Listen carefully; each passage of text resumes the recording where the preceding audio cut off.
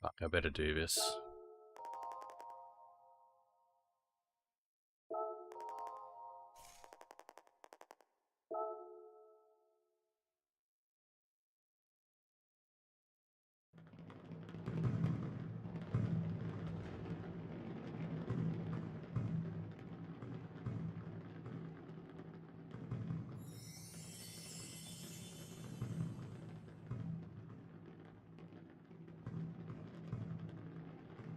Ana edition. I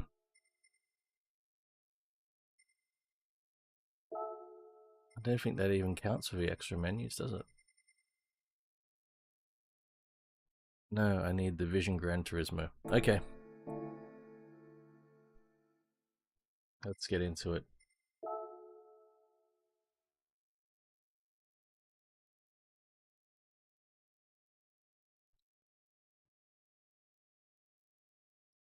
DeLorean. 250k for the Corolla.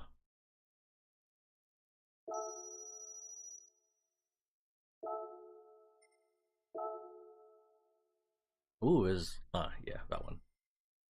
Bronze. How did my friends go?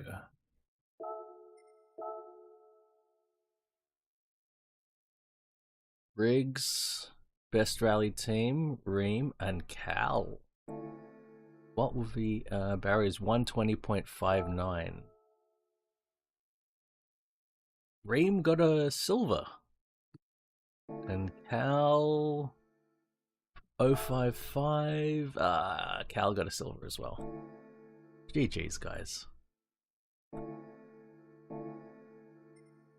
DeLorean at Deep Forest.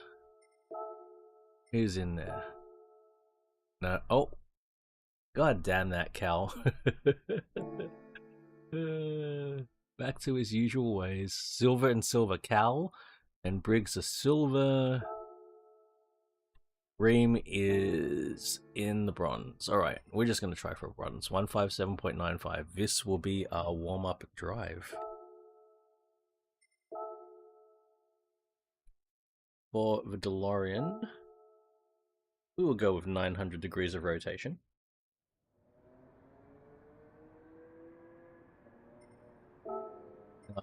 DeLorean most definitely had no traction control, no ABS. So yeah, let's get into it. Make sure all my volumes are set correctly here.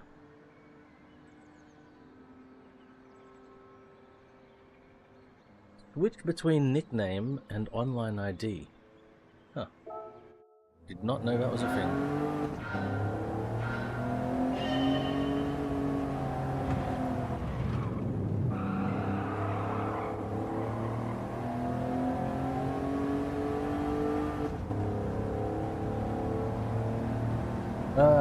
The DeLorean.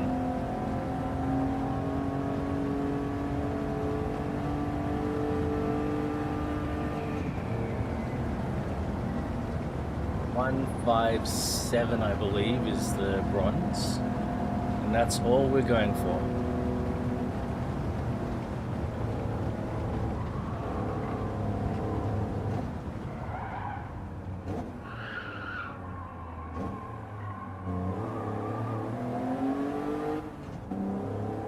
A lot better than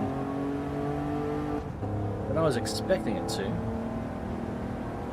I'm pretty sure we're only on like the standard tires.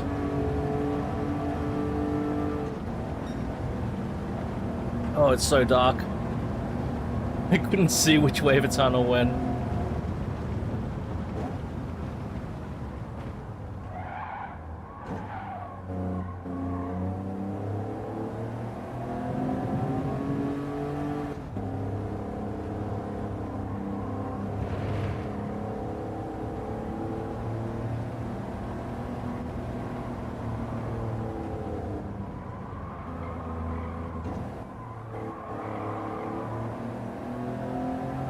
Fun car, actually. I've been absolutely sleeping on the DeLorean. This has got a lot of potential to be fun.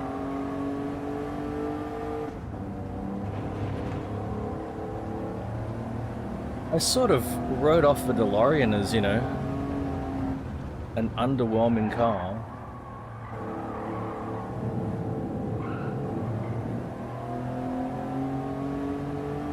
It really is, you know, only popular because of its movie appearance. Alright, that'll do. Nice warm-up.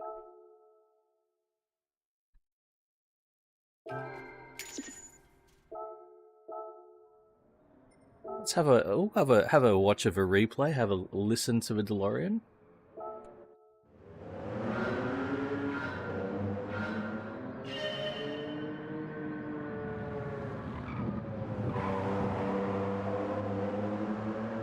I think another thing about the DeLorean in general is my first car, the Chrysler Scorpion, had very similar headlights. The quad square headlights arranged like that. Very, very similar. And I had a silver one. And it was a two-door coupe of similar vintage, so a lot of people would actually say, oh, whoa, was that a DeLorean? No, it's not. No DeLoreans in right-hand drive, I believe.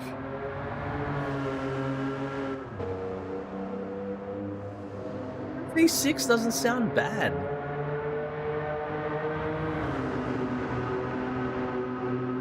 I am warming up to this DeLorean quite a lot.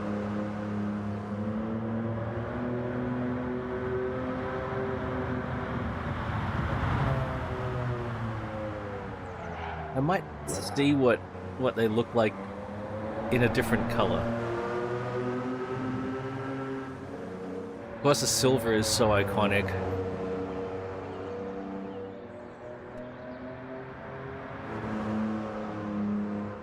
But there's too many associations. I think I'd like to reframe the DeLorean as its own thing.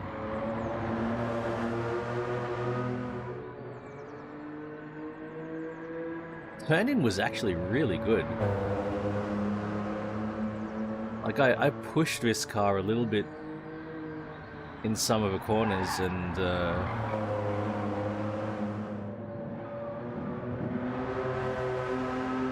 it carried itself through very nicely. Very, very impressed. All right, let's move on. So that's the warm-up drive done. Now, first thing, let's see what legend cars exist. How much money do I have at the moment? I've got 9.5 million. There's a black F50 and another F40. Now, I'd love to buy another F50. I think I've only got one, but I wouldn't buy one in black. No, sir. Neither would I buy. Yeah. I do need to buy duplicates of some of these cars. Oh, but another LP400. Oh, do I buy a 250 GT? Do I spend a huge chunk of change just to get a 250 GT? That is very tempting. That is very, very, very tempting. Let's have a look at it.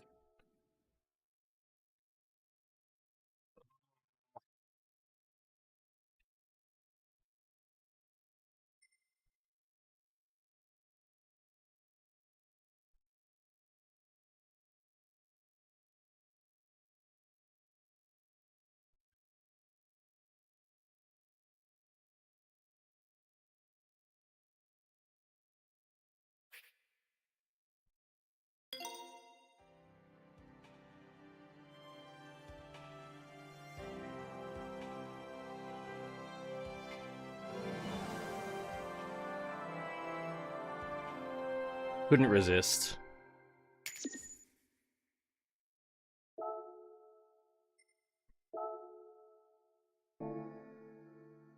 I want another LP400, but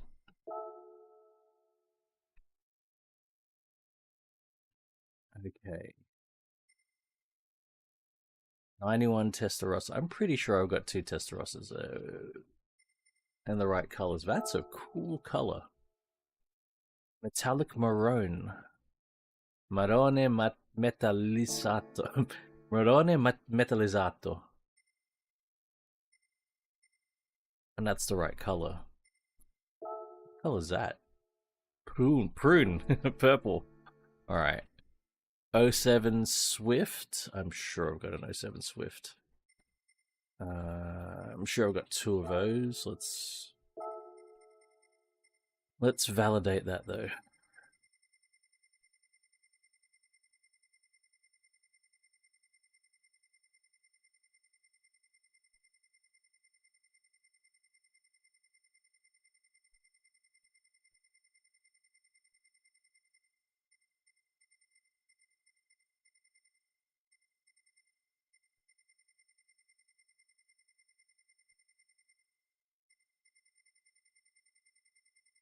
It is absolutely pouring down rain outside.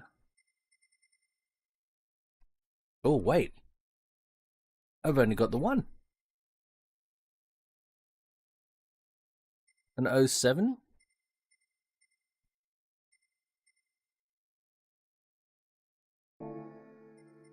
Well,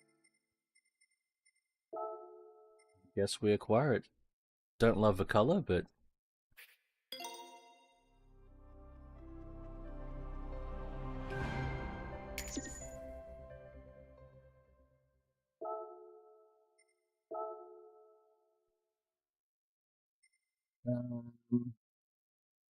I am confident I've got 2 of these, at least. But we should validate. Always validate.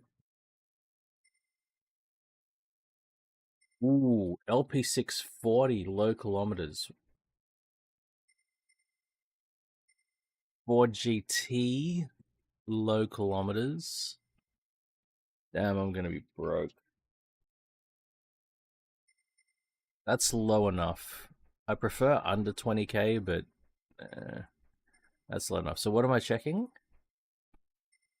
Trans Am, 78 Trans Am, LP640 4GT. 4GT will be first.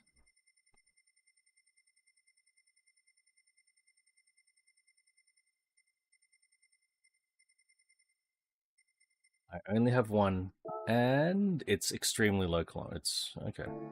Well, already got this the low kilometer one. Okay, 4GT, Pontiac Trans Am, Lamborghini, LP640. Lamborghini. Oh, I've got 2 LP640s. They're both high kilometer. I'm gonna sell one and yeah. I'm gonna sell this one. Wait. What color was that one? Before I take that plunge. Better than the black.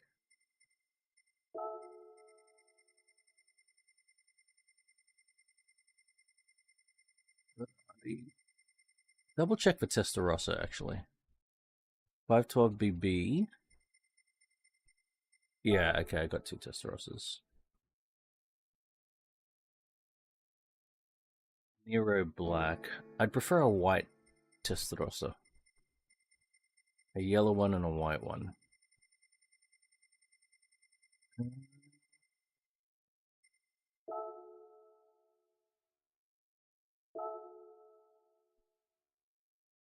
Yeah, it's 2 high kilometers.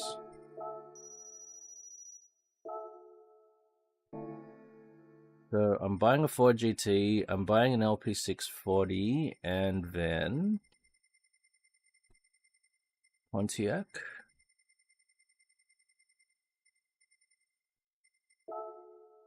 Yeah, black special edition, okay.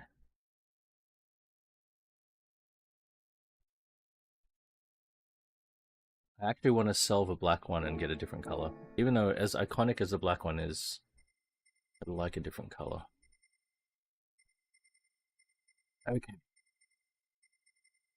Buy that LP640.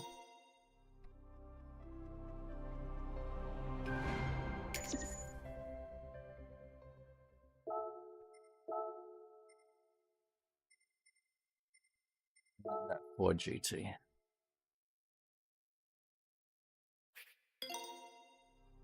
Oh, I spent a lot of money.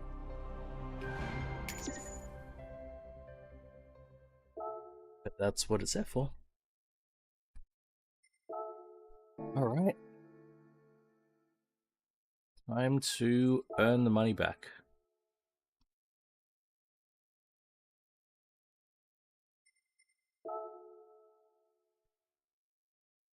Oh boy. Japanese FR 450.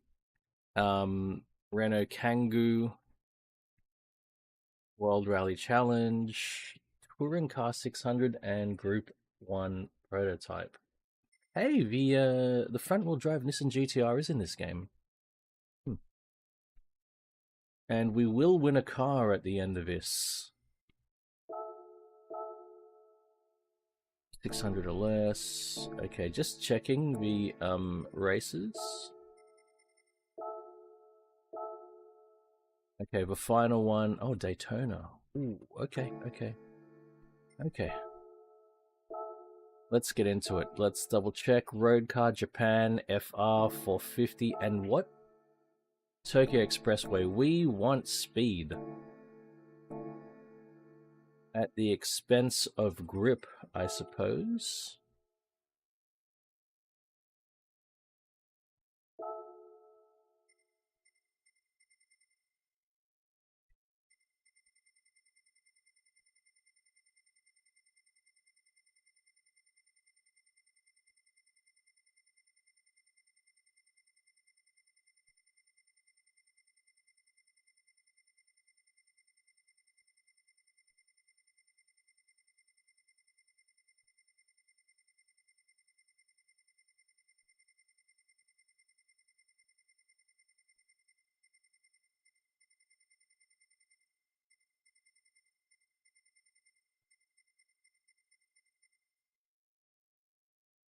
Got a 2000 GT sitting there.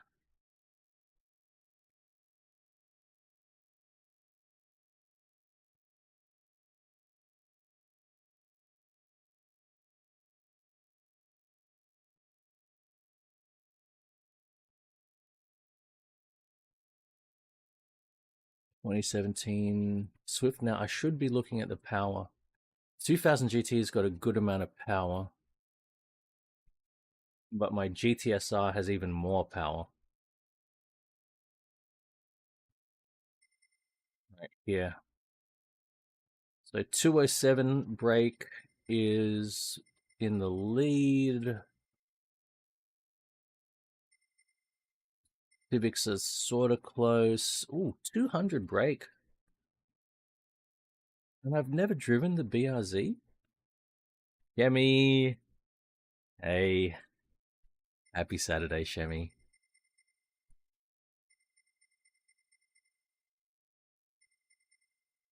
Hope you're having a great weekend so far.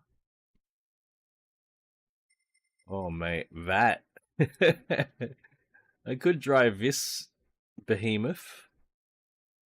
I'm great. It is pouring down rain. I'm very happy to be sitting in here, dry and warm, and I'm very happy that I've got the outdoor cat safe from this crazy rain outside. I hope she's happy to be warm and dry. We're gonna take the GTSR.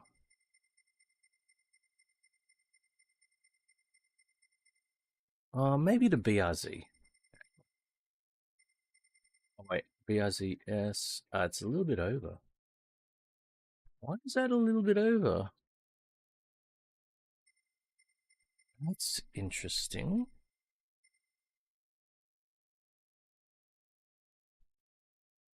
I'm sorry to hear that, Shami. Is it impacting you directly, man?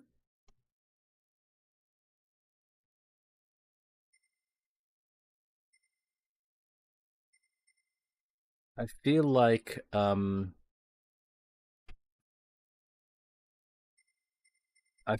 this could mean quite the cleanup for myself once it all dries out. I'm stuck here.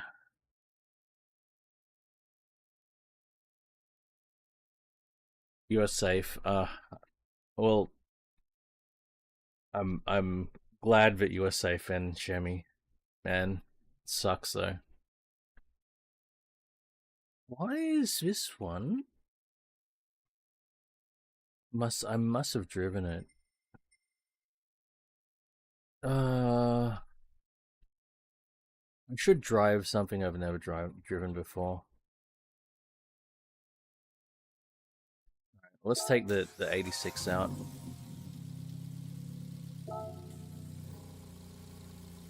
Even though I'm more partial to the Skyline, I haven't driven this, so I should. Engine sound isn't bad. Jemmy, is Monster Hunter Wild still providing you entertainment? Actually, let's have a look if there's any engine swaps.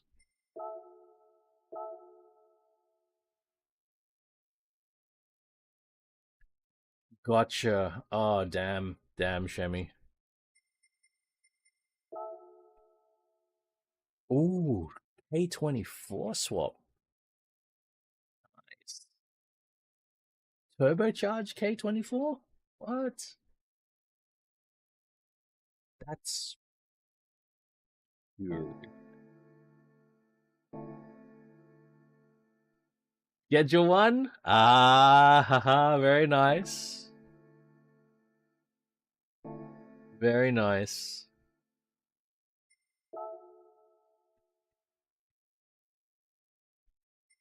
We've got comfort soft tires on. I said we want, oh mate, power straight away. Oof, goes over. We can't do anything to this. Yikes. Even, oh, we cannot modify this car. We've just gotta take her out there. She's ready to rip. What was I gonna say? Yeah,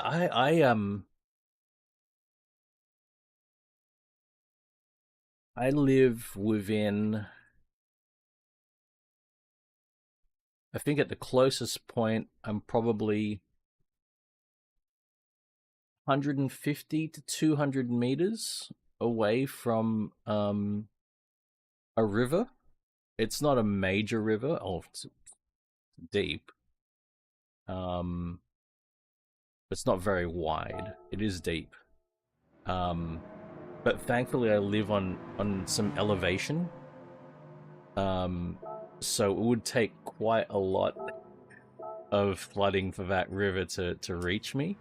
But nonetheless, you know, at the bottom of my street, about 100 meters down the road or so, 100 meters? Yeah, about 100 meters down the road on my street, there are flood depth indicators because it goes downhill, and then when you get to the bottom of my road, then it's like the lowest point before the river. Like if a river is gonna overflow, that's immediately that point of a street will get the river going over it, and so if it floods, all right, time to drive.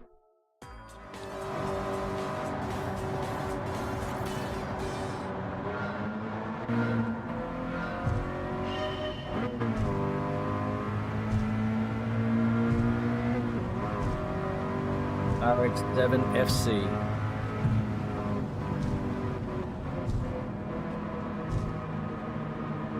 Valley in the name, yeah.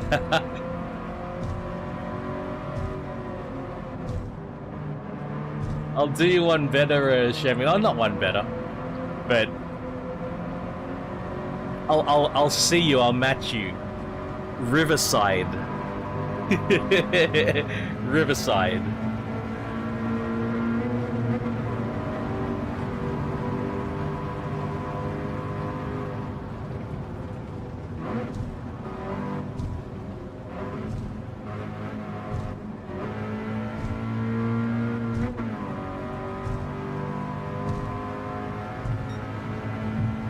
I mean, they sound like such pleasant names until you really consider the implication.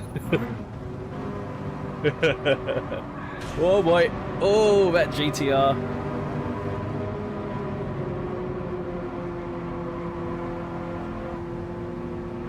Can I squeeze past, buddy? Thank you.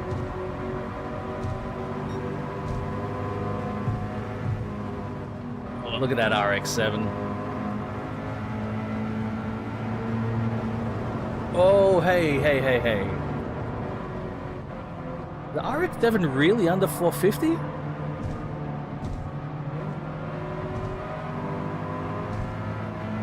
Let me through.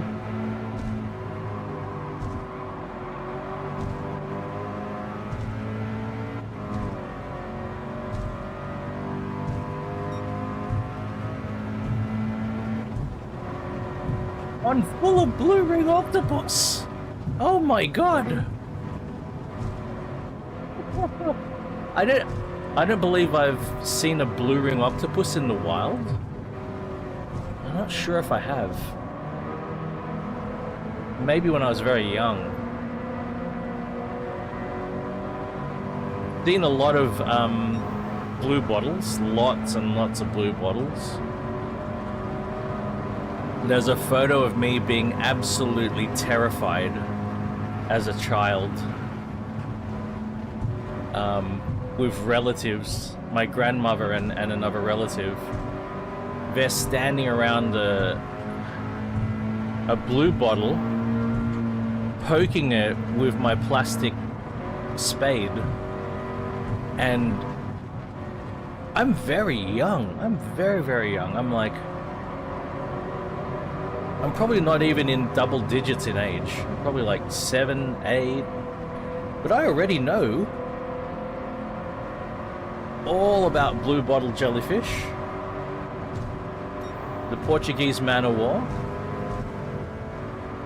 and I don't want to put my bare feet anywhere near that thing because I already know that the barbed tentacles can be all but invisible. So my feet, I'm literally standing on my grandmother's feet as her and her friend or my other relative are just standing there smiling at the camera, and I'm just like, ah.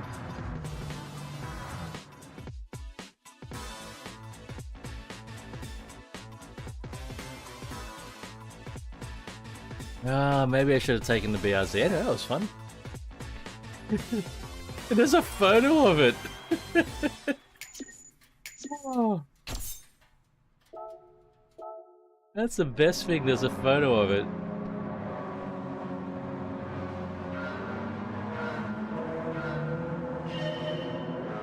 Good car. It's very decent, but it's a very, very decent car. It's got fantastic handling, wonderful to drive, but I struggle to find a reason to love this car.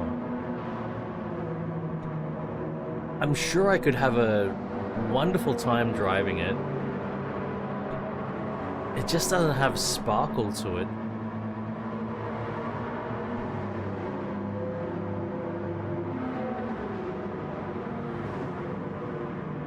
I don't know, I feel like I would be happier personally with a car that is not as competent, that has more glaring flaws, but in one or more other dimensions absolutely shines. I don't know. I think that's why, for me, a car like this or the MX-5 is not something I'm drawn to. It's something I have amazing admiration for, and I have tons of respect for. But I'm just not drawn to it. I don't know.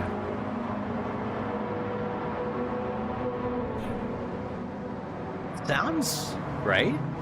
There's nothing wrong with the sound. It doesn't set my world on fire, though.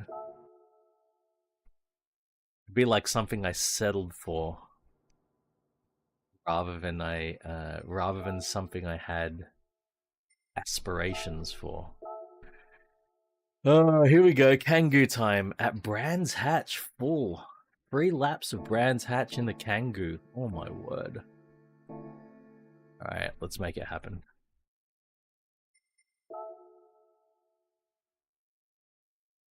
Kangoo? Yes, we can.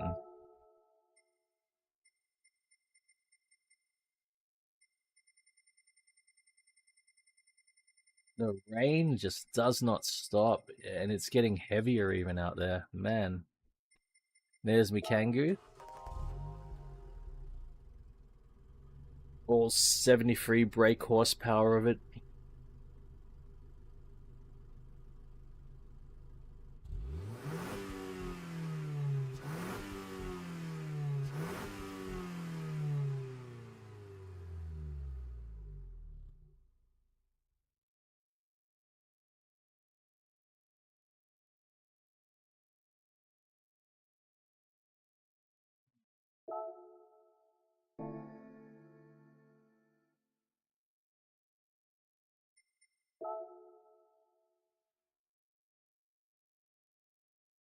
You know what? For comfort's sake, I just have...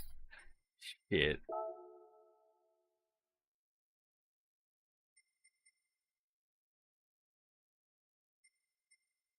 I'm just gonna give it sport level upgrades just so we get this race done a bit quicker. Oh my word.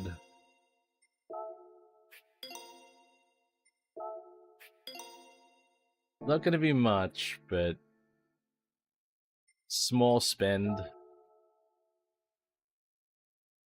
Maybe a little bit more performance.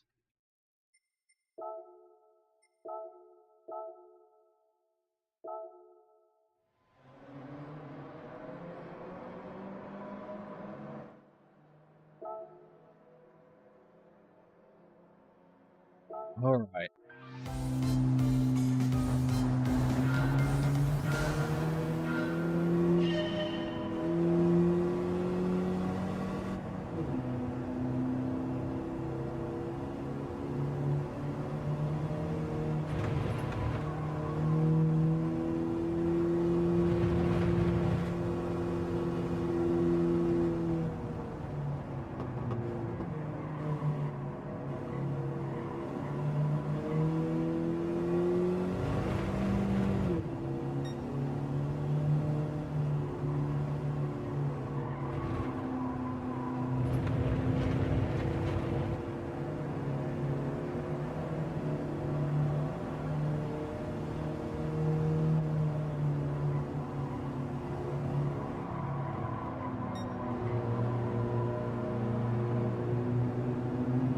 Oh my word.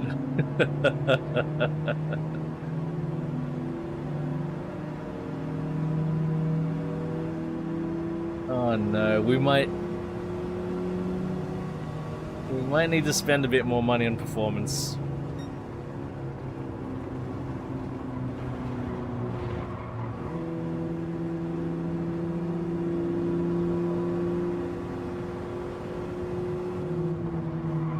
Oh god. Oh god. Hey, that was a move.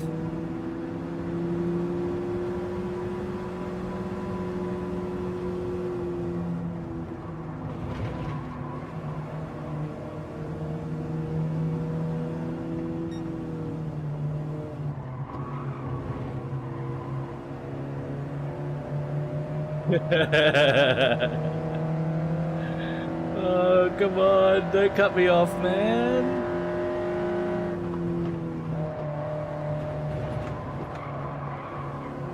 Wow.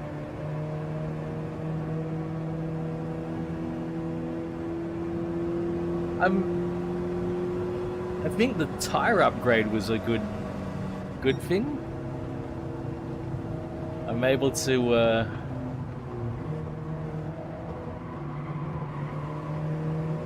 lean on the grip a bit.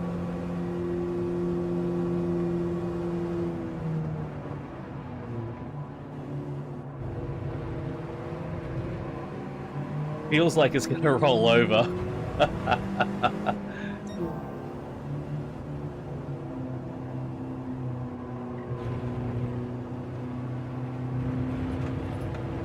I think gearing could help out immensely with this.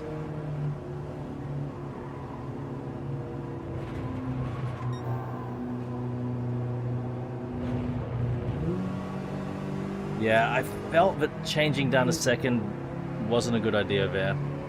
But third is too tall. Third is way too tall. And that hurts. That hurts a lot.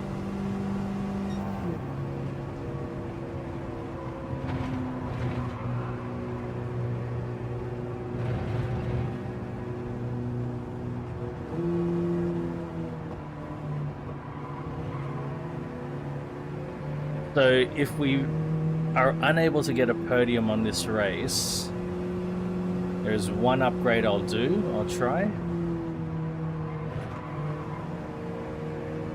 And that would be a close ratio gearbox.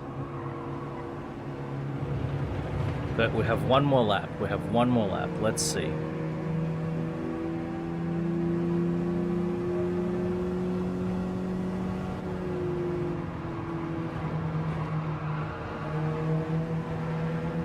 Five, 4, 3. If I can get ahead of that silver Kangoo there.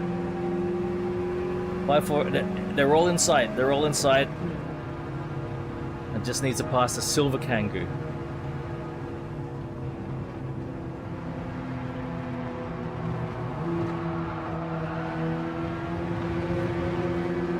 Bullet Express.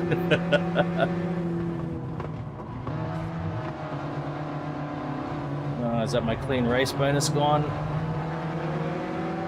For touching the Bullet Express.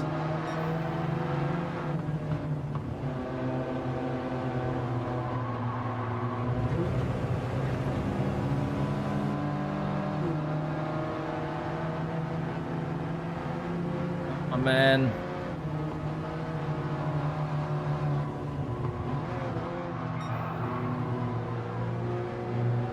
Oh, come on! Oh no! No! I just... Oh shit! Ah!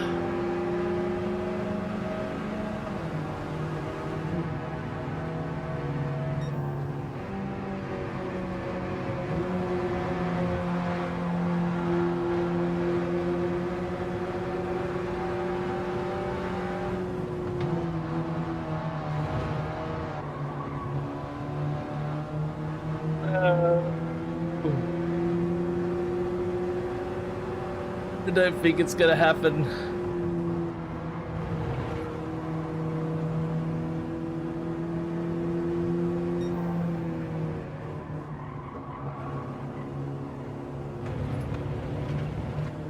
Come on!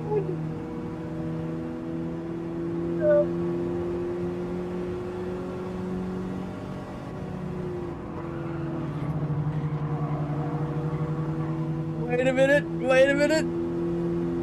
Can I hold it? Can I hold it? No, no, no, no, no, no, no, no, no, no, no, don't do it, don't do it, don't do it. It's not.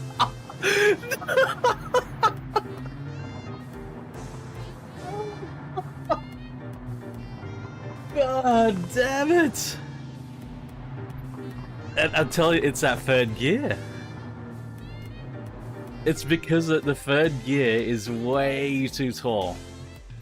We're gonna try. We're gonna make that one change. That one change. Wait, let's have a look at that.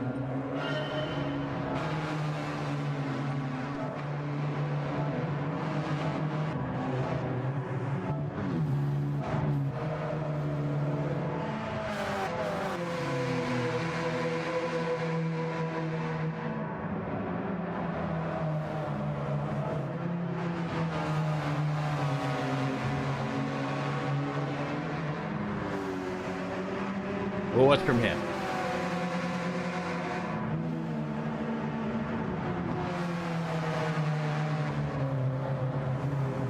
Fun little thing, but my god. Third gear has got to go.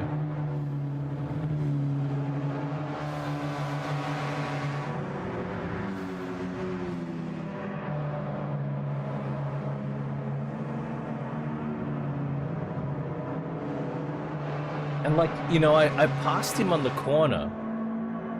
Around the corner, I got past him, but then I couldn't accelerate in third gear. I even tried to block him. Oh, man. Pain, pain, pain. Alright. Let's sort this out.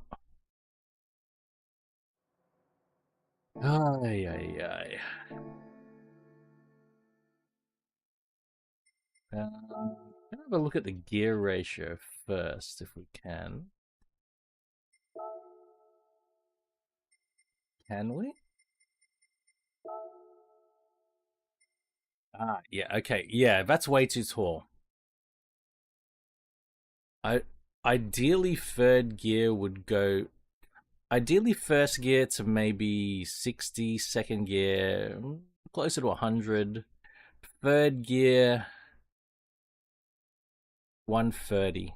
It's a little bit too tall. So let's see. Let's see what we can buy. And another thing that... Something here that I wish for is... Actually, this could be helpful. A lightened clutch and flywheel. A close... I can't put a close ratio transmission. Oh...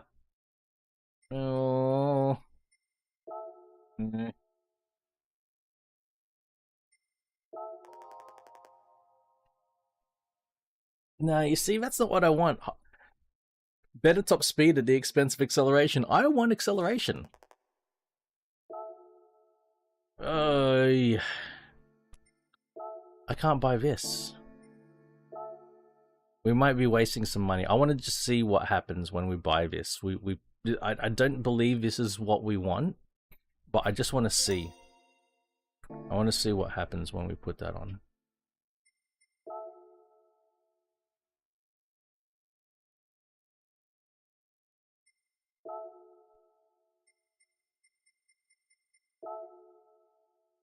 That's actually better. That's a better spread. Second gear's a little bit short. That's a much better spread. Okay, we're just gonna go for it.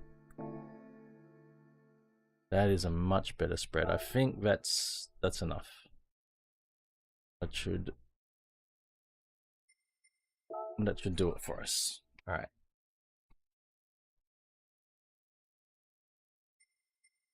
Oh.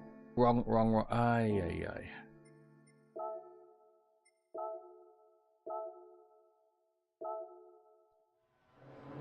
Okay, take two.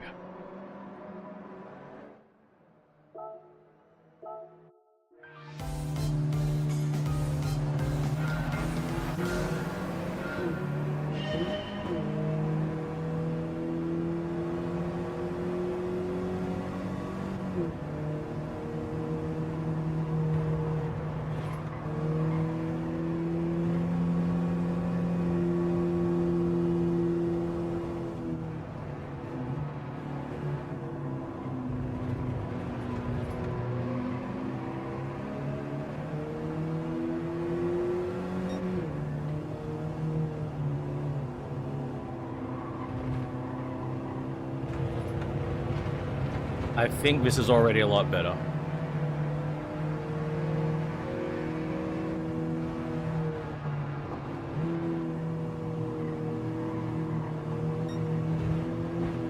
Clutch, flywheel, and gearbox.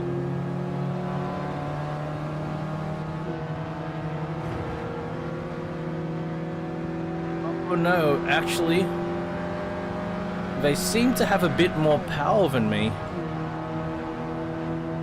I might need to do some more power upgrades, actually. Even though this is a lot better,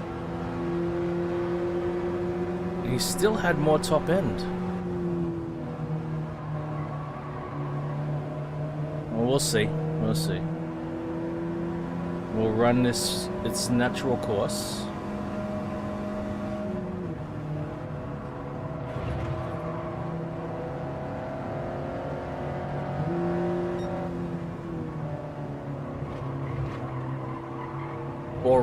It already does feel. Yeah, absolutely. Corners, I've got the grip. I can pick the line. It is just for straights. I'm down on power. Like here, is he gonna accelerate away from me? Yeah, see that? I can't quite. Oh.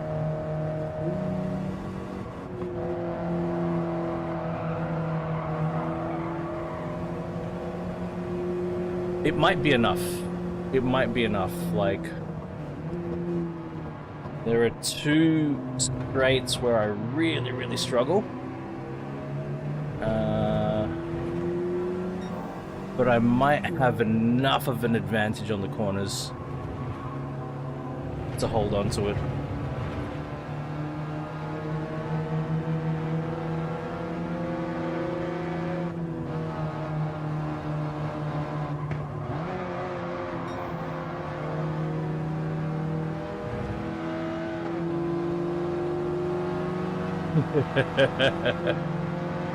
Damn. Look at it.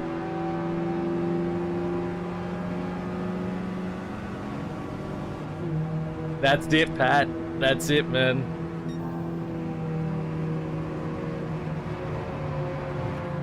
One of my friends, he had, I think, a Citroen version of this. And he adored it.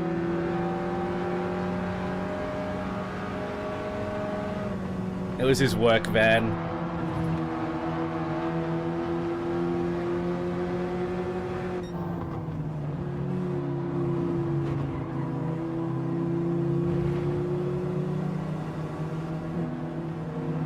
Right, I think we can do it. I think we can do it.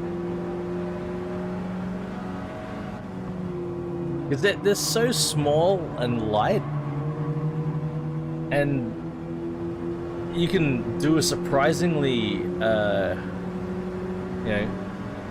surprisingly quite a lot of things with their setup.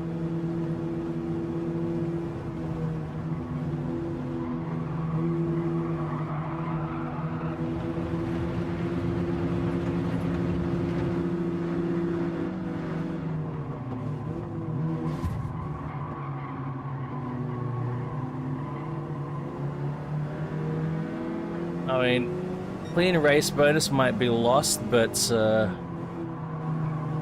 think I've just got to try to win this race.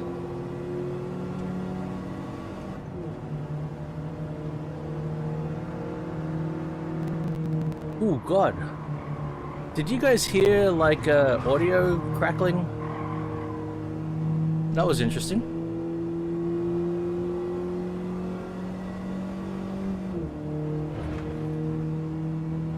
Yeah, how good.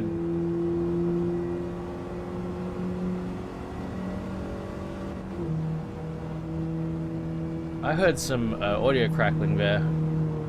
I think it was my interesting. I think that was my my DAC. Well, I'll be building a PC. I'll be building a new PC at some point in the next couple of weeks. So it'll be interesting to see if that continues. If that continues, then I know it's my DAC. And that could be a reason to replace my DAC with something else.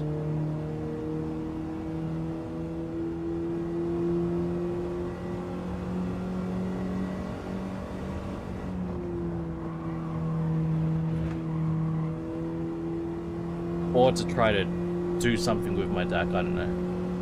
I don't really want to replace it. Hey, eating chicken.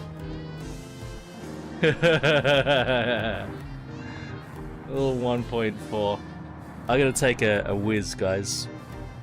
So you want some 1.4 Scream? Cheers, Shemmy. I'll let you hear some more 1.4 Scream. Man, I immediately after stream today, these gloves are going in the freezer. There's some fun to them. Alright, I will be right back, guys. Take a quick bio. I'll be right back.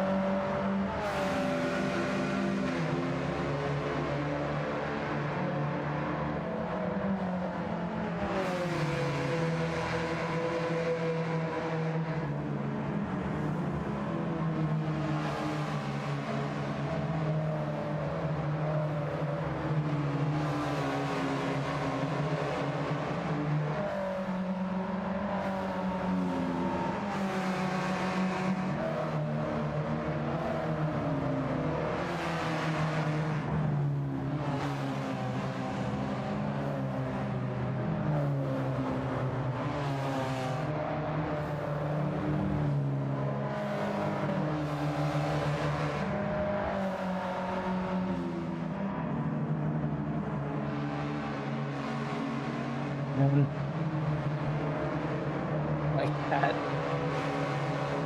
My cat. Hey, Reeves. Ooh, that sounds real loud, doesn't it?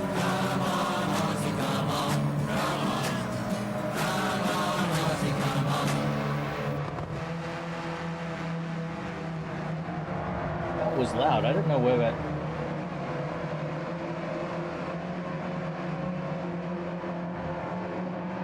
Let's try that again.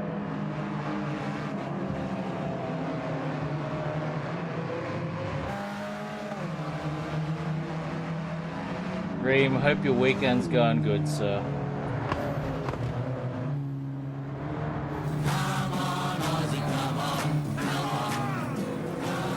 Not that bad. It's loud. It's not that bad.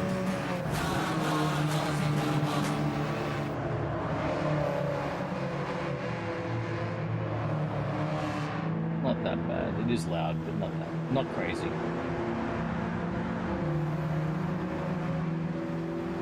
My cat. Oh, my cat. I'm very happy to hear that. Yeah, maybe the same, Reem. Maybe the same. So I go to a bathroom. I don't know where my cat was, but I couldn't see him where, you know, as I was trekking towards a bathroom. On the way back, I spotted him.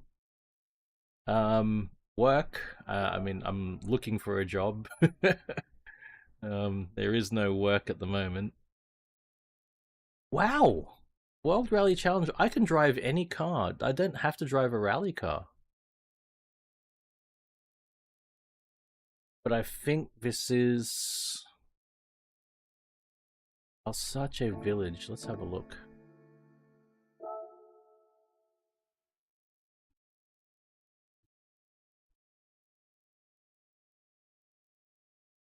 This is on tarmac.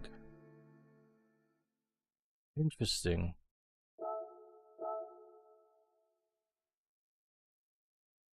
I 700 or less and just racing tires. So I don't have to drive a rally car. Interesting. Thank you, yeah. Gotta find a job. My cat was just sitting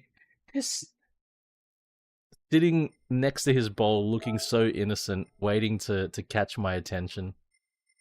So cute.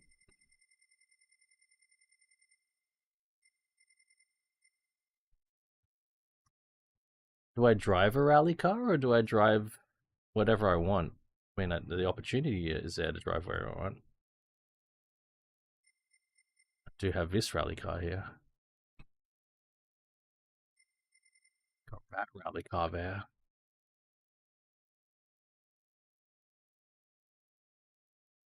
I do need to drive something with racing tires on it.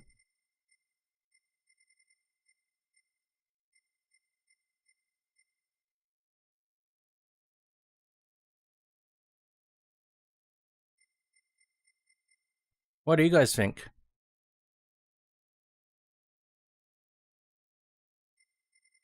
I've got two. Actually, no. Yeah, I've got two rally cars here I've never driven.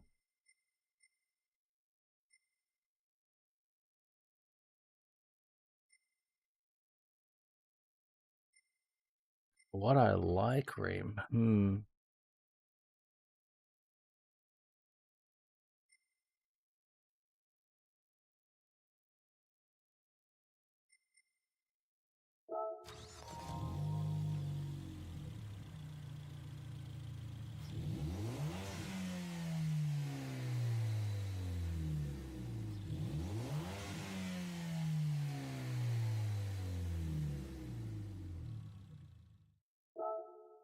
All right, let's have a look at this thing.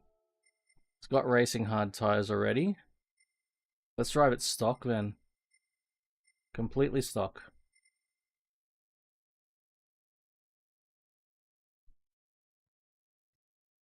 Does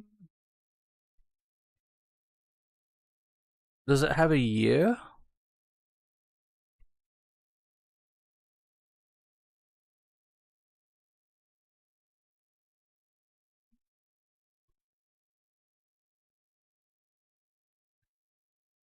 Actually, considering the body shape, it should be a 1.6. However, considering this is entirely fictional, this car doesn't exist. It makes sense that they just chucked a 2-liter into it.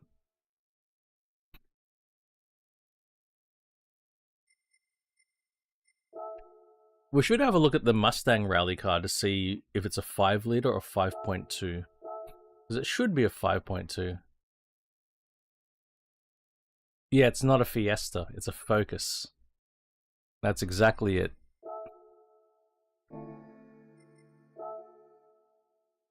It was a Fiesta, then it should have a 1.6, but it's a Focus. So it doesn't really exist.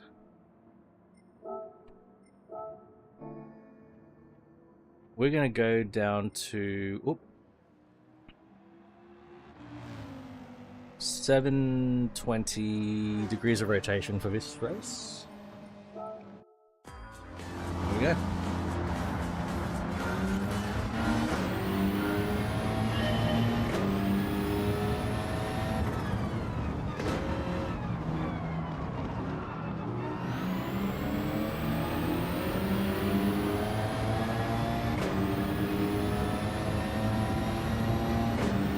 I do not know this track.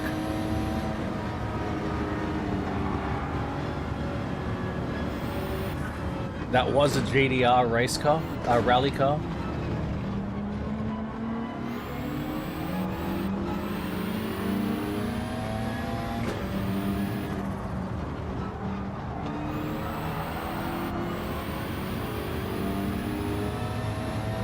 You know what class the GDR rally car could actually compete in? It could compete in RGD.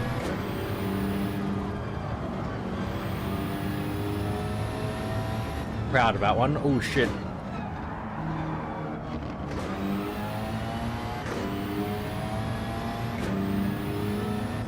You'd have to make it rear-wheel drive, but that's okay. That can be done. Just look at the GT3, GTR. And then just make it RGD.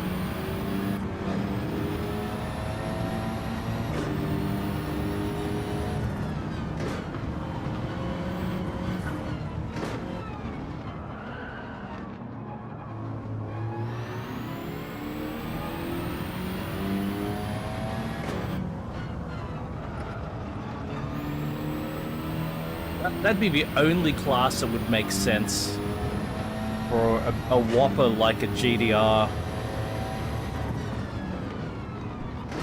to participate in. For rally, tarmac rallies against Mustangs, Camaros, Aston Martins. Perfect. Perfect spot for it to be competing.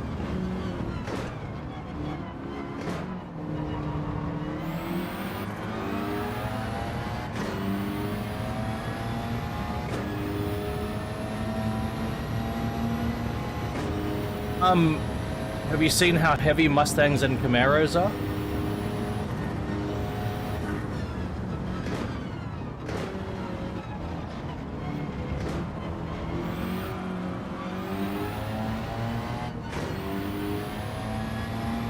The weight is comparable. And if you take away the all-wheel drive hardware and made it pure rear-wheel drive, that would strip around 200 kilograms by itself.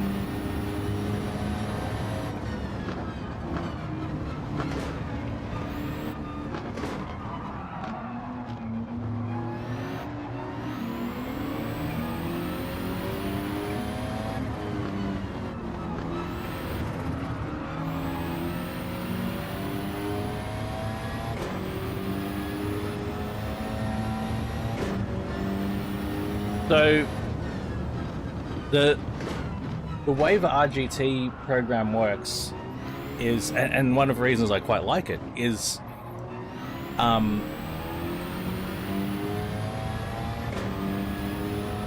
cars are extremely close to the road-going versions.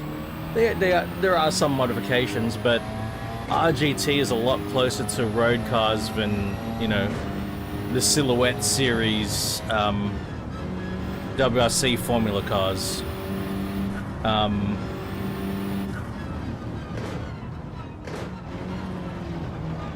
But, you know, what they do is they strip out all of the unnecessary stuff, the stereo, the air conditioning, the sound deadening, the heavy electric powered seats.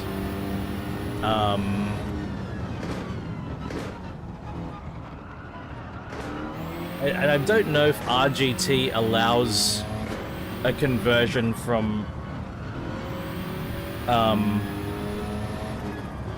all-wheel drive to rear drive, you know, just like GT3 regulations allow that. In fact, GT3 regulations mandate that you cannot run all-wheel drive in GT3.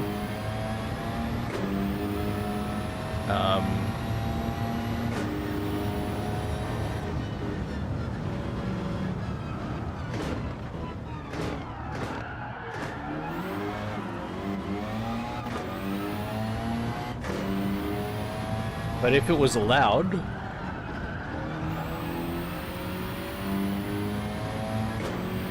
then GTR and NSX, for example, could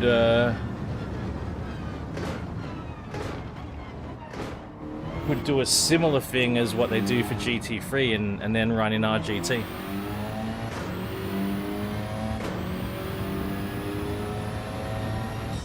I mean, 911s in general are relatively light compared to a Mustang or a Camaro. But let's have a quick peek at that. Hey, clean race bonus. Thank you, Shemmy. All right. Let's have a quick peek.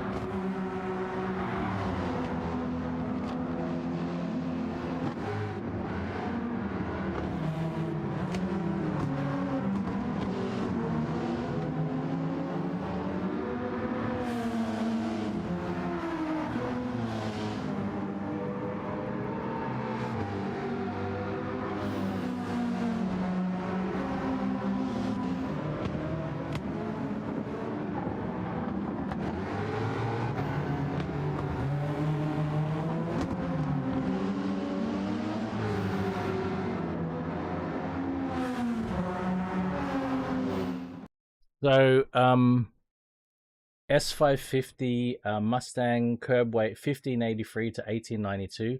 I tell you straight away, the 1583. Actually, we're looking at the right one yet. The 1583 figure is for a 4-cylinder, not a V8. 1892 is closer to what you get for a V8 with automatic. Nissan GTR, 1700-ish kilograms. Considering the GTR is rear-wheel drive, all-wheel drive, and this is these things are rear-wheel drive only. Let's have a look at Chevrolet Camaro, and let's look at the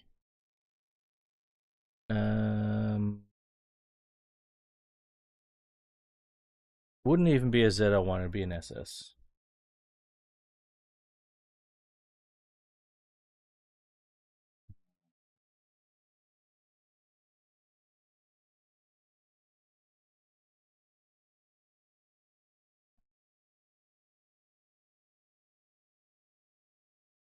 Let's look at the 5th generation. I think the 5th generation's in the game. Curb weight, 1700 kilograms.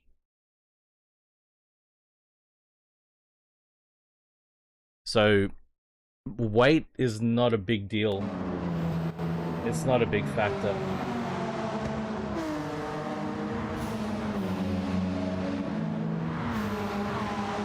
Oh, absolutely not. I don't believe you'd ever get a GTR in RGT. I don't think it would ever happen, especially since they're out of production. Yeah. Modern cars are heavy. World Touring Car 600. Oh man, look at this. 600 or this is just any car I want. 600 or less. Any car I want. Oh boy, the gates are open. The gates are open. Oh, I should. I'm dumb. Dumb. I need to see where we are racing. Is it Nürburgring GP? Yeah, okay. Wow. 600 or less, any car I want. Let's have a look. That's spicy.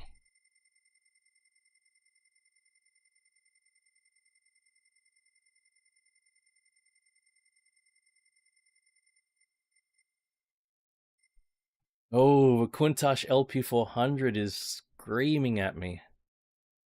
So is the RCF.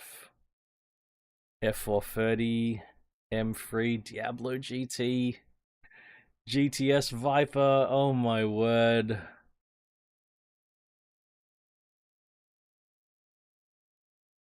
That's the new Vantages there.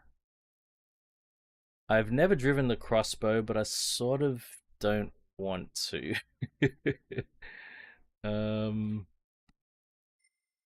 I got an R33, I got an 8C Competizione. Oh, I am spoiled for choice.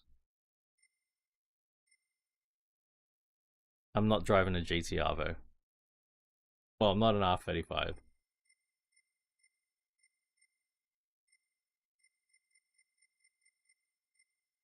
427?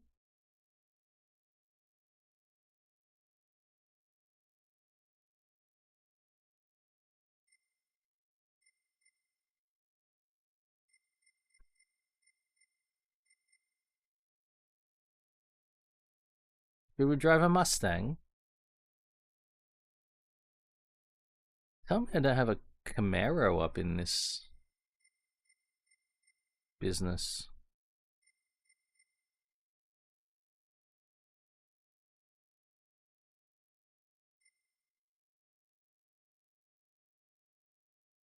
Free 50. This it's a free 80. How about we drive this? I've never driven this. Let's check this out, hey?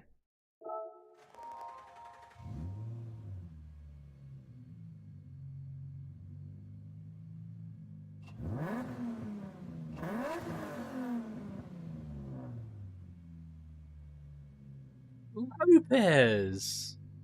Hey, man. Should we drive this? It does have a very trumpety VQ sound, but I've never driven it. And it's an H pattern. It sounds like good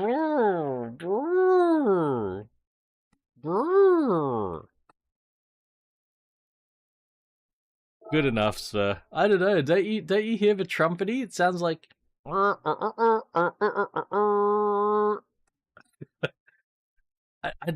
just can't get on with VQs for some reason.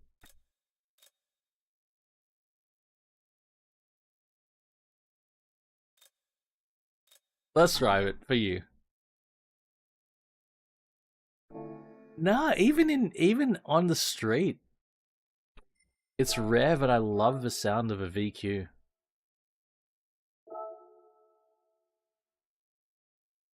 VQ 38. It is a VQ. It is a VQ. But what? We could put an LS7 in. God damn.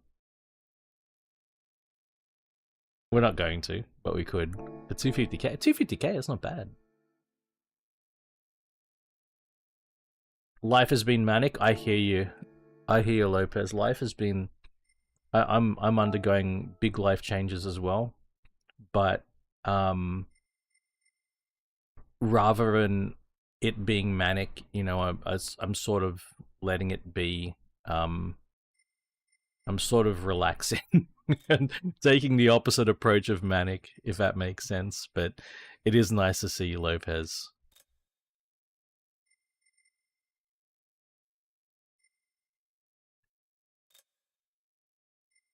Like, yeah, I'm trying my best to re-energize.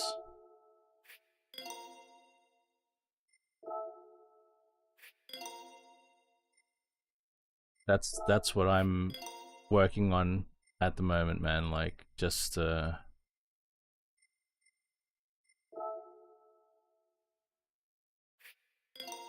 getting ready for, you know, the next big push to make things happen.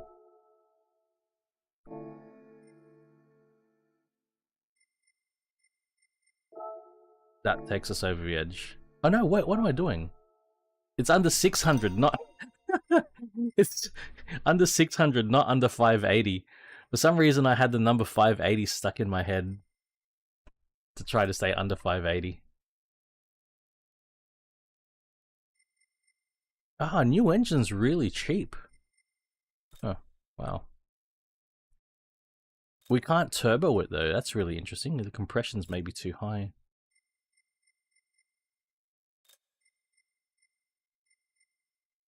Cannot turbo. Oh, we should put one of these in.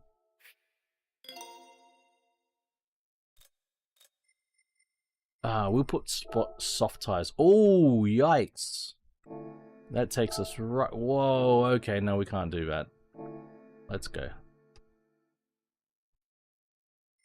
Yeah, I put in a massive effort, Lopez, to my to the last like half a year of my previous job. I put a massive, or more than that.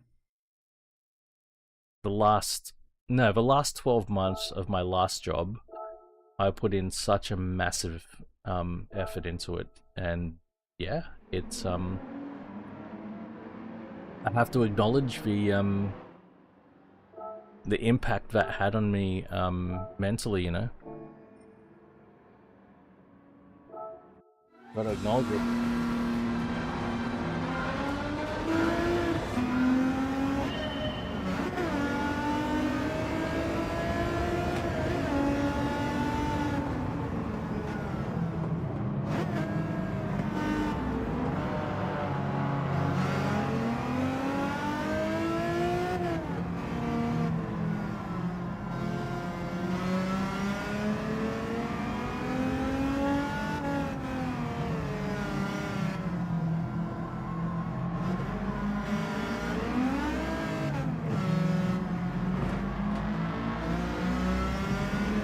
Yes, it did.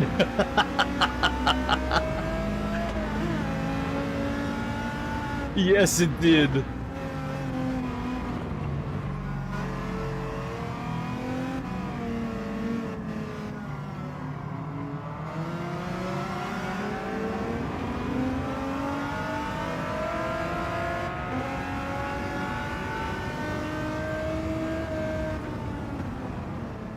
%, Lopez.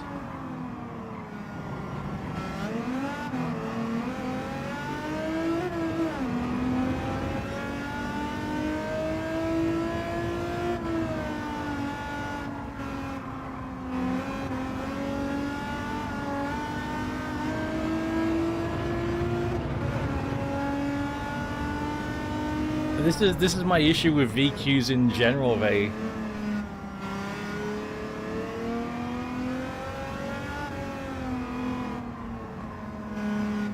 You keep pouring more into them, and it's very difficult to get the right balance to make them sound harmonious and melodic, I reckon.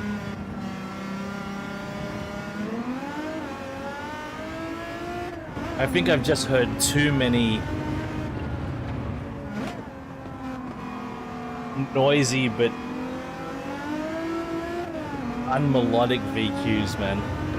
I know there are some V6s, including VQs, out there that can sound good, but the vast majority of them I don't believe sound good.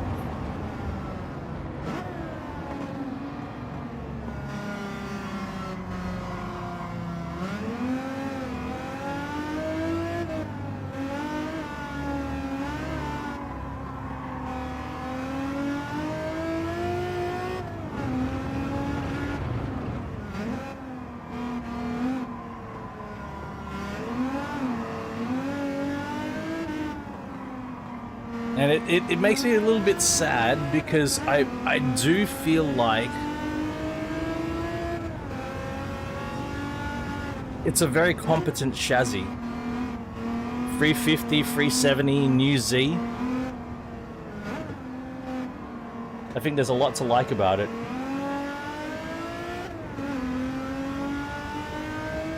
Out of all of them though, I have to pick the new Z because I think I think turbocharging really does a lot to tame the trumpet and the cadence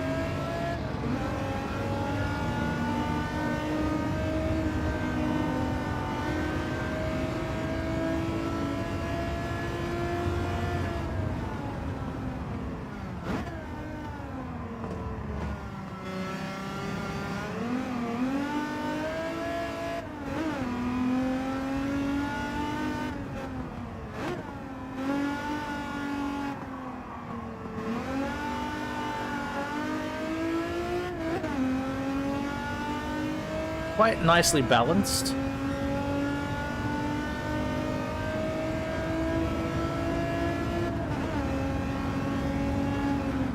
I wonder what it sounds like from the outside.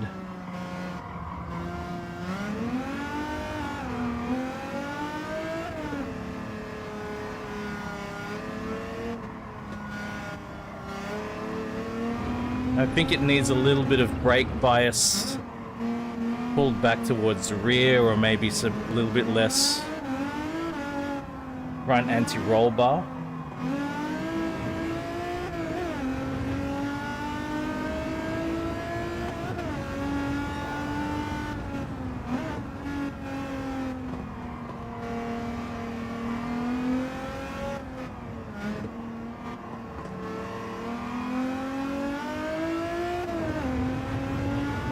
Struggling to get the front end tipped in sometimes.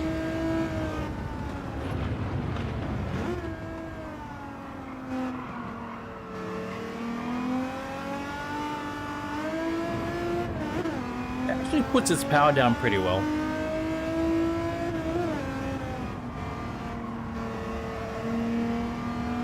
Like, yeah, look at this, look at this. That's putting its power down really, really well.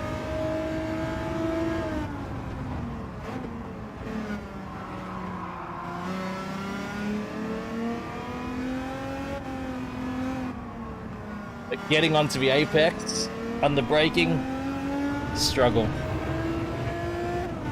Yeah, look at this. And that's an NSX as well.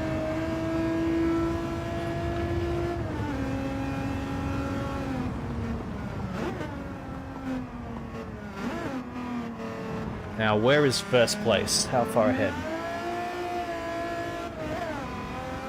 I don't know if I'm going to catch first place. I've got 2 laps. Try to catch first place.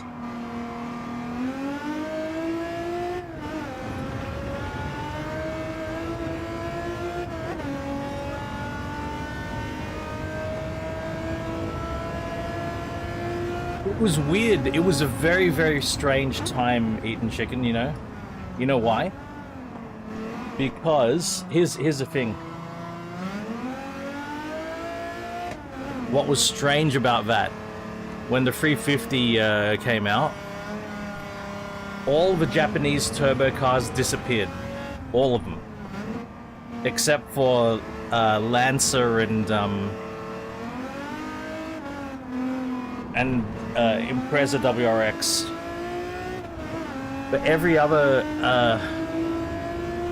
turbo car disappeared. All the Toyota turbo inline 6s gave way to large and naturally aspirated V6s, and the same thing happened at Nissan.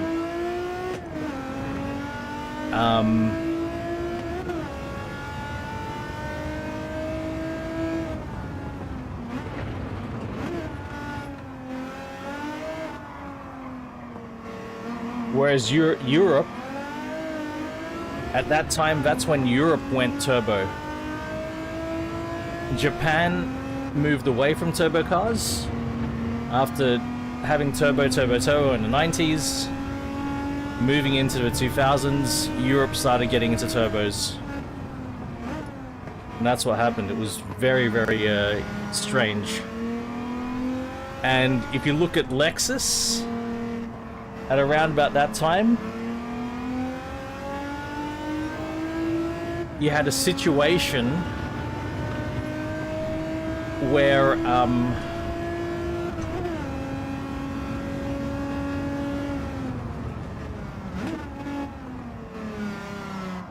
oh god. You had a situation where Lexus had the naturally aspirated V8 and Mercedes-Benz, Audi, BMW turbocharged their V8s.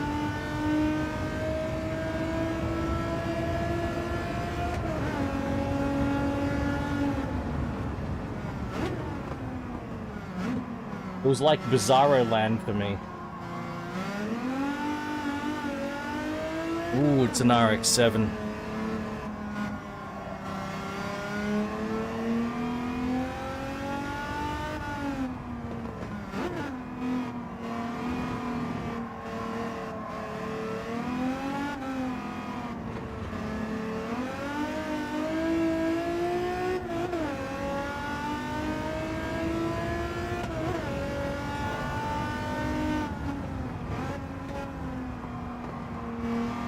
I'm gaining, I don't know if it's going to be enough.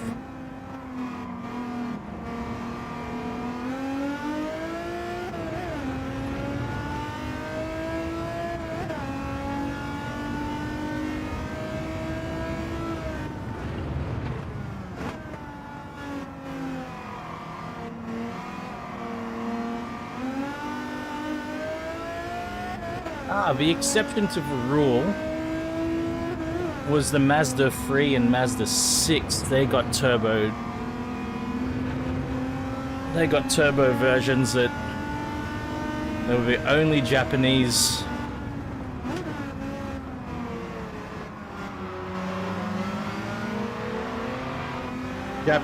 compact and mid-size turbo cars that remained.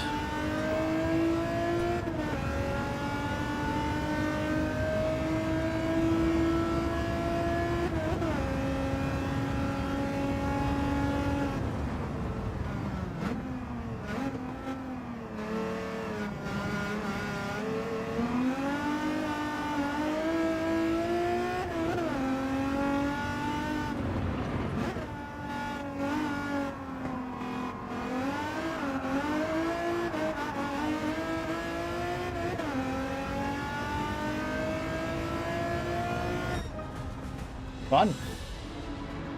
Turn my fan on, it's bloody warm.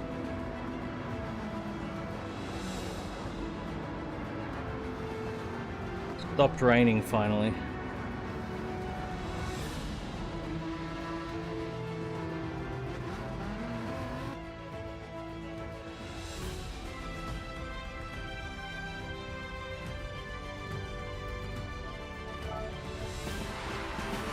This was cheers, Shemi. RJ, not just any Zevo. Check this thing out. Oh, no clean race bonus, man. This is an Amuse 380Z. So it's a tuner version. It's a tuner version of a 350. Where the engine has gone out to 3.8.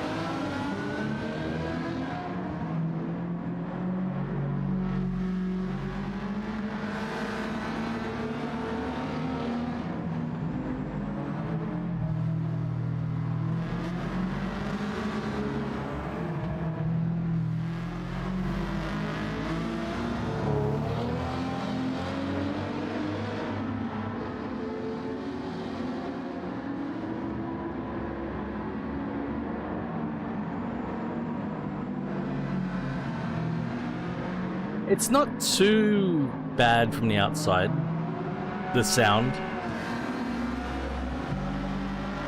Could be a lot worse.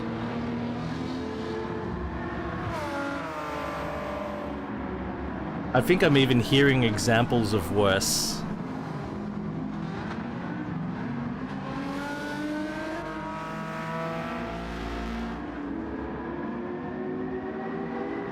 That's a pretty game. It does look really good.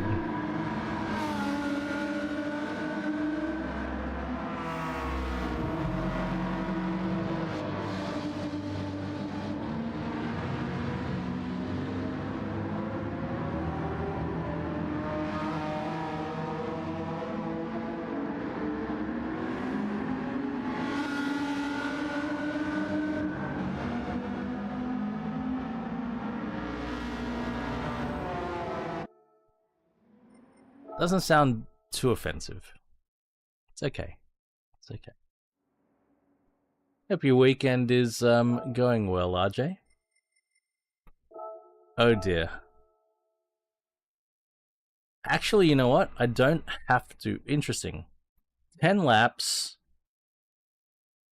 I don't have to take a Group 1 car. I'm competing against Group 1 cars. Ooh.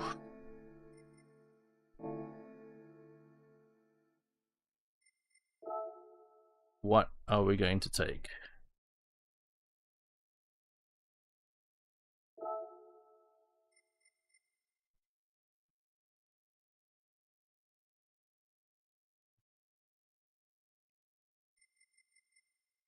I mean, I've got this thing. It's a diesel, right? I won this last stream. The 908 HDI FAP. I think we got a FAP. It's new. We haven't played with it. If you haven't played with it, you haven't had a go of your fapping, then you know what's wrong with you.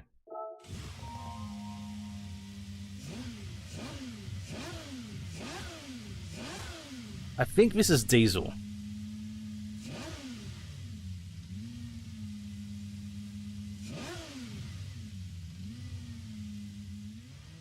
You know what? I even feel like putting the extreme rim on.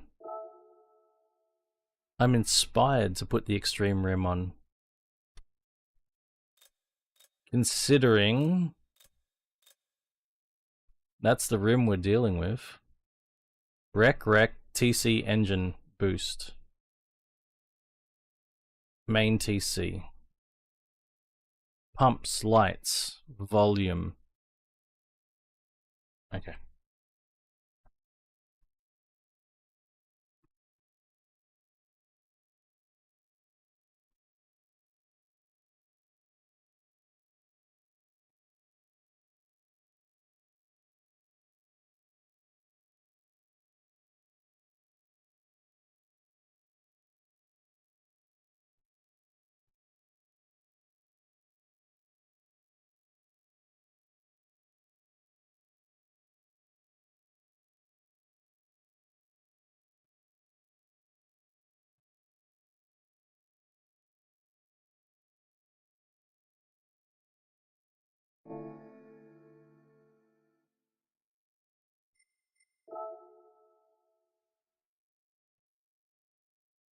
So,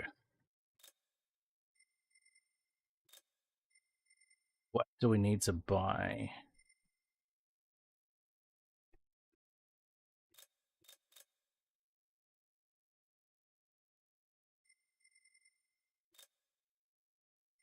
Oh, there's a medium RPM turbocharger here that increases our power to 988. I think we're going to do this.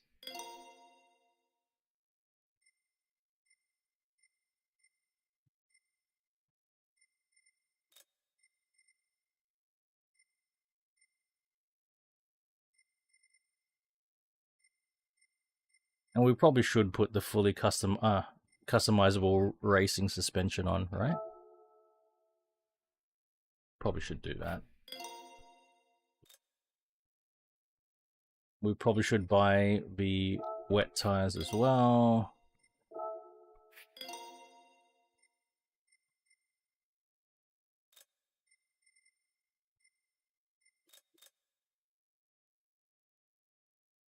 That's it. That's all we can do. Let's go.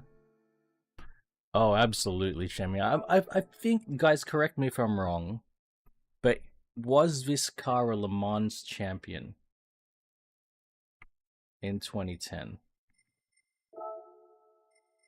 I could be wrong. I don't know anything about who did what. We should have a quick look.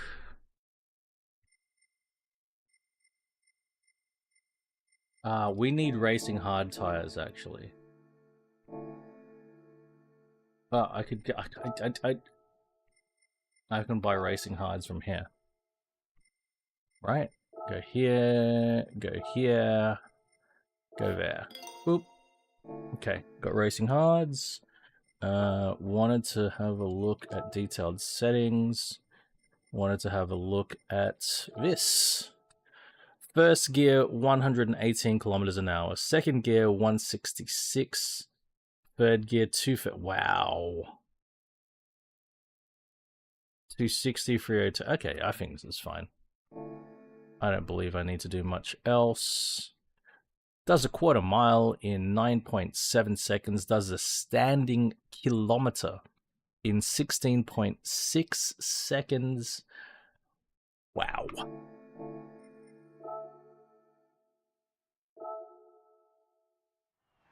Daytona road course. Let's go away, Daytona.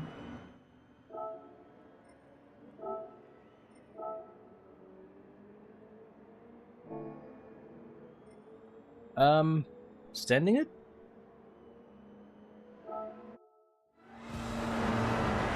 Oh.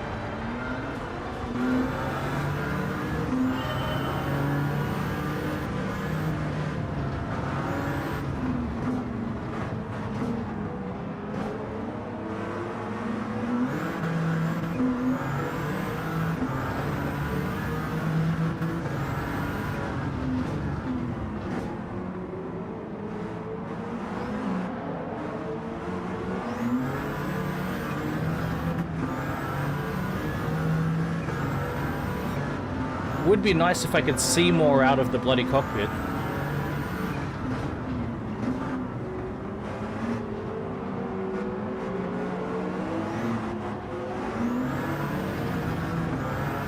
That's exactly what it is. It's a peephole.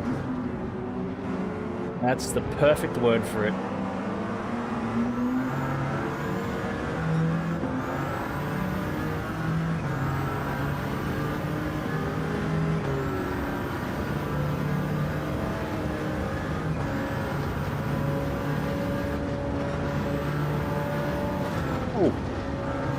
I think that's my clean race bonus gone. Oh, hey. Man, that was rude.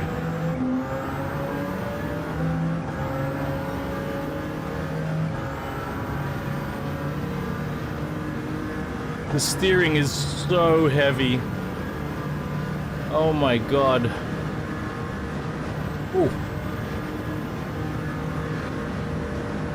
Lopez!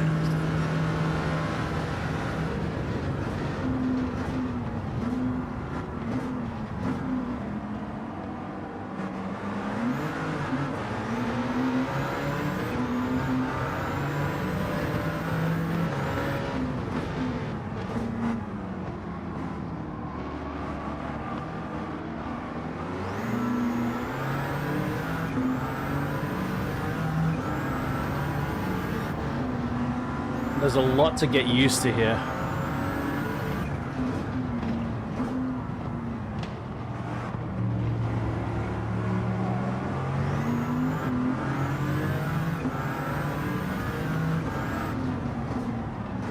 I want see this red car. Have a look at the red car over here. That is the front-wheel drive Nissan GTR. This red car in front. I want to buy one.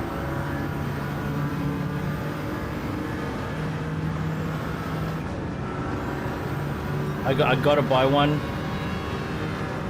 because I need to give a go of a 900 horsepower front-wheel drive Le Mans car. I mean, I've tried it in a previous Forza Motorsport, but not with the modern games. I haven't tried it in any of the modern games yet. More recent games, so my curiosity is right up there.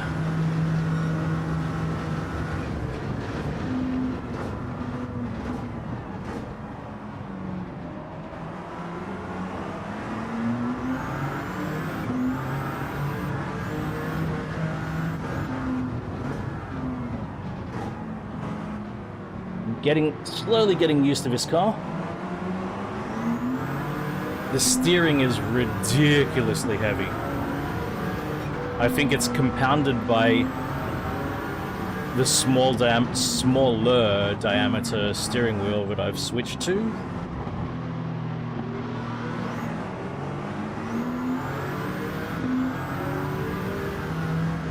Good lord, does she move.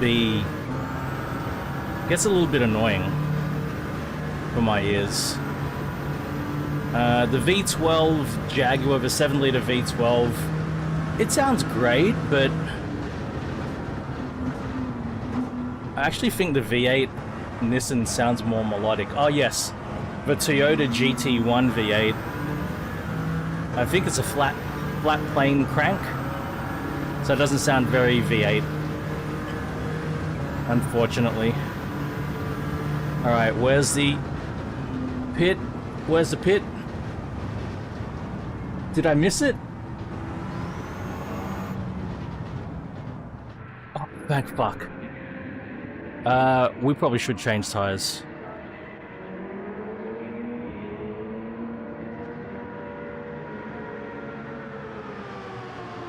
So Toyota cheated again? I could not find my pit, Shemi. I absolutely could not. Oh boy. I'm down to 4th place now. Though maybe those other cars will need to refuel. Oh boy, I'm down to 5th place. Let's go. Hey, Pinkham. Oh my god, they gave me a penalty before. Oh, did you see that? I didn't even do anything and they gave me a penalty. I didn't cut across. Yeah, I could have taken mediums, hey.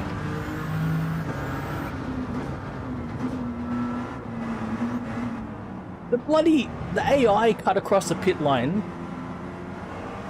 and it blamed me for it. Ripped off, man.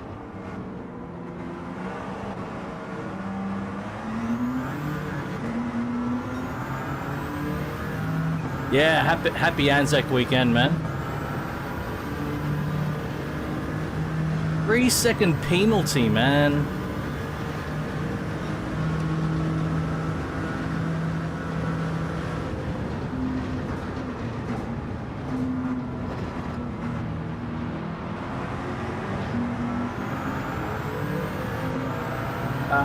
Pinkham, we're driving the Peugeot 908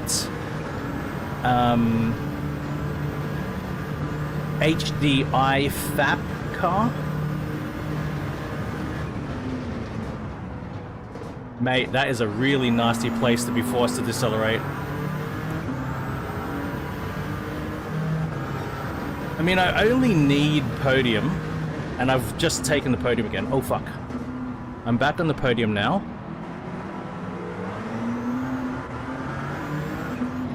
As predicted, they pulled in for fuel.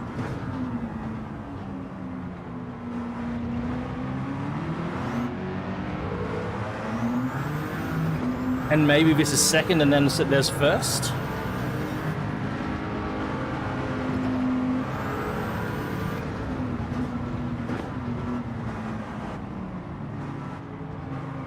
Yeah, Pinkham, this is the final GT7 race, and then we'll be on to Forza Motorsport.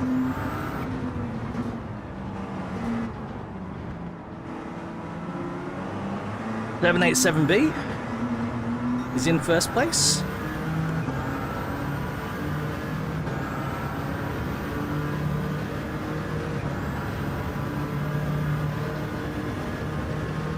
Yep, that's first place.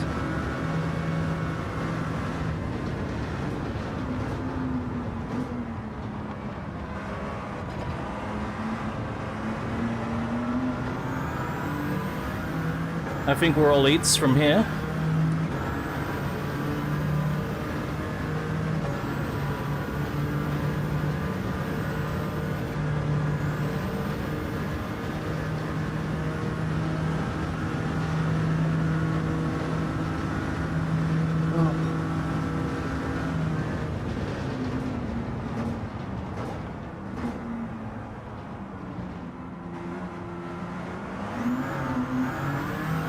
Unless I fuck it up. Which does happen from time to time.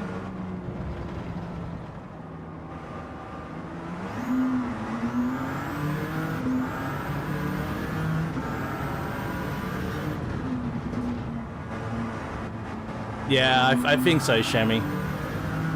I was even in the weakest fuel map to save fuel.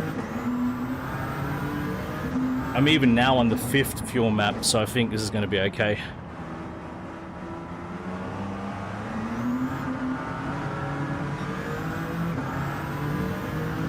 Just got to drive cleanly for another lap, and we've wrapped it up. What a car this is. Look, this car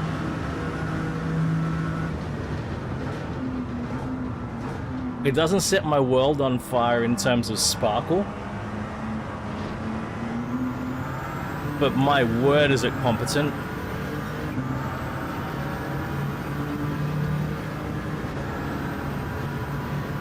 It's inoffensive, like, it doesn't make a horrible sound. No, it doesn't make a sound that, you know, gets any downstairs action from me.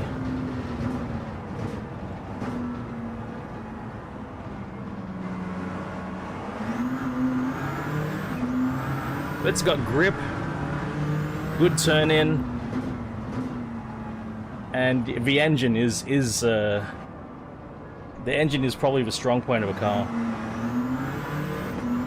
Even though the engine is unremarkable, like what the engine does is crazy.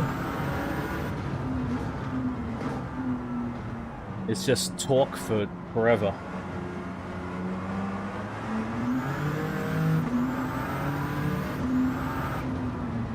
It just keeps on pushing you.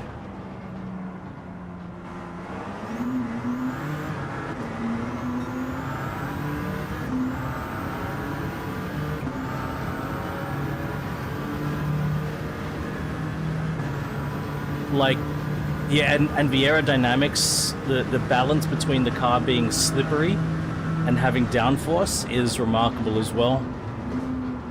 Like, at no point do I feel like I'm hitting a wall because of air resistance. It just keeps accelerating.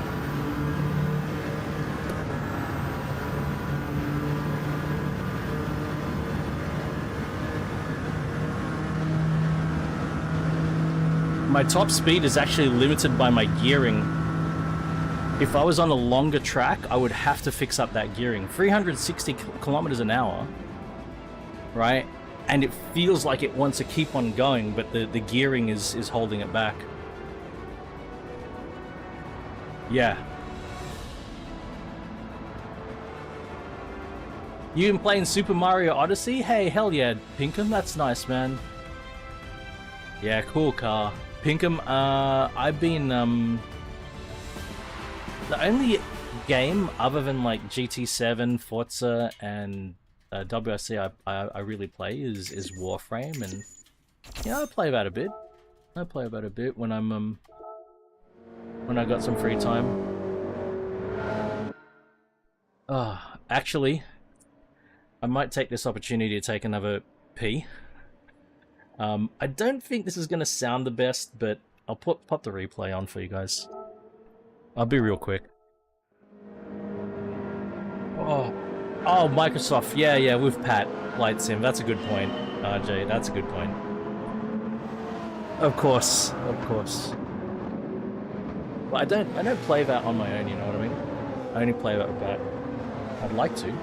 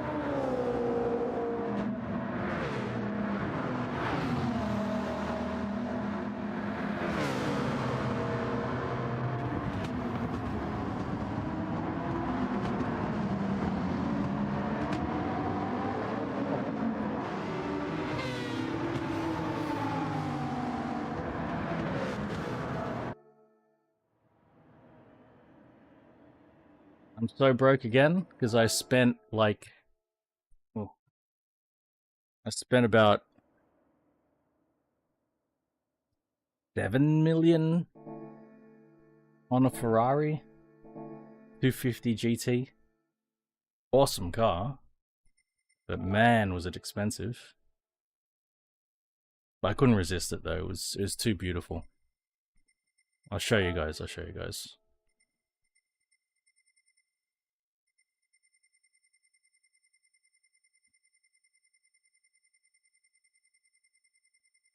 And I haven't listened to its engine yet either, so that's another reason I should go find it. Ferrari. This one, I bought this one.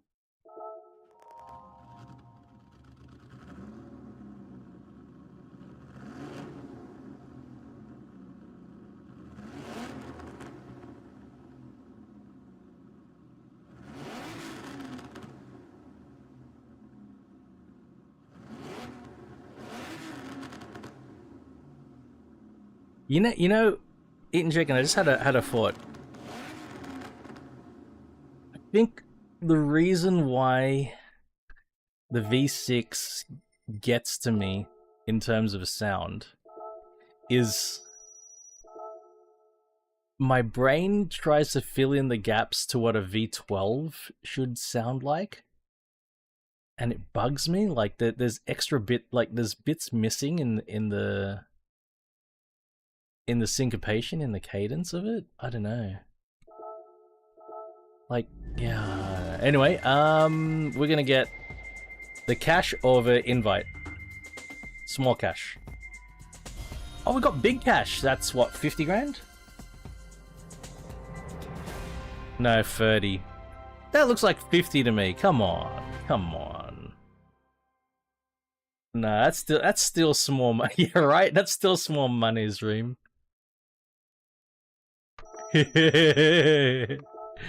Yes, so, hey, eating chicken. So much so that even my brain fills the holes in. Alright, parts. I'm gonna get a carbon fiber prop shaft or ceramic brakes.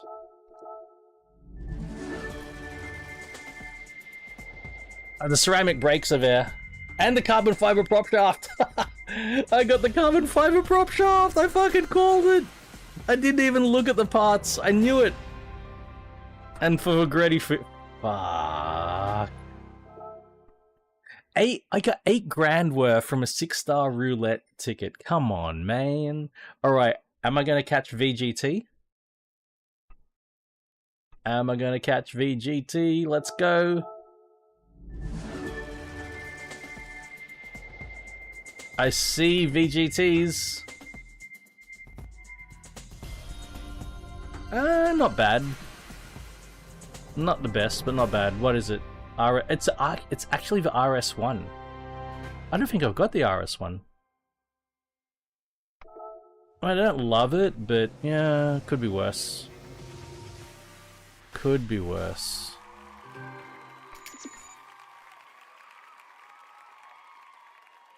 Yeah, that's a good call, Pinkham. It is a Renault GDR.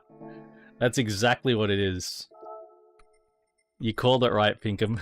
that's what I think of it. Think of the RS1. I do not have an RS1. All right, first RS1. Now, does it sound like a GDR?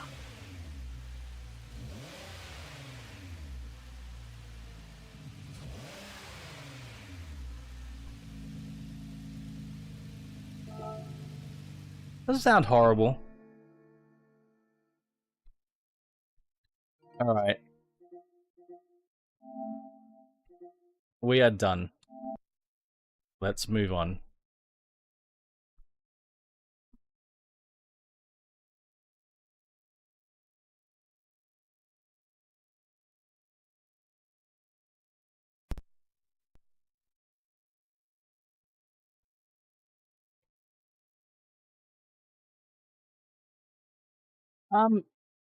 It shouldn't, because it's a race car.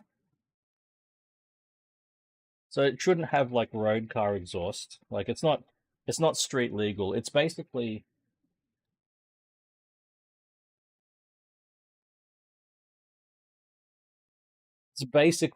you know, GT. Oh, no, I shouldn't do that yet. It's basically GT free spec, basically.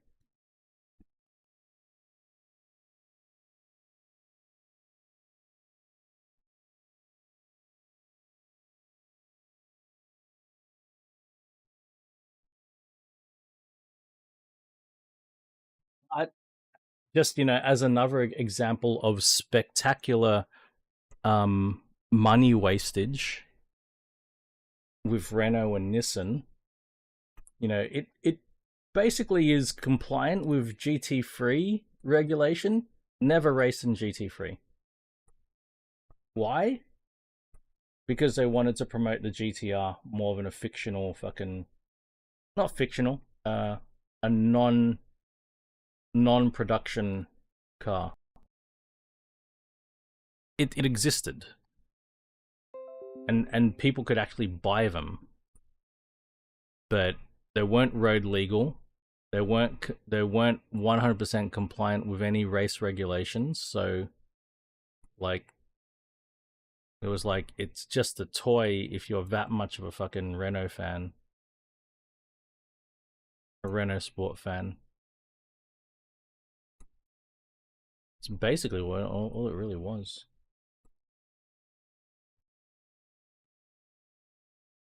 Okay. Ooh, that's not good. I'm just rearranging all the windows now. Audio there. That goes there. Launch Steam. Chat window up here.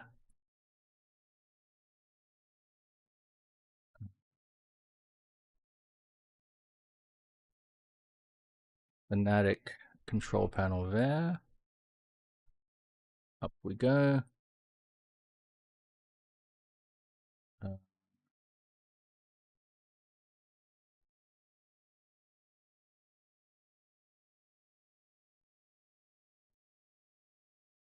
Dash panel, where's Steam gone?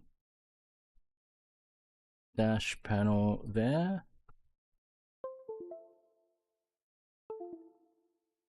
Steering wheel reconnected.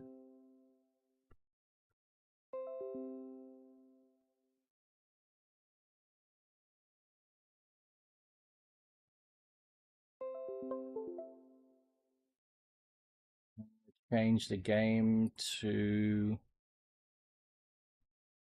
Forza Motorsport there. Launch Xbox there.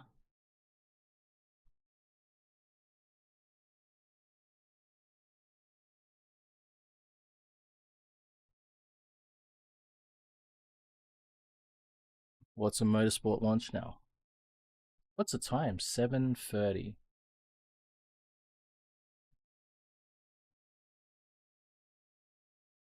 I did start a little bit late today. I just took my time getting ready, I guess.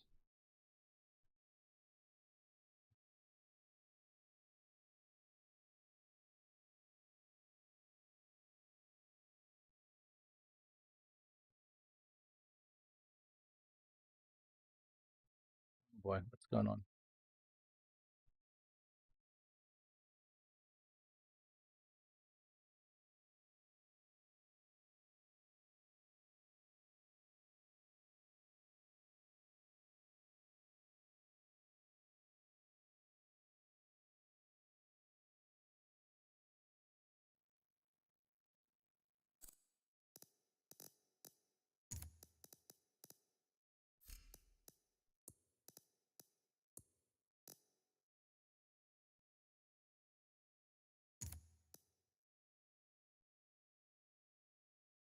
Okay.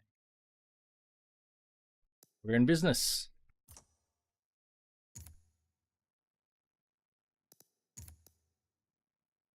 What messages have you for me? Nothing I am fussed about. Now, let's have a quick look at what races are in store for us today. Porsche Endurance and mid-engine Porsche.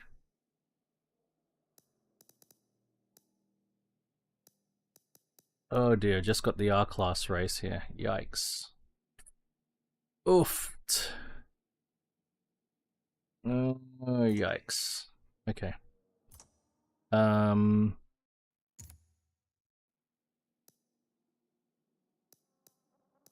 Mid-engine Porsche is interesting. Porsche Endurance. I just want to have a look at what cars I need for these races. Okay, so I've got both of those. Oh, what a tough choice actually between those two. Then here, I don't own a single mid-engine Porsche. I mean, of these two. That's what I mean.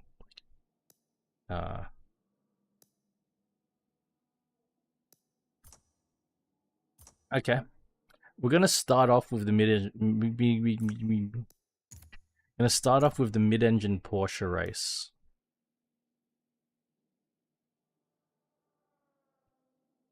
I think I'm gonna buy both.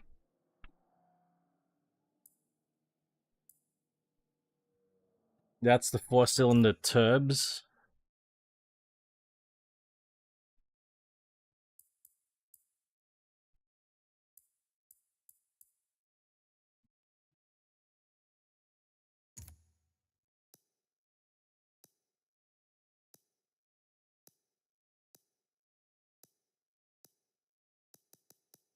Color do I want my four cylinder? That one.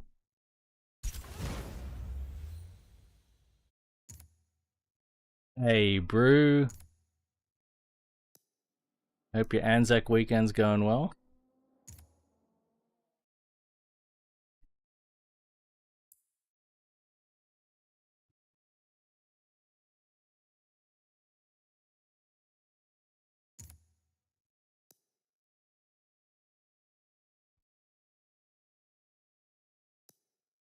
That's a good call, eating chicken.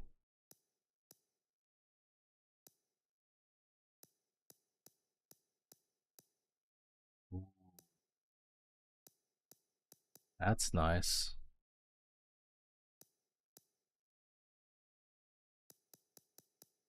Blue or silver?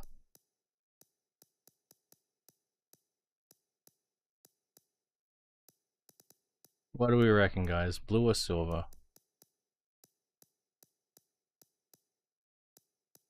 First one to answer.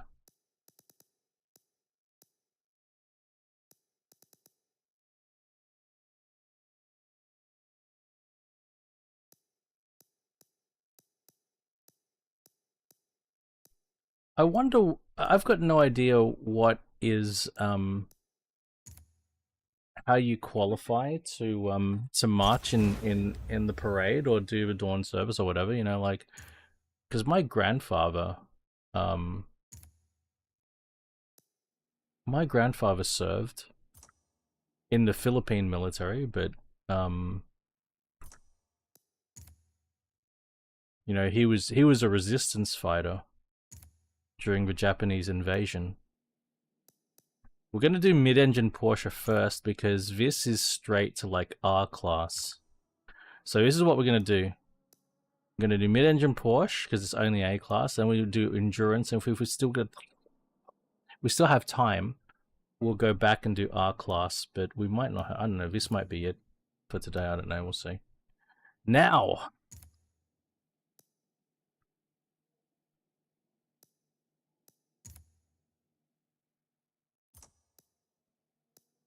I feel like we've got to take the GT4 over the GTS.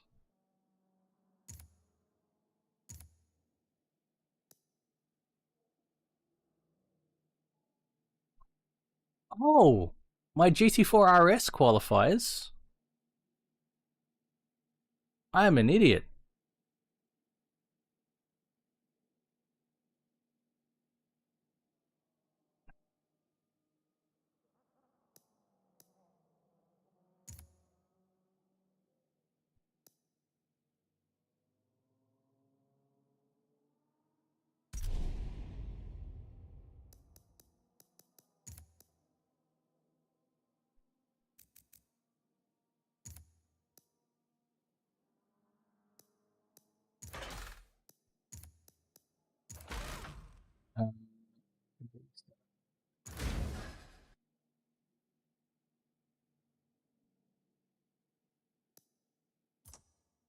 How do I...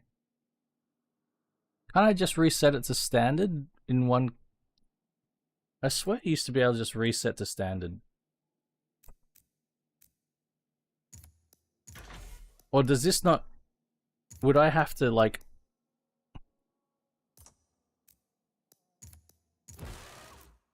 I could be completely wrong here.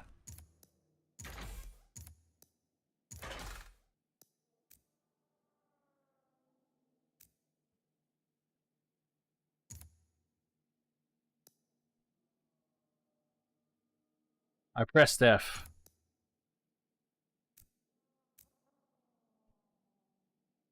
So I've got to ballast and power restrict it, I suppose.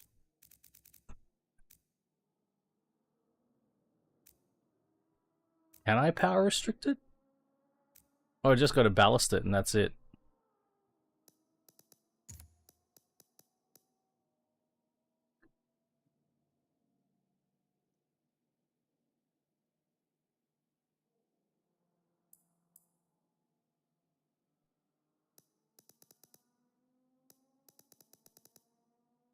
I can't even get it down.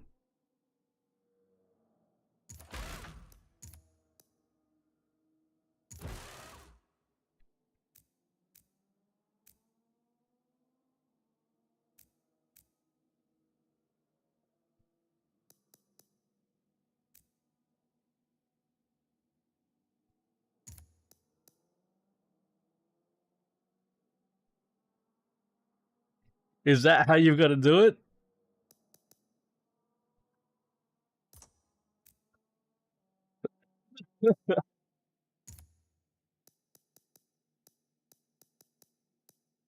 That's how you got to do it. Wait, I had it for a second. There.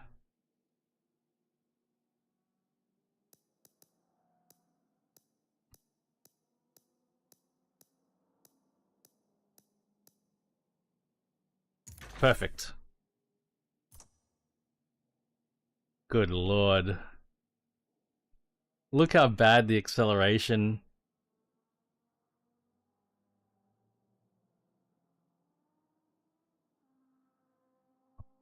You know why I'm doing this, Eating Chicken?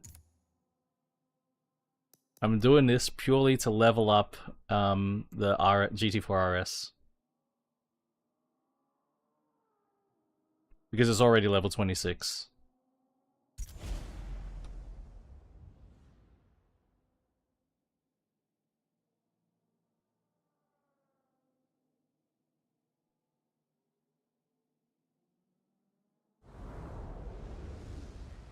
We'll see.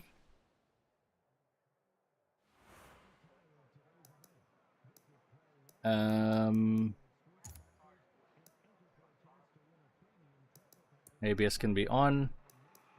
We'll run with no traction control first, see how it goes. What am I doing?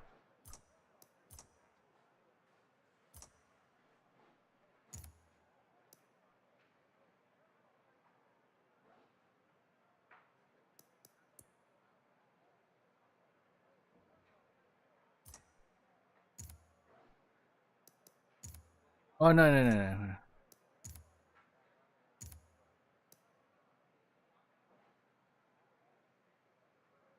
Curious.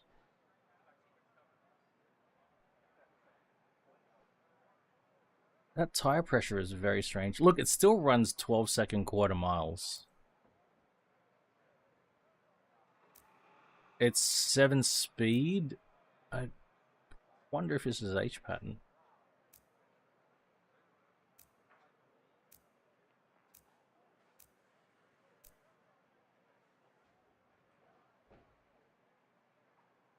What's the brake balance towards the rear? What the hell?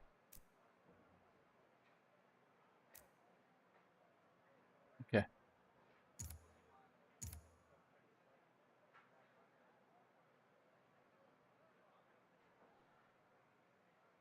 All right, let's find out what's going on here.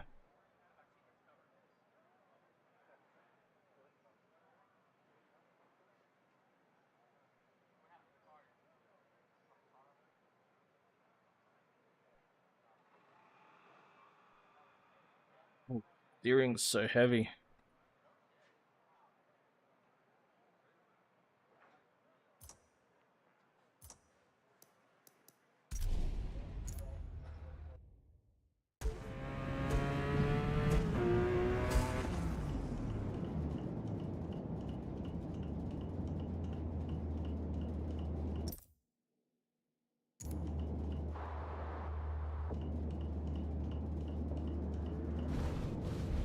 It's got paddles. It's got paddles.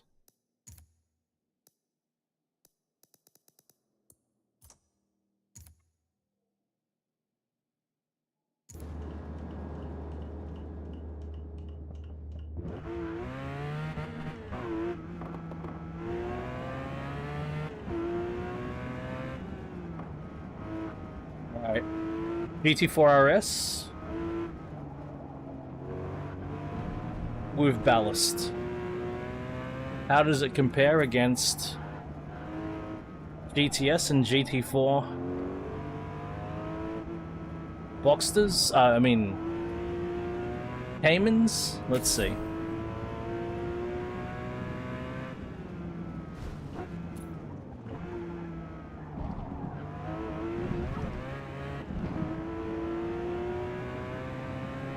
Alright, well this is promising.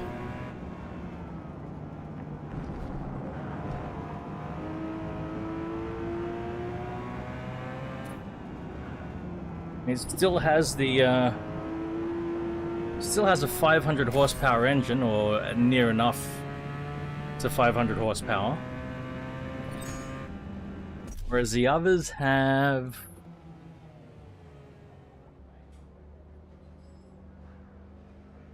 less than 400. So this still has a lot of power comparatively.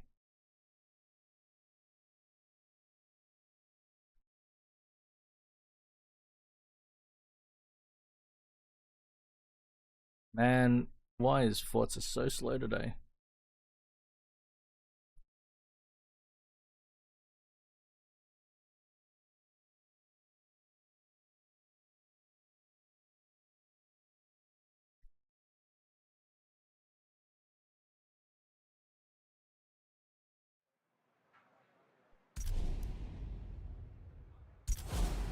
Well, we'll see about that. Alright, who's in here? Nightblade. Blooddawn.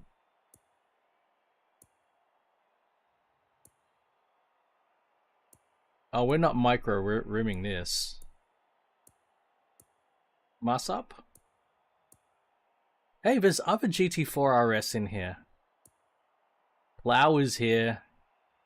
He's in a GT4 RS. Rev is here. Pinkham! You're in a 4-cylinder turbo, Pinkham. Craigie boy. Let's go. I didn't even look at what color Pinkham's car was.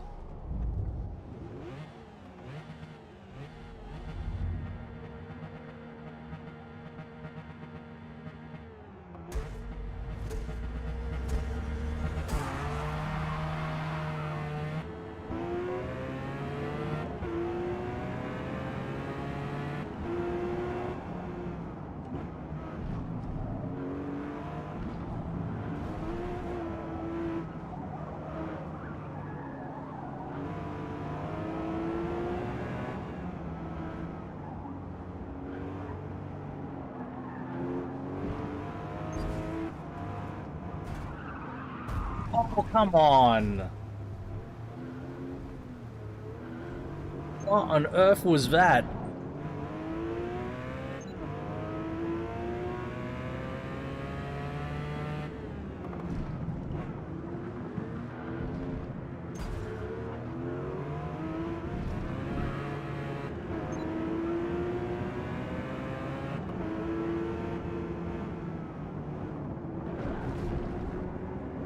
$9,000 RPM, baby.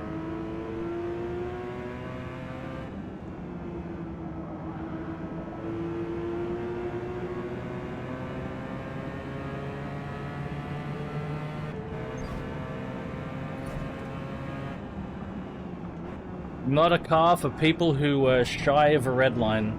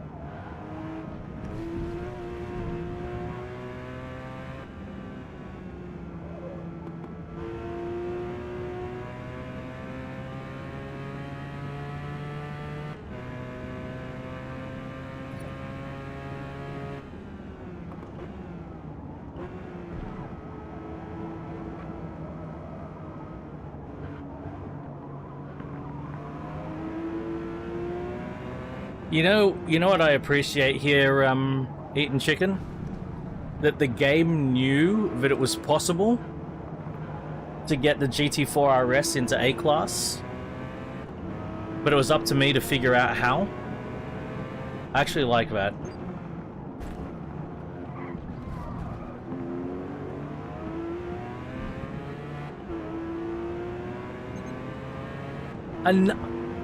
Come on. Enough of the penalties.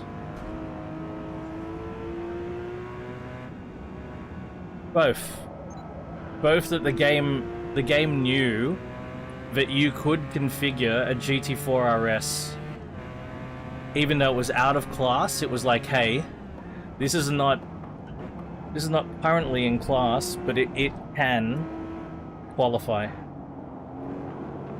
I like that.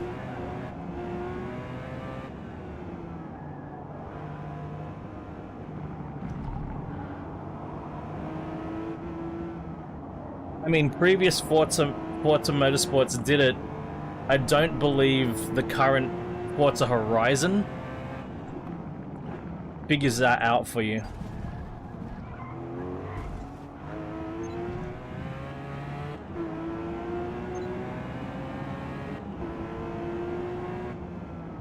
The current Forza Horizon,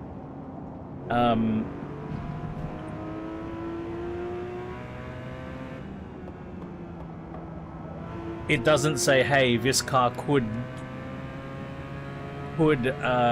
qualify. You've just got to fucking play around with all the options, and then come to the conclusion that it's never gonna quite get there.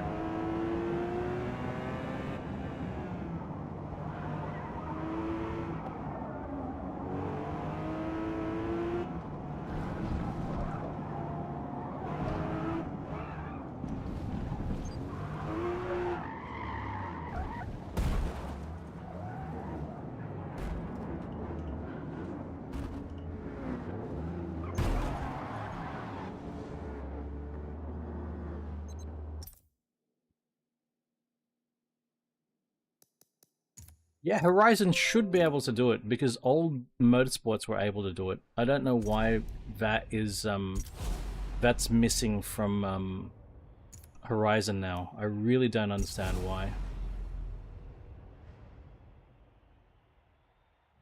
It feels like it's a function that they just have not implemented in Horizon. Because it's all Forza Tech engine. and it's just a function that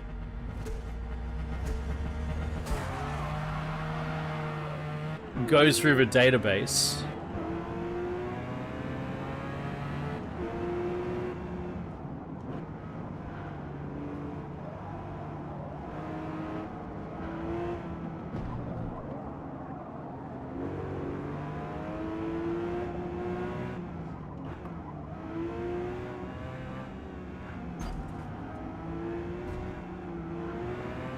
I feel like for Forza Horizon, I feel like it's not.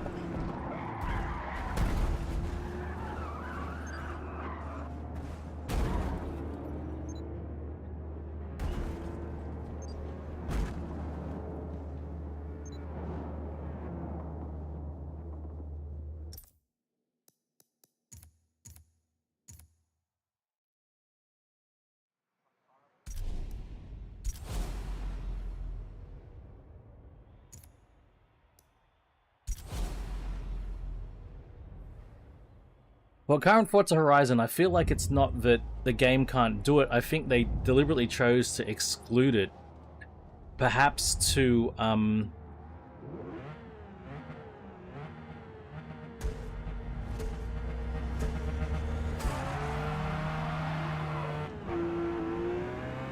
perhaps to get people into the game quicker. Because of the open world nature, you know, you start a race and you've got to go into an instance.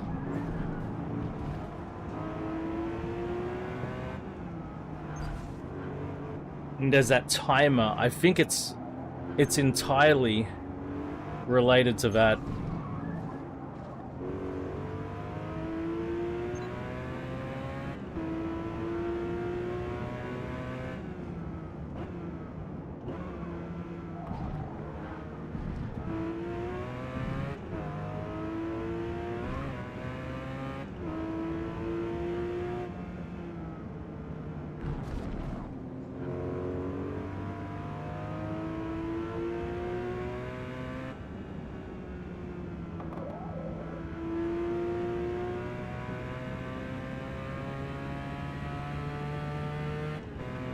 You know what, Eating Chicken, probably there probably are more options in Horizon than there are in Motorsport, actually.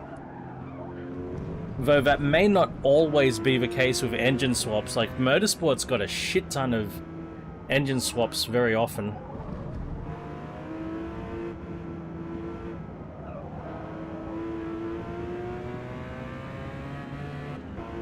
Some cars in Forza Horizon have a shit ton of engine swaps, but a lot of them don't as well.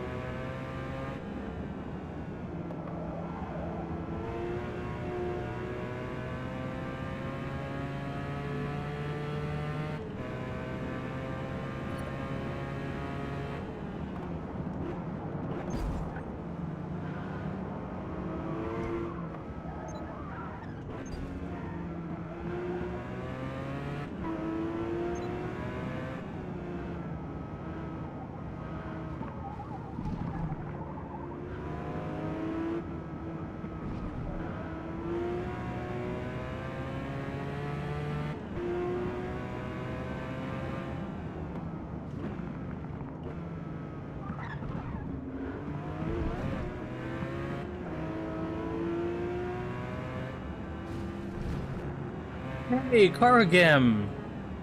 Man, it's been some time. Good to see you, dude. Hey, Corrigam, I don't do the multiplayer, man.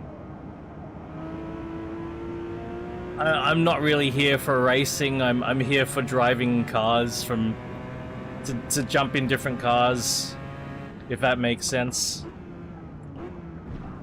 So I'm happy just to do the career, collect cars, drive cars. That's all I really care about. But yeah, I'm sure the G40 would be a lot of fun to race, though.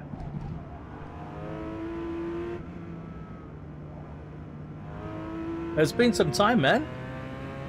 Hope things have been going good for you.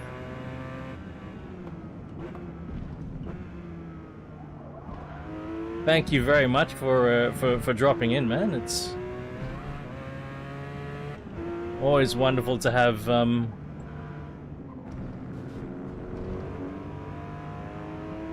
familiar names popping up again.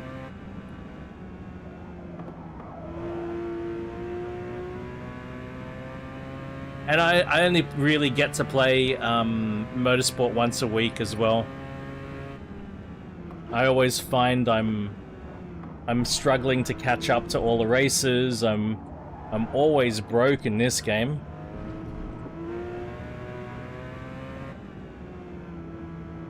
So in this game, I'm basically, you know, I'm scrambling to get all the career races done, and that's about all the time I have.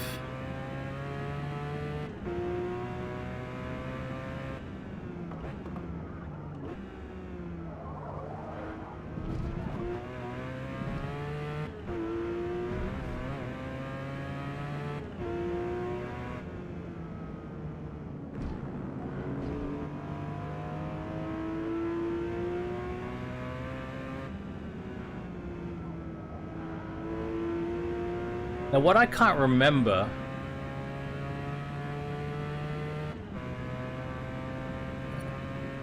Yeah, I hear that. I'm the same. I'm at a point now, you know, I've bought so many games over the years on all the gaming platforms like Steam and Epic and whatever that I just don't finish. Some I play for an hour or two and I enjoy it, but I moved on and I kept buying new games, and I'm like, you know what? From now,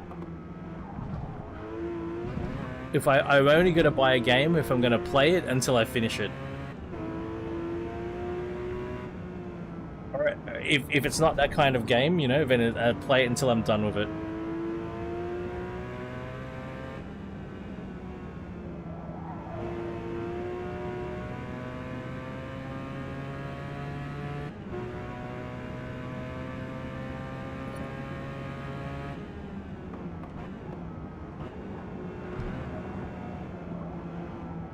Oh no. Well, that's going out wide. That's not good.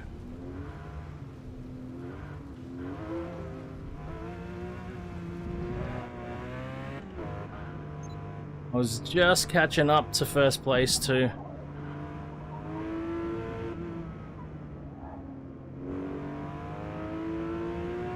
I don't think I'll get first place now. I'll just hang on to second unless something happens. Well, we've got lap traffic. So, it's possible.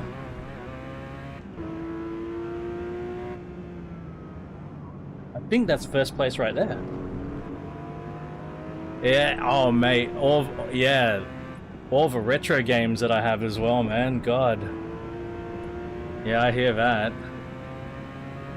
Yeah, if that's it, if I never bought another game for the rest of my life, I think I actually have enough games to play as well. Is that first place that I'm going past? Yes! He made a mistake as well. Oh, I love it.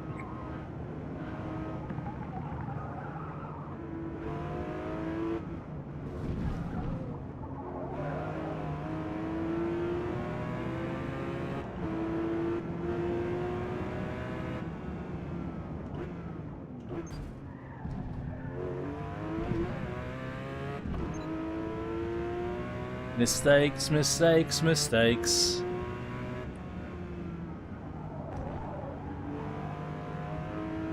This is a very, very neutral car to drive. Mid-engine going into a corner. Oh, sorry, understeer going into a corner. Oversteer going out. It sort of neutralizes itself.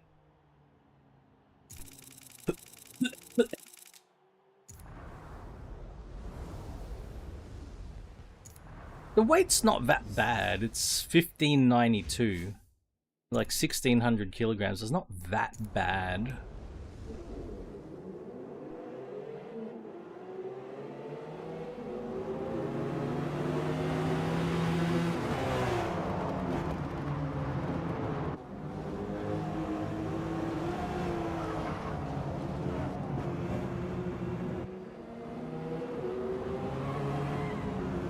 Still sounds good.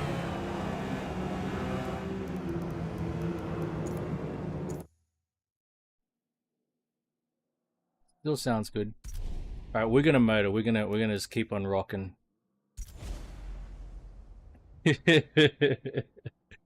Yeah, man.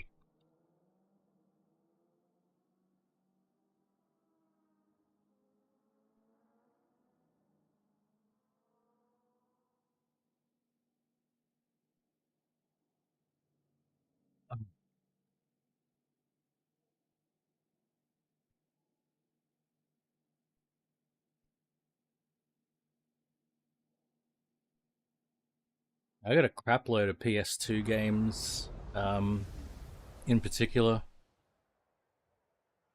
PS1 games.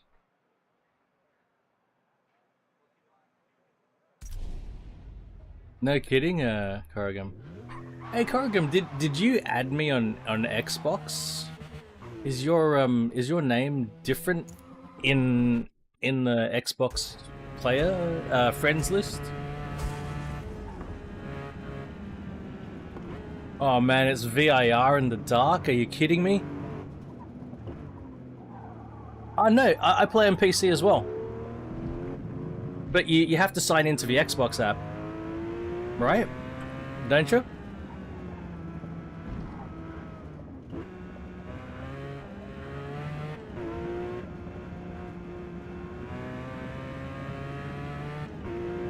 Pretty sure you still have to sign into the Xbox app.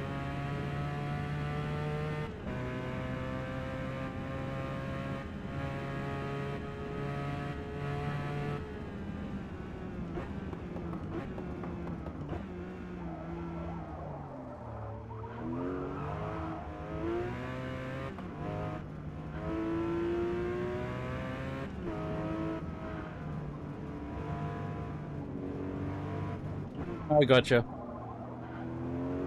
So the cool thing about doing that, the reason I like to have people added as a friend on the Xbox app is because, and if you've got a Microsoft account, that means you've got an Xbox account. That way, people who've added me as friends and like their drivatars will be in my game. Instead of just random drivatars, they're the drivatars of my friends.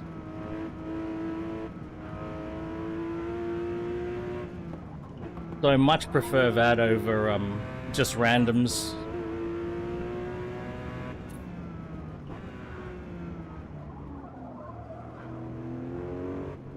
That's all good. I completely get why you wouldn't want to sign into it and do all of that.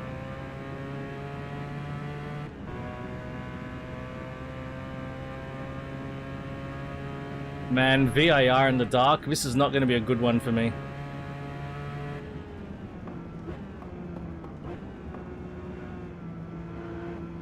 I don't expect to do well here. Like, I sort of know VIR, but at night, with minimal lighting,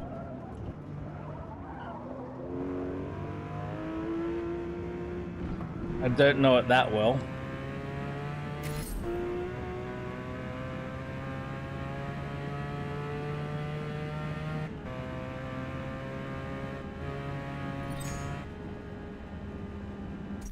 Mate, I'm so far off the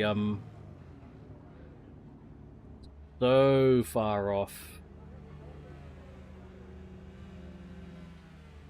I mean, yeah. Look, I'm on PC. This is how I have my stuff arranged. You know, I've got my my Windows start bar up here. I've got my chat here. The game is windowed mode here. I've got OBS stuff here, the telemetry here, my Fnatic app right here. But you go through the Xbox app and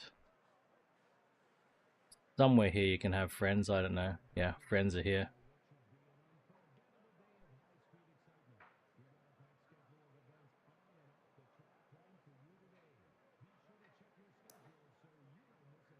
It is. It's such a narrow track, and yum. I haven't had a baked salmon like that for ages, Shemi. I love it. Yeah, it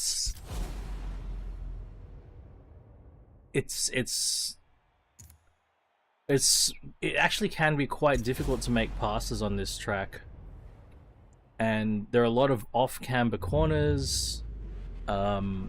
Visibility is poor, and then at night it's even worse. So I don't expect to do well in this race. I just want to get through it.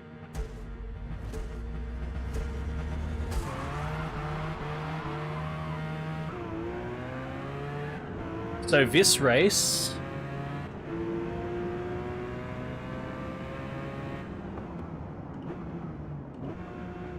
if I damage my car in this race, I will limp to the pit, repair the car. I will just try to get this race finished as quickly as possible. I don't want to be restarting this race.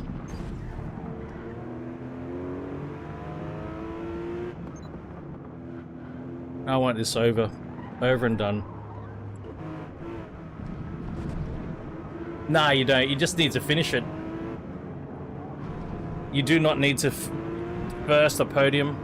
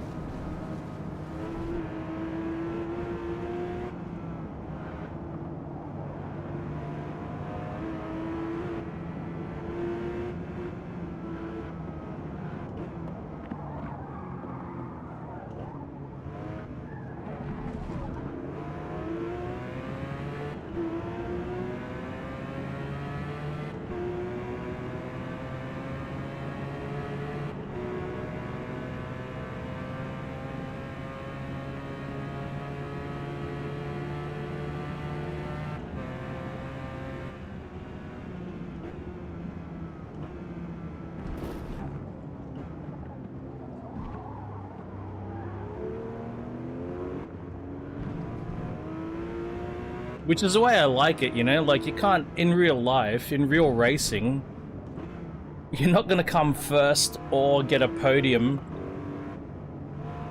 every bloody race. It's just...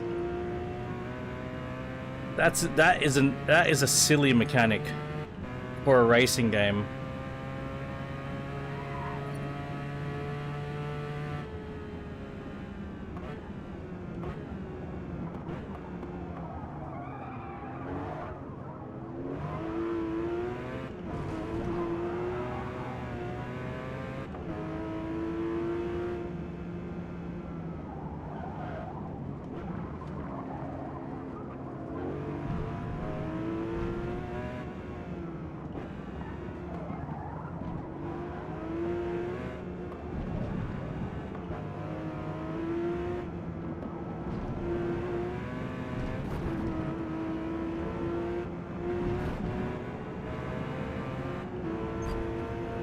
I completely agree with that.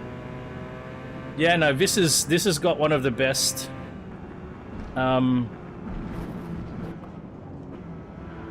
setups for that kind of thing. You just need to do the race. You do not need to place anywhere. I mean, oh, so you need to place anywhere, but there's no requirement to, like, you know, to get a specific finishing spot. You just need to finish the race. That's it. I completely agree, and yeah, that's why I'm normally happy to spend my time doing this, because all I want to do is drive a car.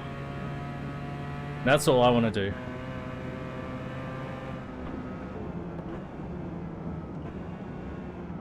I don't really care to develop my racecraft or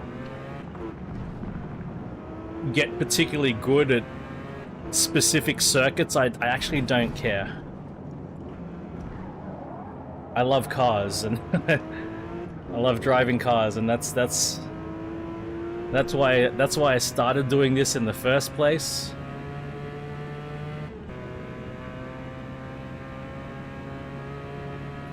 So that's what I want to keep on doing. I mean, look, it's fun to race, don't get me wrong. I want to drive to the best of my abilities, absolutely.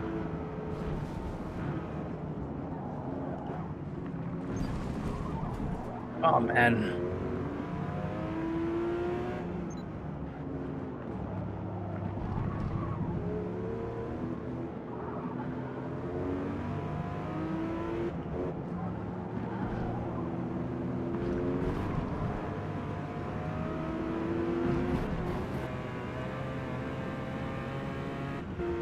What does suck is the driver tires are they're pretty bad still. Fuck. And they will kill you.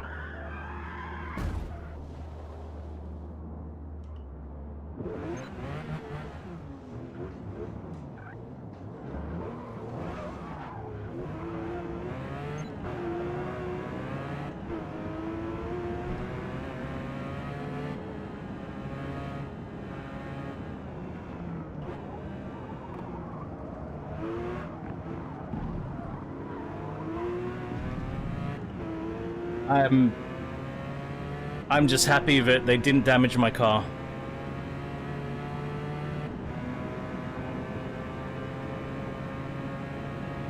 Like, I spun out fair and square.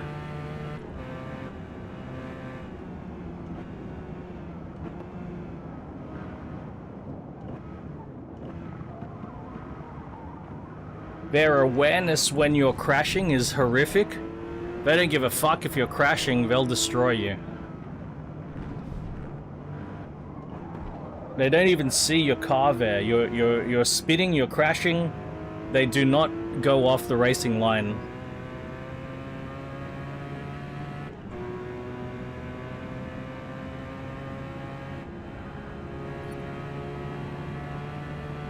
Then the driver tires are accurate.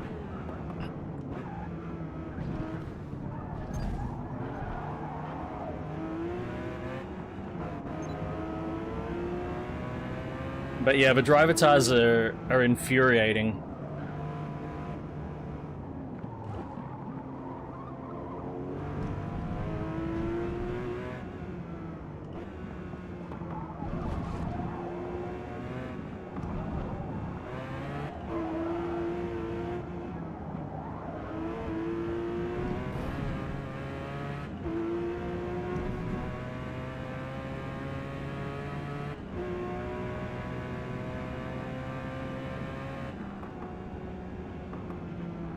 That's pretty much it. That's I would say that's a fair representation of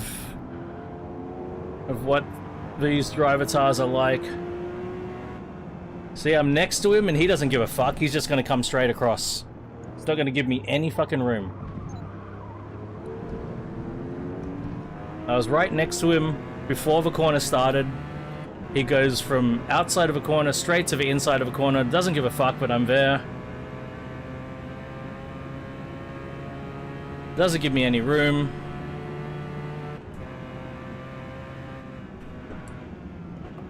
At least they're predictable in that manner. You know that that's what they're going to do. They're not going to hold their line. They're going to come straight across the track.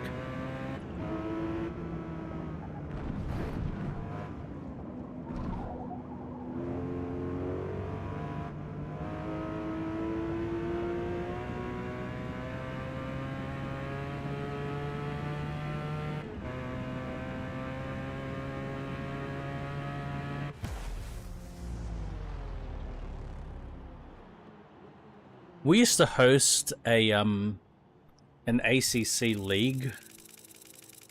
I used to do commentary for the league, and I'll never forget. I can't remember which track we were on, but there's one guy during the warm-up lap, the formation lap. He gets on the mic. He says, "All right, everyone." He says to other drivers, let's have a clean race. Be careful on turn one, guys. Be careful on turn one. Let's just get through turn one and let the field stretch out, and then we start to go for it.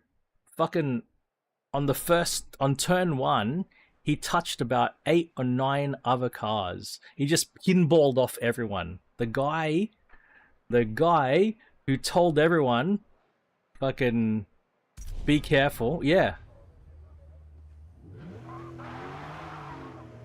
And not even turn one. Like through turn one, turn two, and into turn three. Bang, bang, bang, bang. Like the domino effect. Ah, fuck. And you know something I hate as well? I absolutely detest is they hand control of a car over to you when you're screaming towards a corner, and they hand control over to you a millisecond before the braking zone, and you don't know where the fuck you are on the track. Suddenly you're in 5th gear doing 250 kilometers an hour, and you've got to brake. Why can't I just start from the pit? It's so annoying. That's it. That's it. It was just a setup. He always intended to do it. Yeah. He was 4D chess, psychological warfare on the other drivers.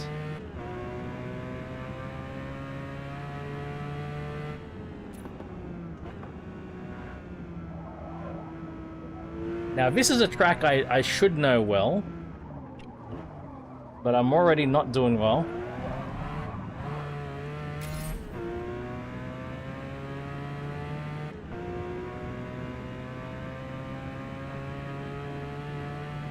I did Petit Le Mans on this track in a GT3 and iRacing with no practice.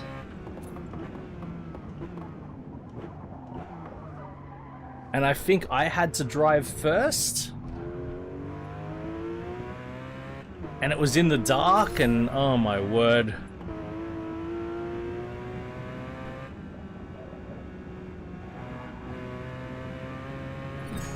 Alright, that's already not gone well. Let's see how we do.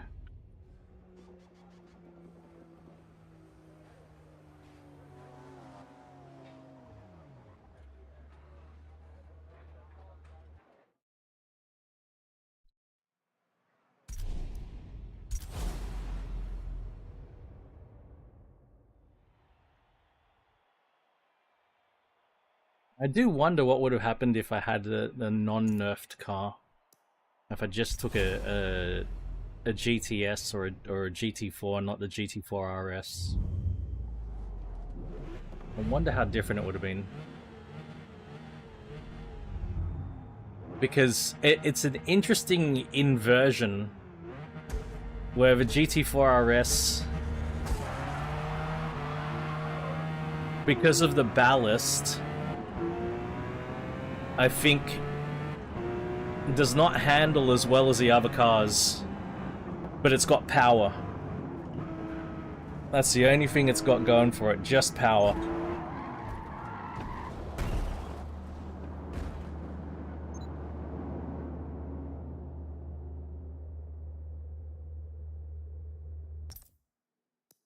I will restart that one because we just started the race.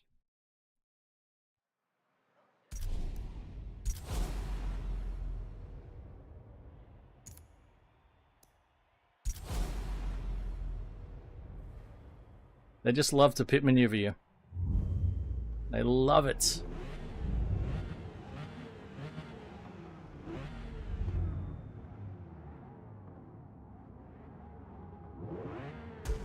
Oh, Braz. Fucking radio, eh?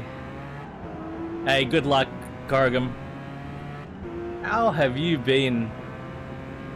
Oh yeah, Shemmy.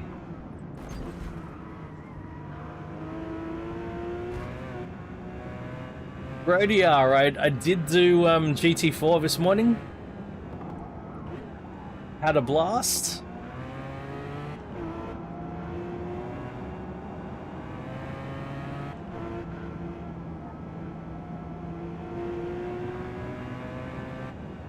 You know what, Brodia? I think I'm with you, man. I'm okay. I think I'm with you.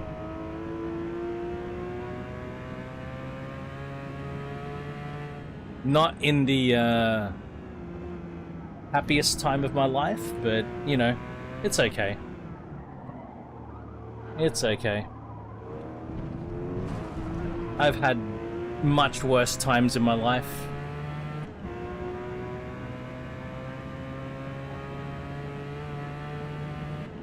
Not the worst time, but not by a long shot. Not worst by a long shot. But not the happiest.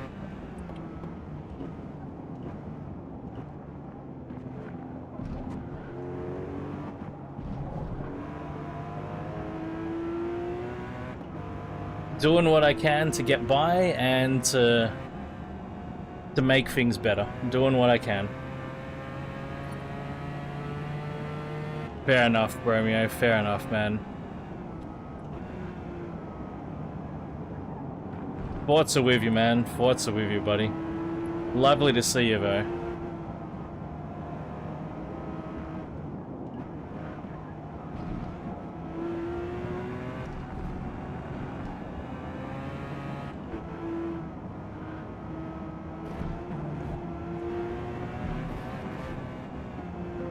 Yeah, I mean, how bad could my life be when I get to do some sim racing, right? Life can't be that bad. Hang out with my friends.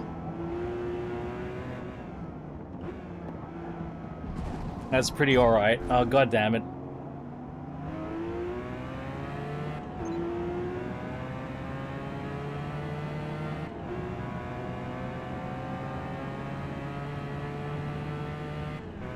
Drive some GDR.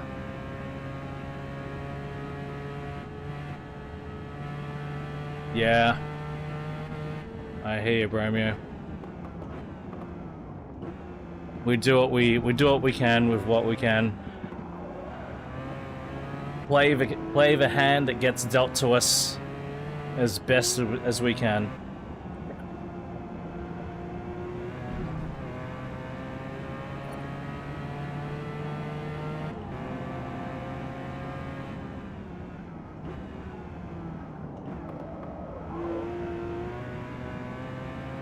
Last year, some pretty shitty and annoying things happened. That's for sure. Still dealing with it now.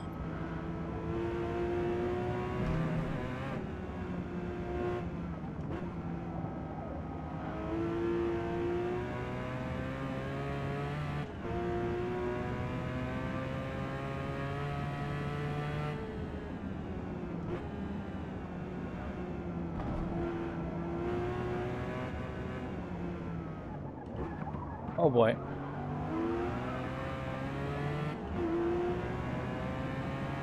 Yeah, buddy. Hit me up, man. Hit me up. Hey, so one of the things, Bromeo, I haven't had a job since January. So that's one of the things. So, you know, I'm sort of around.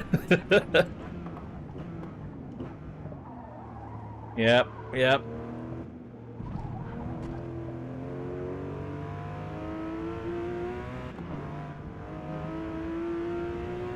And it's been pretty rough out there. Trying to find a job.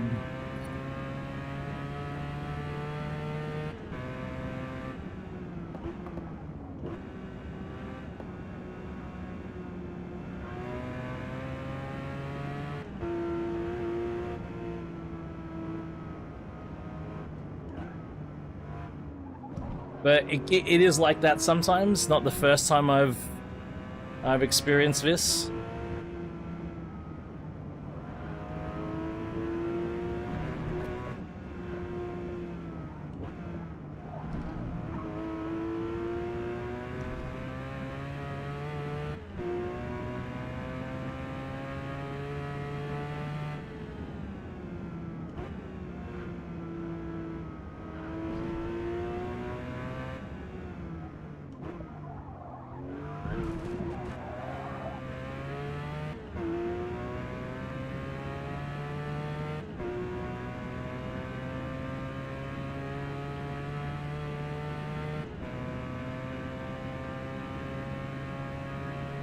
It's a pretty good game.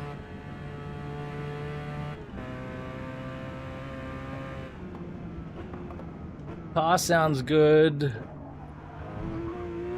Game is pretty.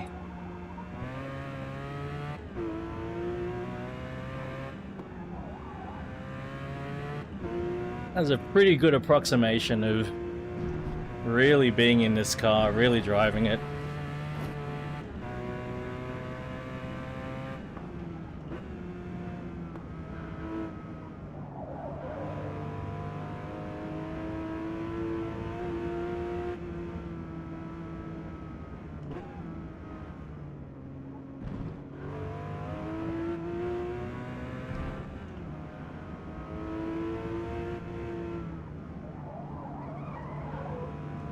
The fight, Bromeo, I hear that, man. There's a fight. Yeah, queue it up with me, man. Queue it up with me.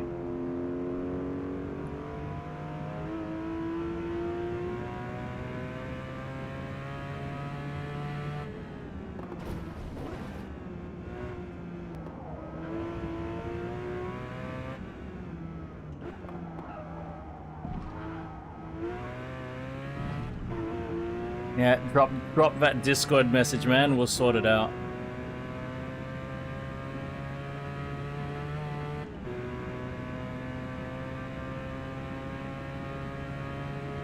Yeah, mine's not to the same extent, but some similar things, man. Some parallels, quite a lot of parallels actually, Bromeo.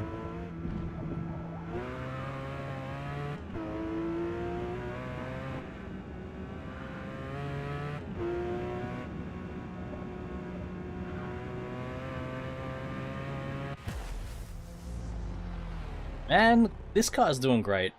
Like, last race, the VIR in the dark was just VIR in the dark. It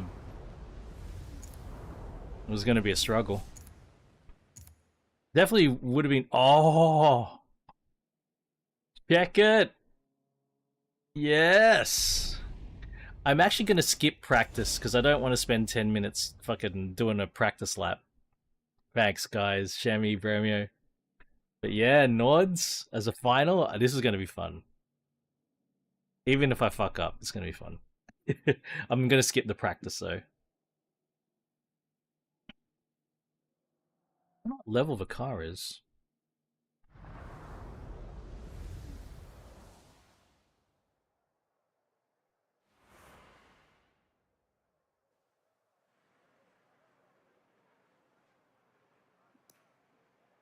I'm going to skip the practice.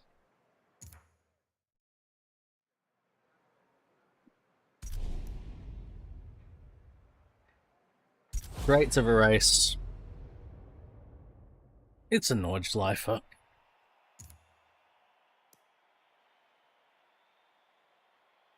I hear that, man. I hear that, Bromeo. There have been times in my life I you know, just lots of things I had to give up, sacrifices needed to be made, or I was forced into, you know, sacrificing things as well.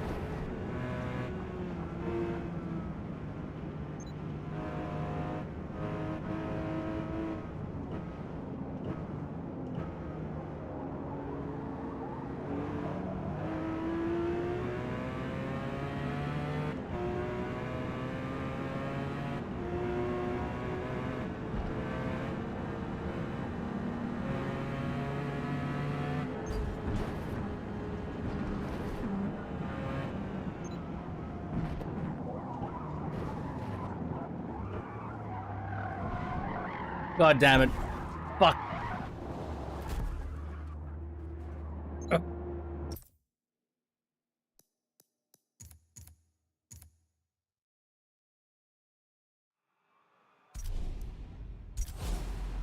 One of the things with the carver weight set up is that it's so difficult to catch it when it goes.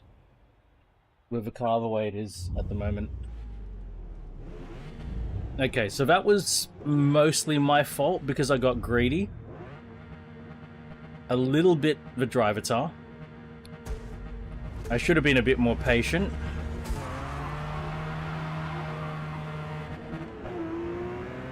I went for a pass at an extremely high risk spot.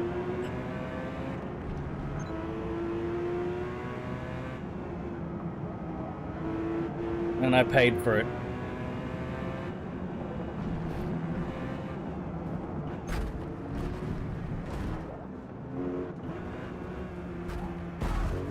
Fuck, man!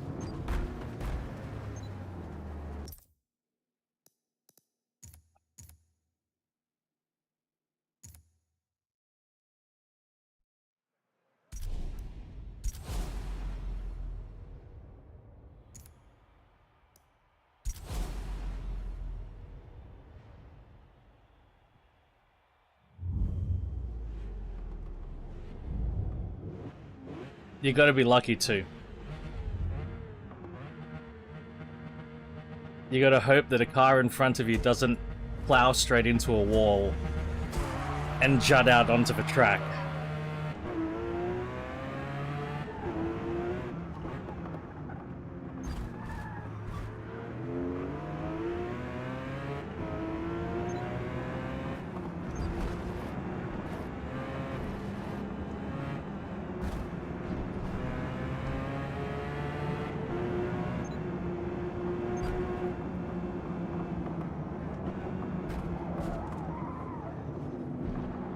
And again, there's fucking chaos.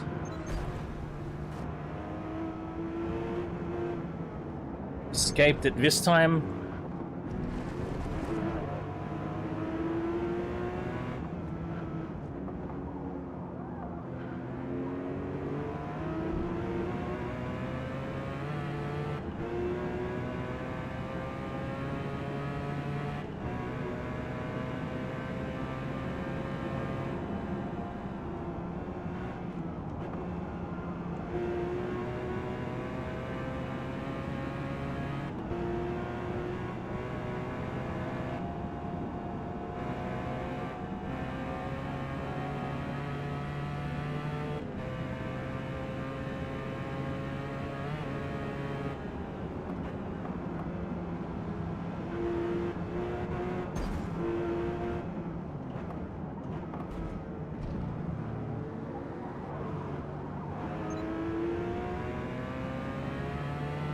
Okay, I'm up in 4th place. I don't need to be greedy.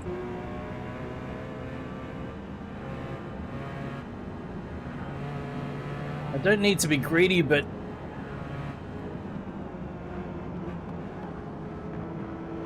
driver tires are such a hazard to be around. I just want to get away from them.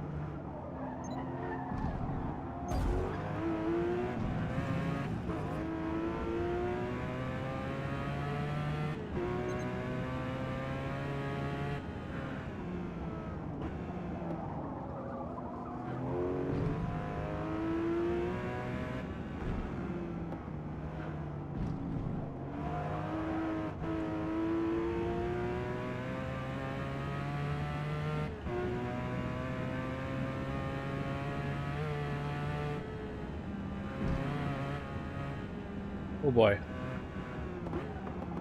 There was some really weird motion transmitted through the motion platform through there. I think that was really good information that the motion platform gave me not to push because the car was very unsettled.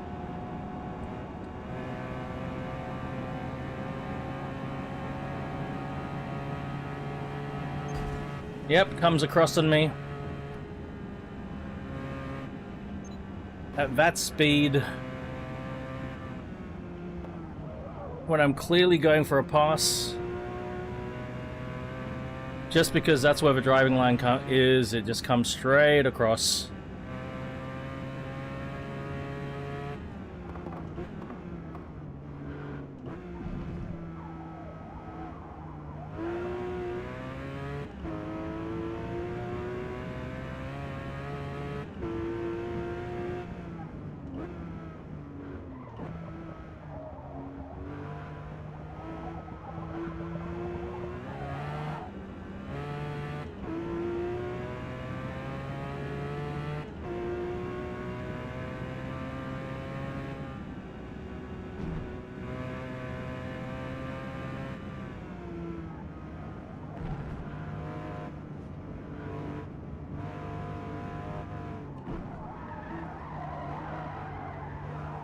Wow, that was scary.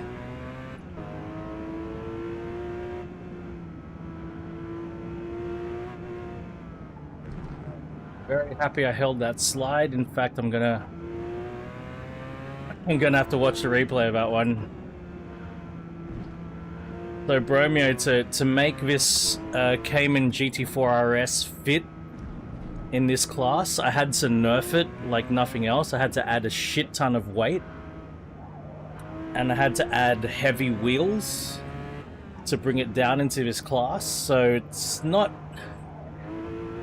Its agility has suffered drastically. Cyrus!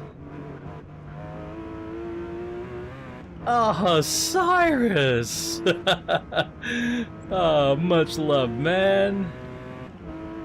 Hey, I hope you're recovering well, dude. I reckon I'd need 3 days off after a 24-hour stream myself, man.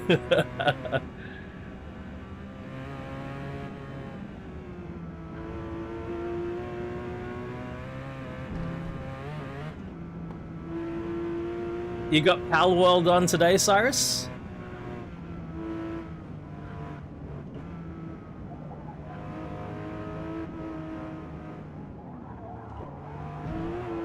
Whoa!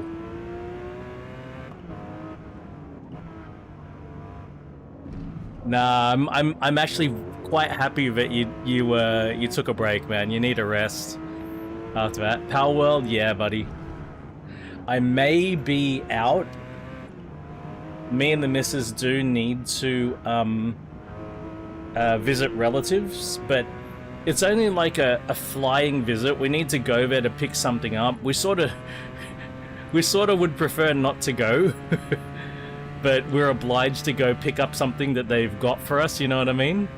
It's not exactly close to where we live. It's about half hour, 40-minute drive, one way. So... So if we're gonna go out there, we might also do other things. Yeah, make a trip out of it. So I'm not sure exactly when we're gonna be doing that, but I'll definitely have the lurk waiting on the PC, and if I can hang out, I most certainly will.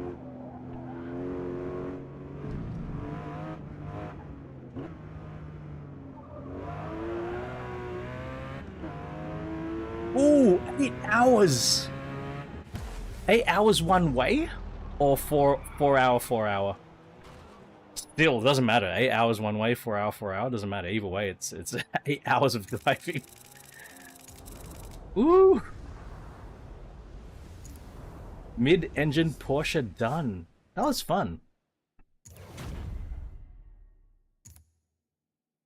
So... Well, that's okay, much better. But still, man, that's a. How long are you going to be spending there? So you're going to drive for. Hey, George Russell, you're going to drive 4 hours there. Then how long are you going to stay there? That's a big day. That's a big day. I've done it before. I don't like it. I don't like doing it. George, hope the weekend is going well.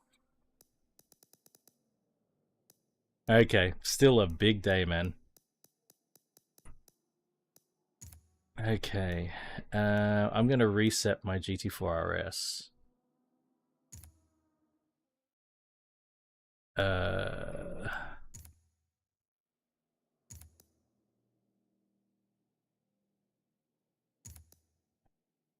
Reset car to stock. Beautiful. There we go. Okay. It's time. It is time. 961 time.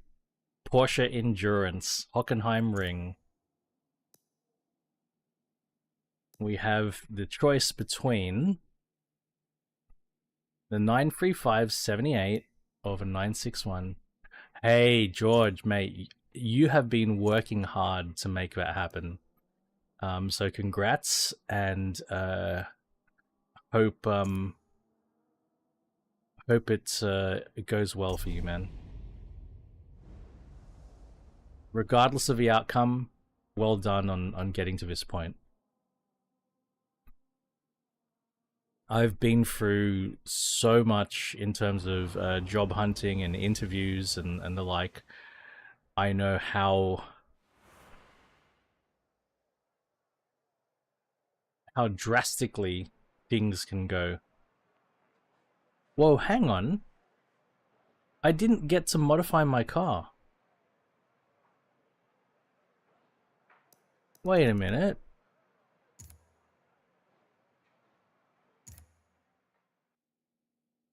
I didn't get to modify my car at all. Then they're not allowing me to modify my car? Is that what's going on? Let's see, restart series. See. What's going on? I pick the car, select car.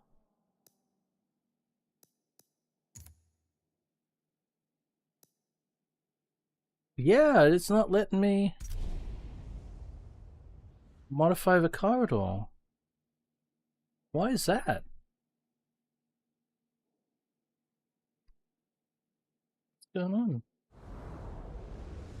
How long, hey George, just out of curiosity, and if you don't mind sharing, how long have you been job hunting for?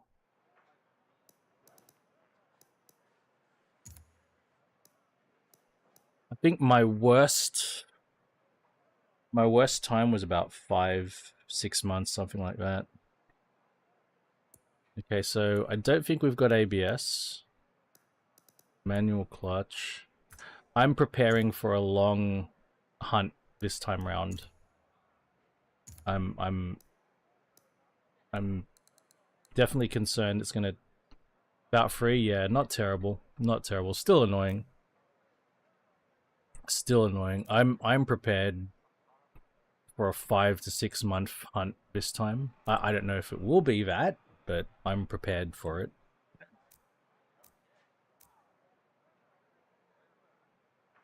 Jeez. This car is all sorts of weird. 100%. No matter, it really doesn't matter how you set your outlook on things. Like, there is a subconscious thing there.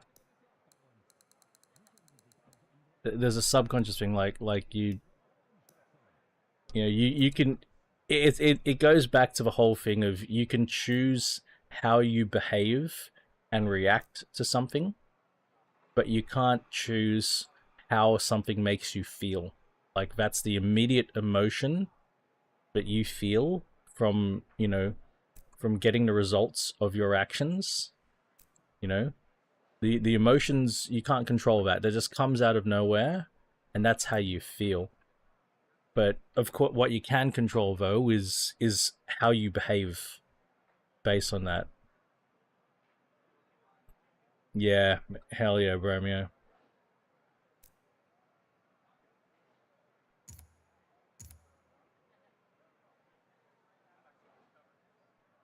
So it still feels like shit applying to so many jobs and getting ghosted. Like you can't. Nothing anyone can do can help how bad that feels. 5-lap race. Let's do this. And I cannot change my tires, and there's tire wear. I don't know what's going on here. We'll do some practice.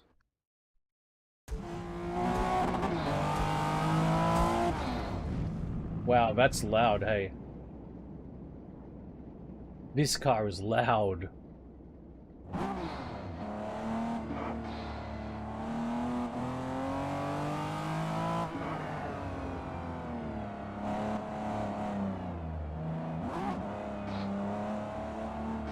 Wow. Holy hell.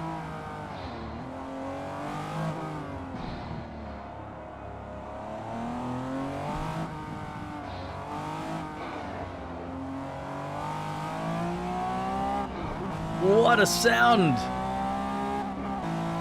Oh!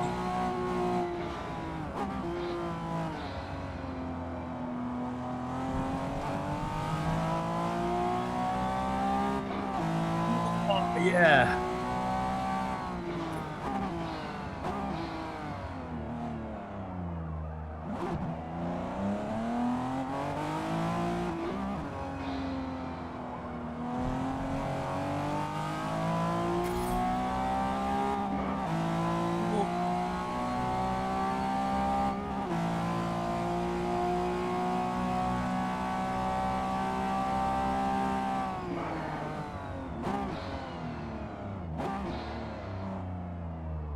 God damn.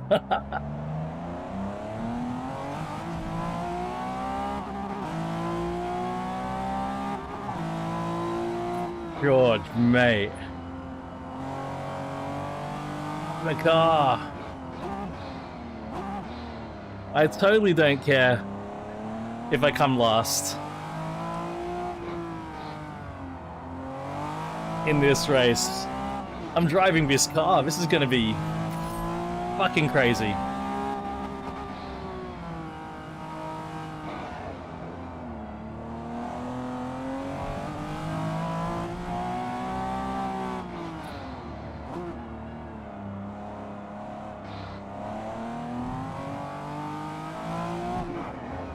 The steering's actually really light.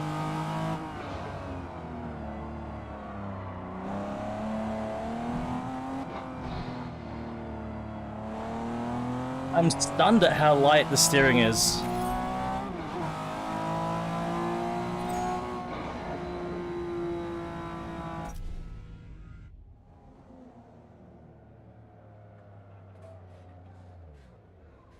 Oh. It does have all-wheel drive.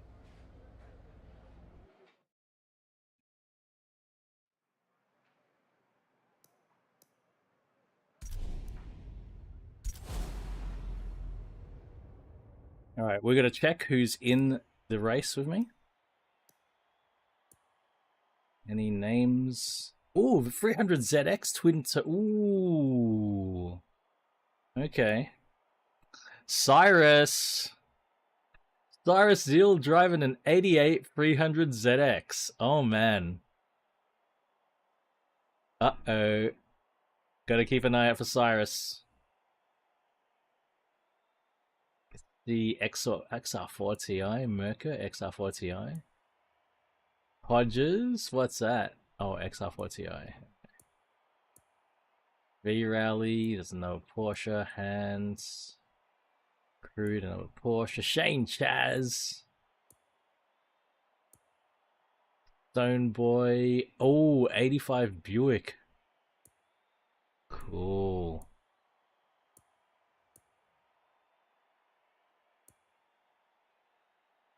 cool cars. Right. One last swig of water, and then we're gonna go.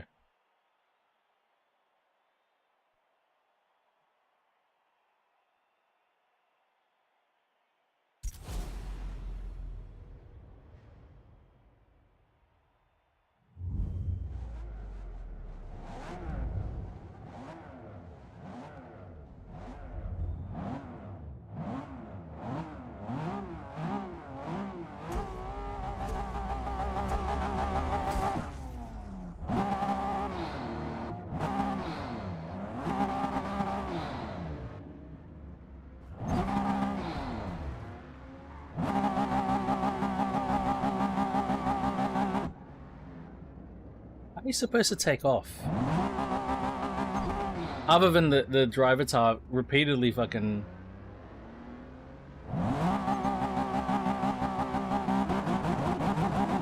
Okay, you can slip the clutch. Okay, okay. That's what... You slip the clutch. Alright, right. That's interesting. They've actually improved the clutch model then, if you can slip the clutch.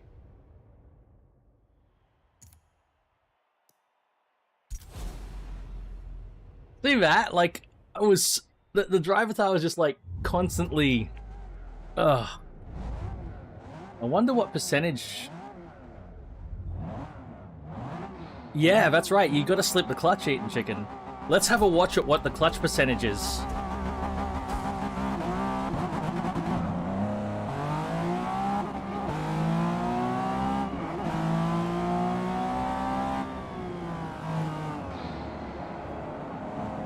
Oh my god.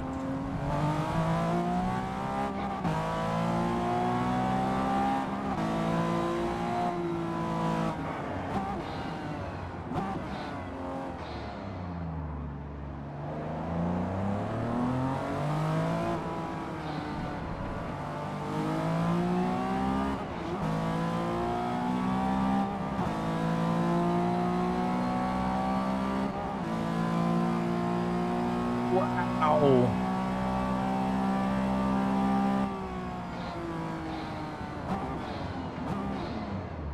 Well done. Nice work, Corrigan.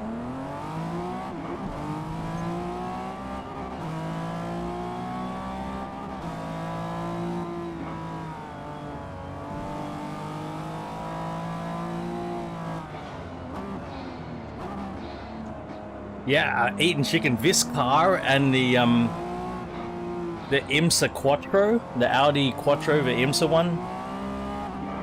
I think it was an Audi 80.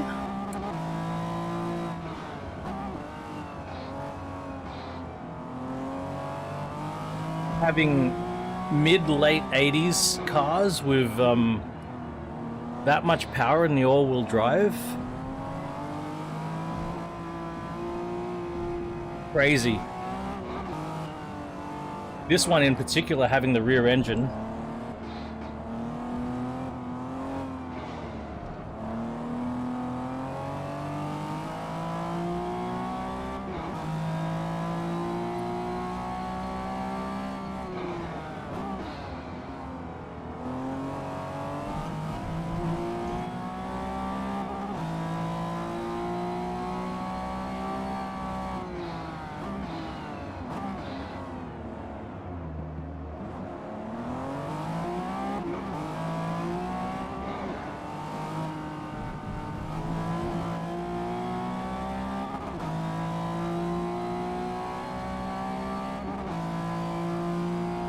I think the other cars are more powerful, though.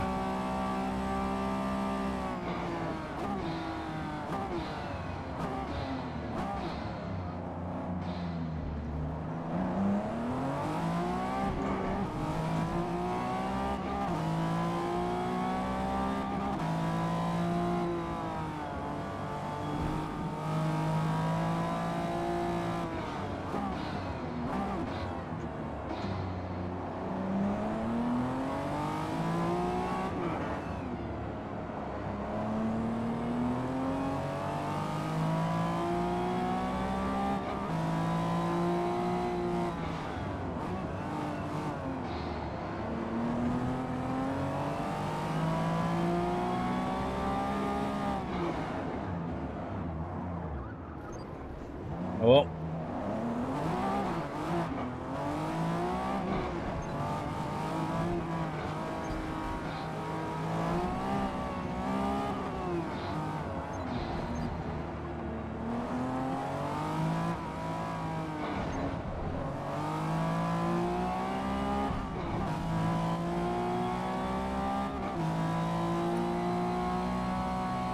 I like TCR a lot, actually.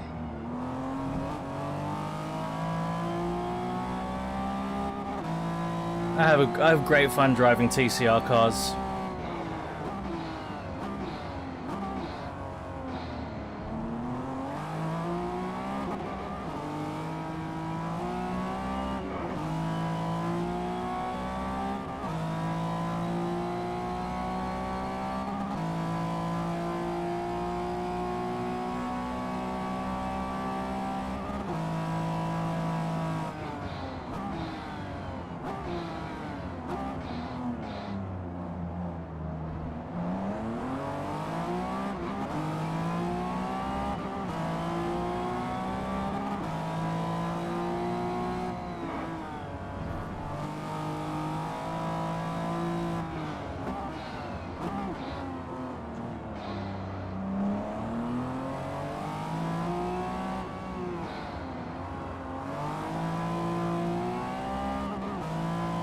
Hey, Raven. Care to guess what we're driving here?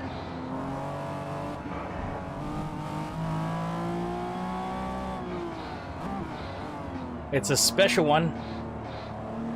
Promise you it's a special one.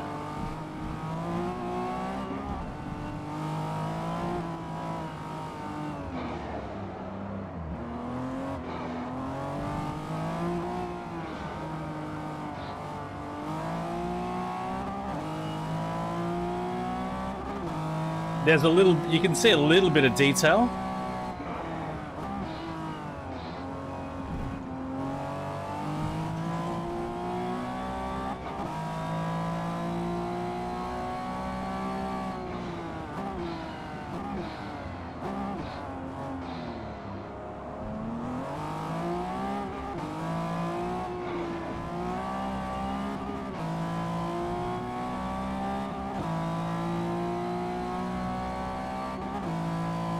You got 2 laps to make your guess.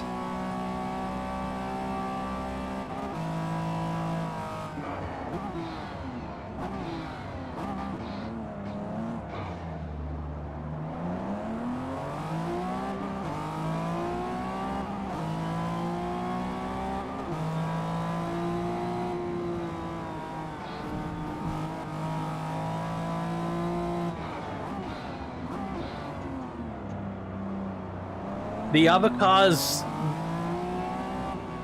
can tell you what, can give you some clues as well as to what period and what race series.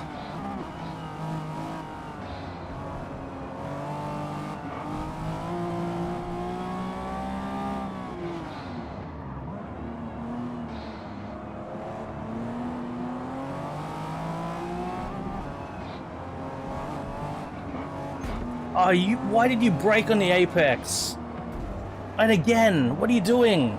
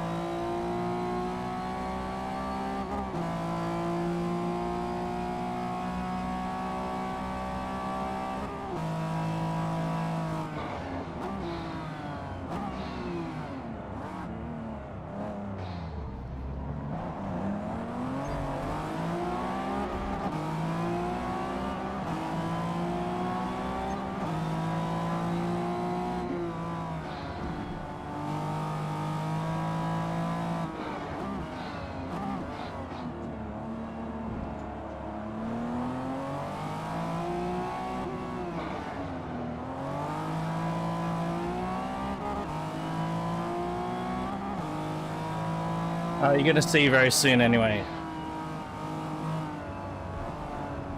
You'll see very soon.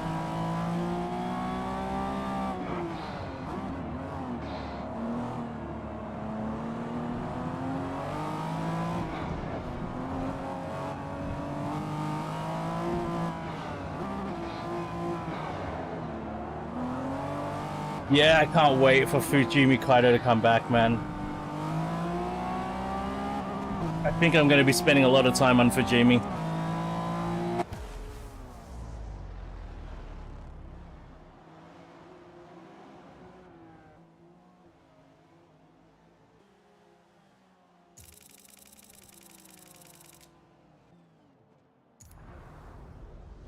I'm going to take a quick bio.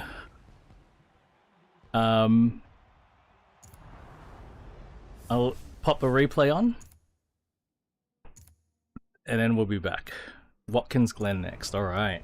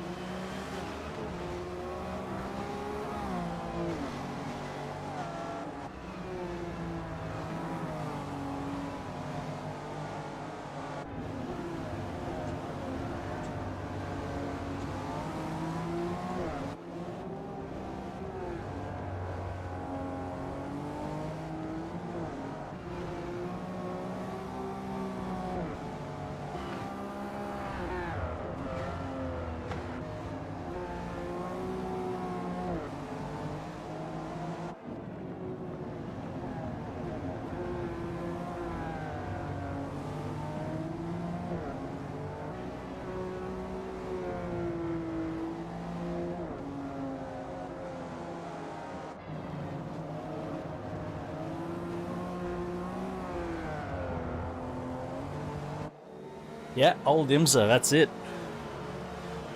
But yeah, 961, pretty damn special. Pretty damn special car, and it just sounds wild. Late 70s to late 80s. I think it finished late 80s, like 87-ish, 88, something like that.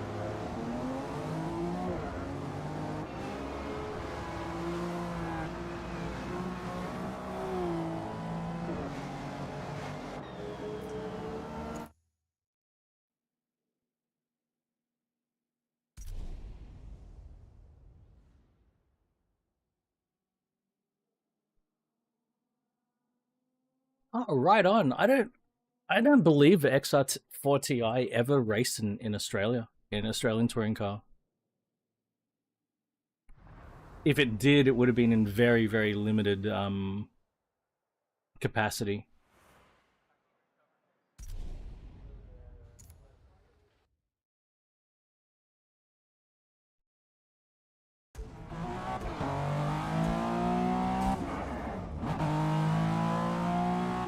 Would it be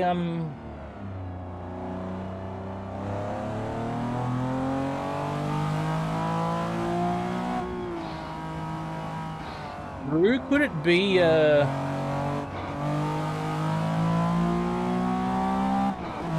different car with the model designation XR4 Ti? Is that a possibility? Because I know Ford played pretty fast and loose with a lot of those designations over the years in different countries.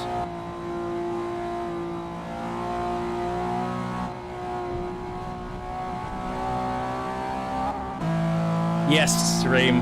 Got bronze. I don't think I beat you. I really enjoyed the DeLorean. I think that's the most fun I've ever had driving a DeLorean.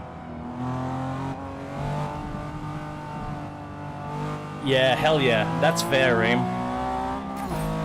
Yeah, that's a good point. Maybe I can start aiming for silver more.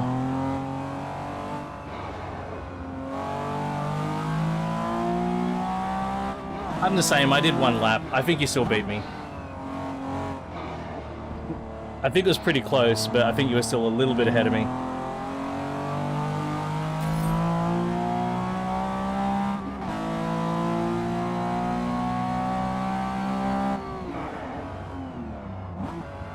That's exactly it, Brew.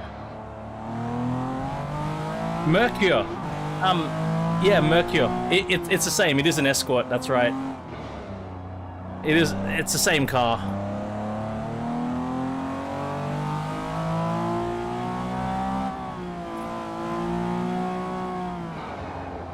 Yeah, I think I understand, like, the bump on the right, instead of, like, looking like a typical Porsche fender. I do get what you mean.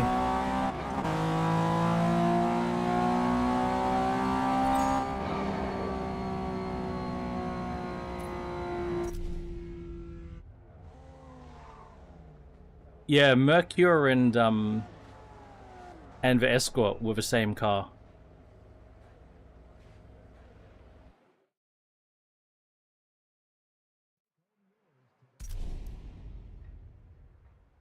Or Sierra. Is this Mercure and Sierra? Or is this? I can't remember. I can't remember, bro. I can't remember which is which.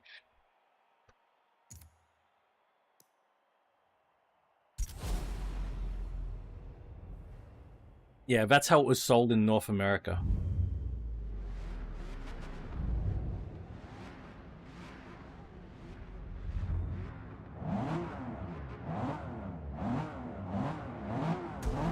There you go.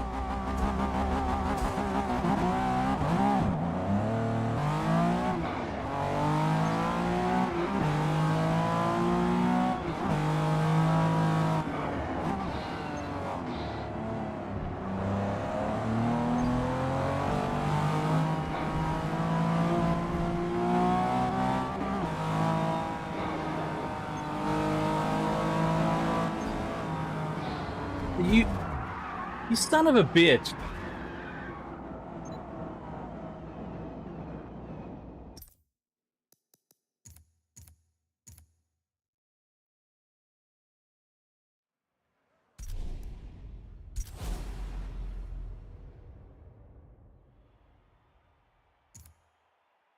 I had nowhere to go. I was right up against the wall, and he kept driving into me.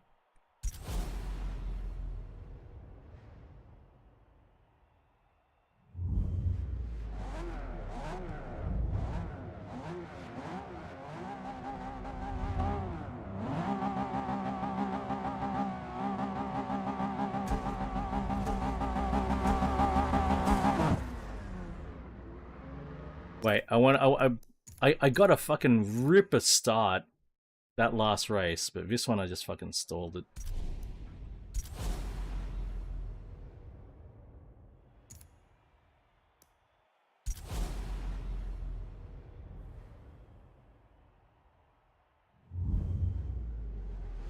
I like that clutch slipping is now a thing in this.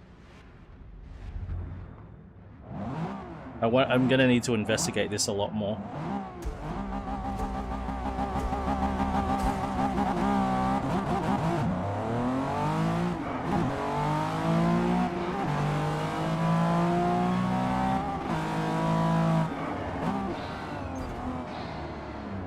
Get fucking off me!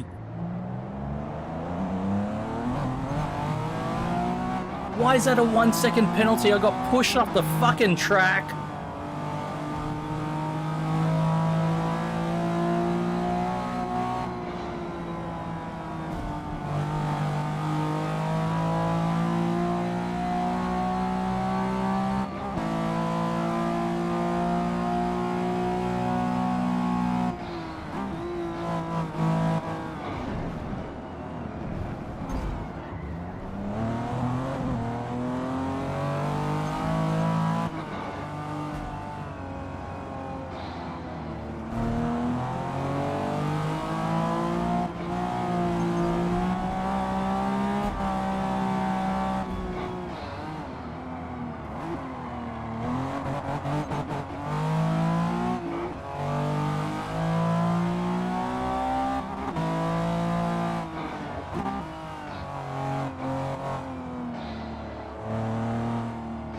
I'm okay now. I feel better now.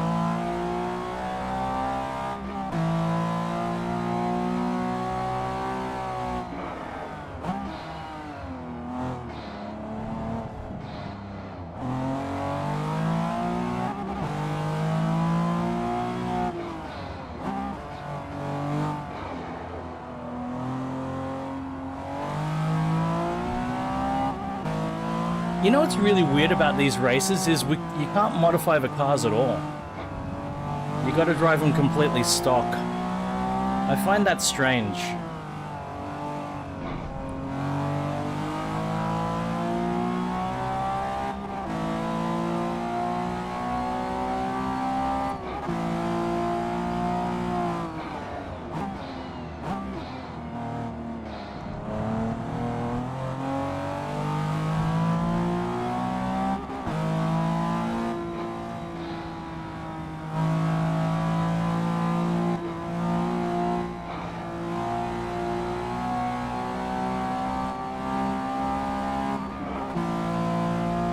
I just realized that there was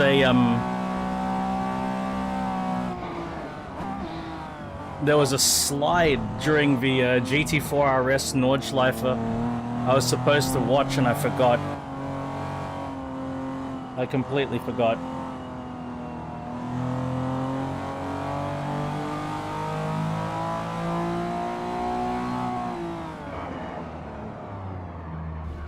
Fucking hell. It just felt like I had no brakes. That was weird. Fucking hell.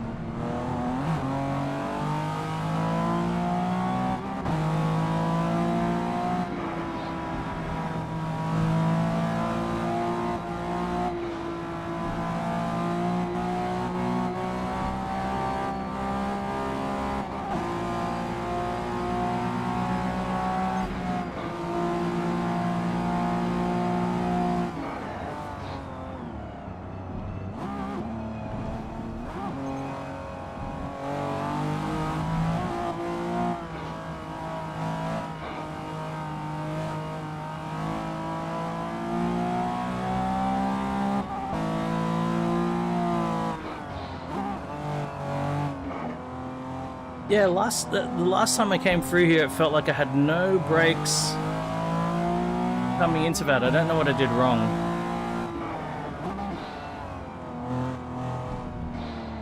Like, I guess it was my fault, but I actually don't know what happened.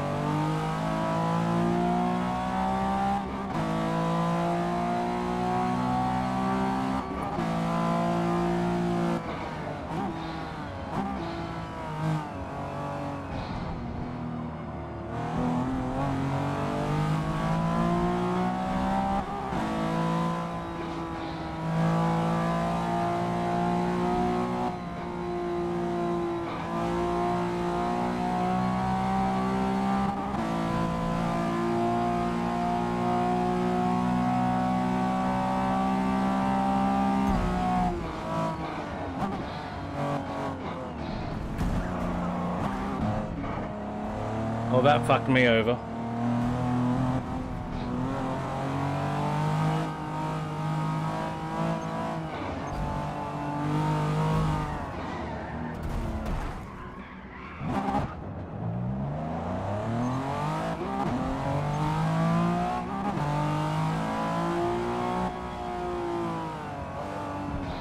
Oh boy. We've got some damage, eh?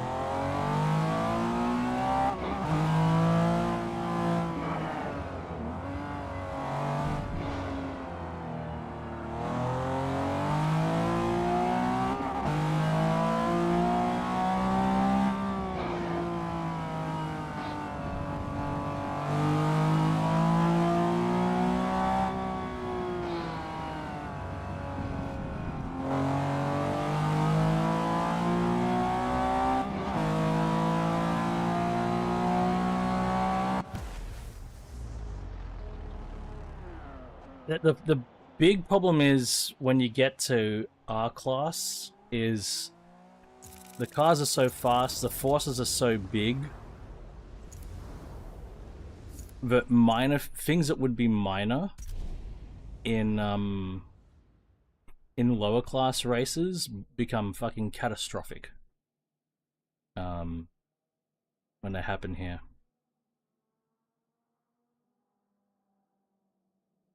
All right, 2 more races to go.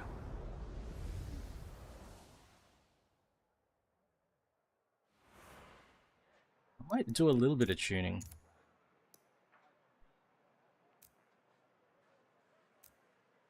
I don't get a lot of turn in. We've got positive camber on the front.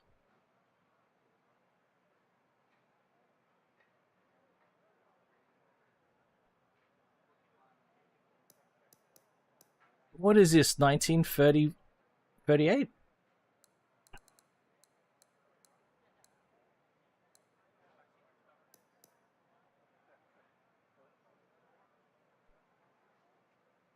Positive camber on the front?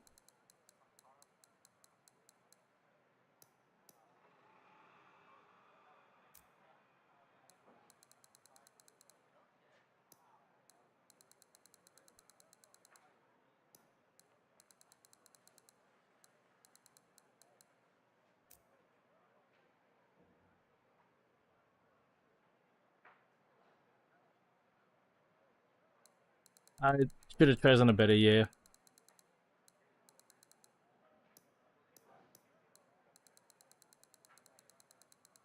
I just picked a 30, a year in the 30s at random. For some reason, 1938 was prominent in my memory. Don't know why.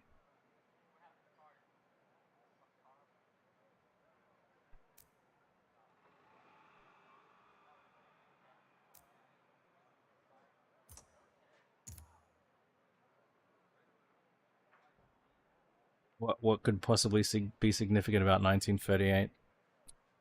Who knows?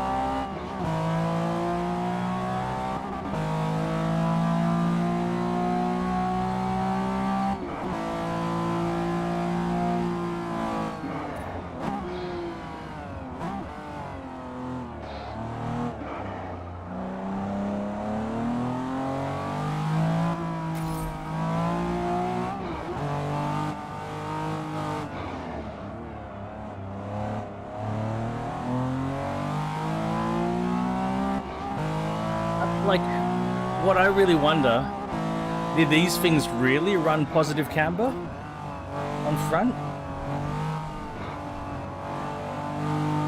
Or is this just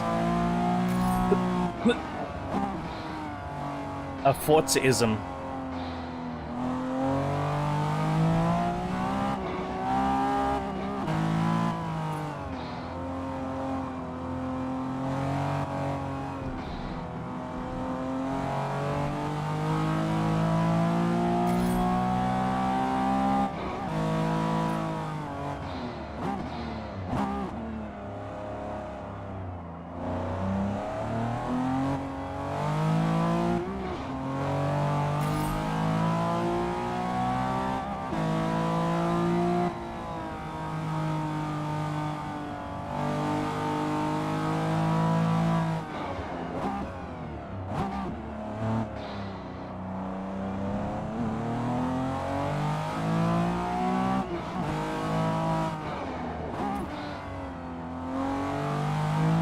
Yeah, that's it. That's it.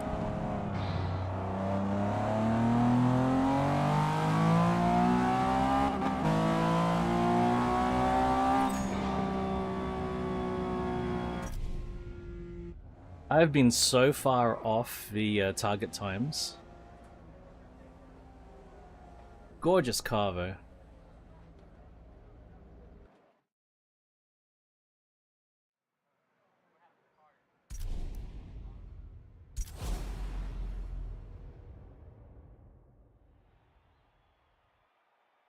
.5 bar. But those are cross-ply tires. They're not radials, so they're set up very differently. That's also why when the tires exploded, it was so violent back then.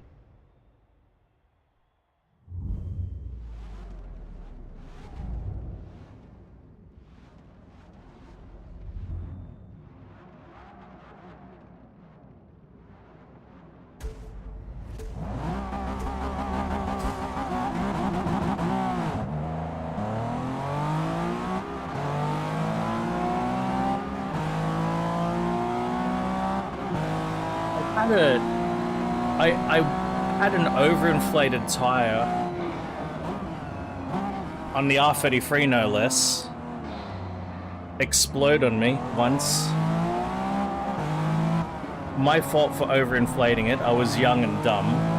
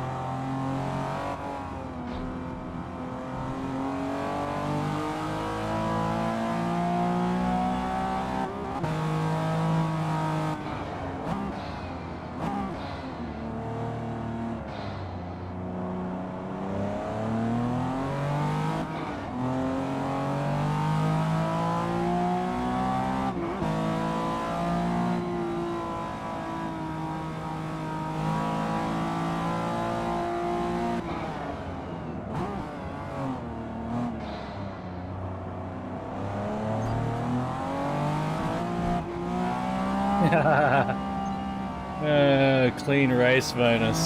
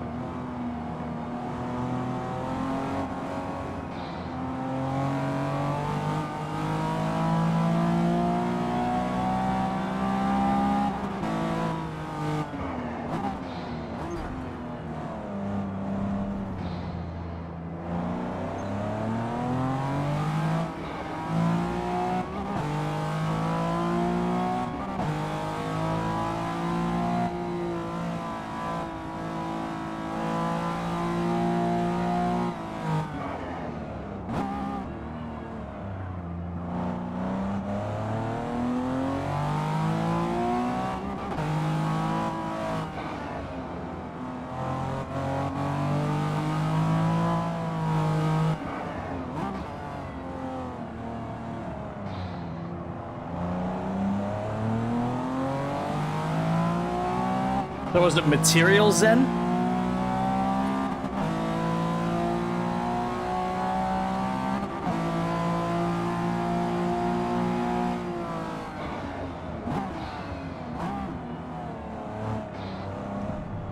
I know cross-ply tires were used up until like probably even the 60s.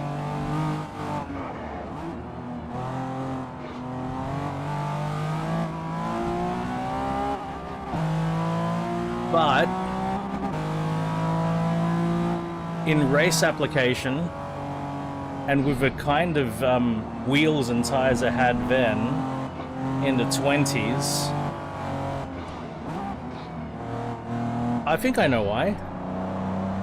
Because in the 20s, they were more like fucking bicycle tires. And bicycle tire pressures, because they're so fucking small, you put the pressure right the fuck up.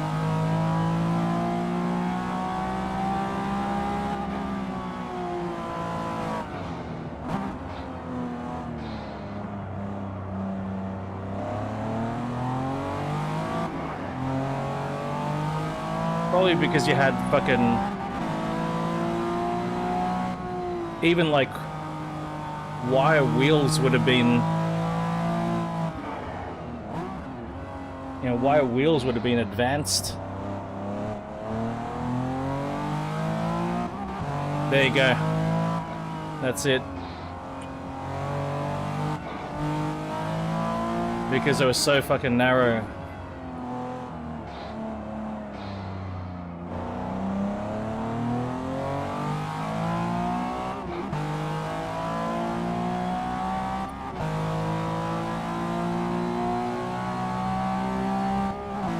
Really like this car.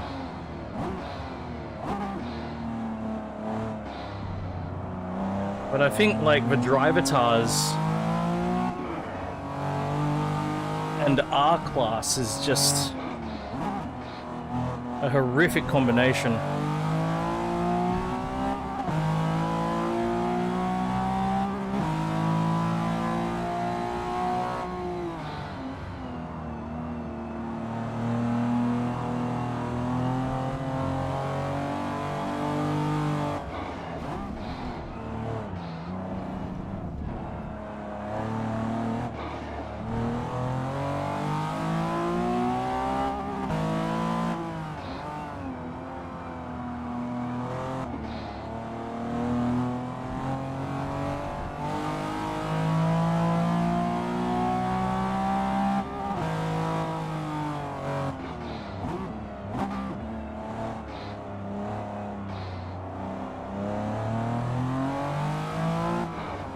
I mean, I already got knocked back to last place, so I don't give a fuck, really, at this point.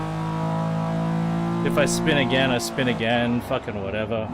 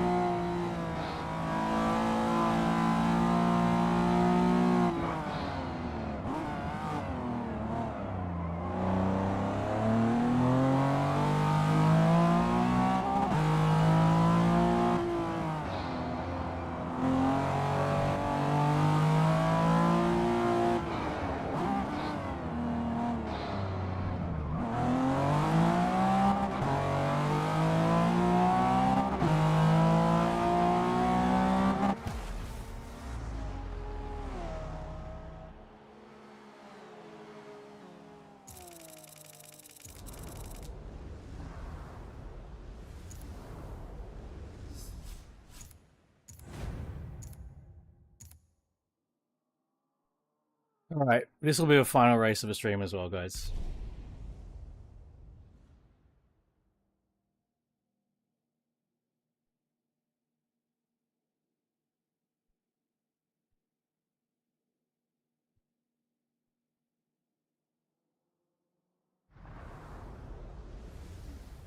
Wow, there are a lot of people running on Twitch at the moment. Thank you, Shemi. Lots of people doing stuff on Twitch.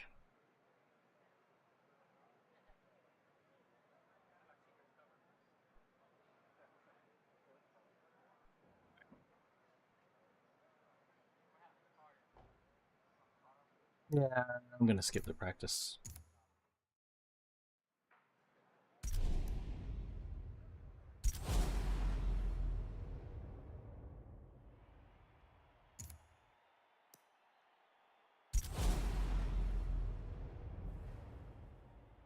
These gloves are going into the fucking freezer straight away. They're going into a bag, the bag's going into the freezer.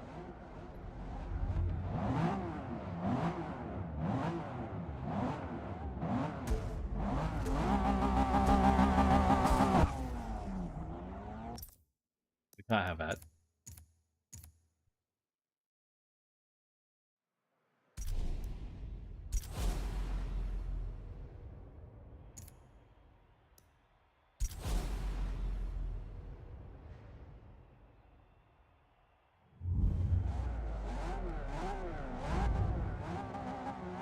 I can't. I couldn't because I had to stream today. I was going to do it, but then I realized, well, I need gloves for today.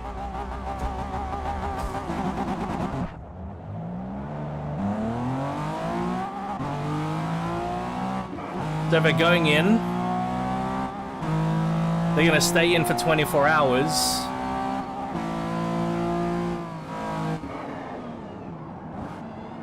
Then they're going to come out 24 hours before. Well, it's going to be a little bit less than 24 hours, but they got to defrost before the next stream.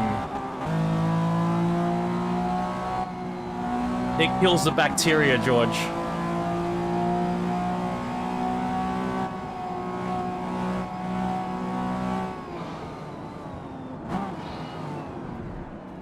Yeah, because leather gloves you don't want to wash. Things with waterproofing and coatings like that you don't want to wash. So your best bet. Oh.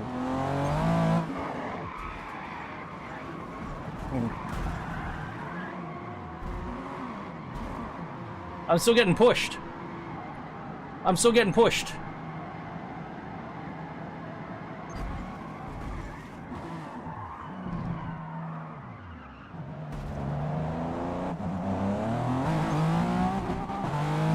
How ridiculous. How fucking ridiculous. Did they get penalties? Did any of them get penalties for what they did?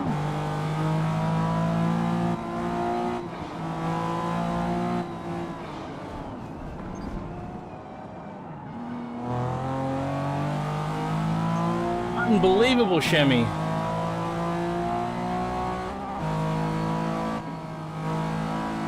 Nah, I haven't done any videos, nah.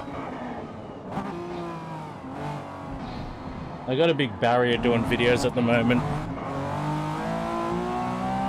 And have done for like a year, 2 years, however, I don't know.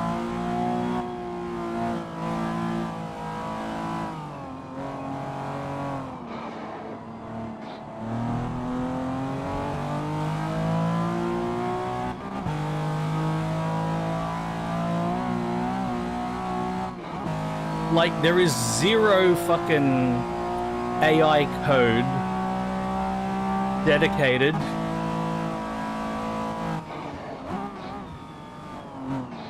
to avoiding accidents or to go around accidents. Zero. It's clear as fucking day. And that's one of the worst fucking How are we in 2025 on the 9th iteration or 8th iteration of a game, and the AI is that bad?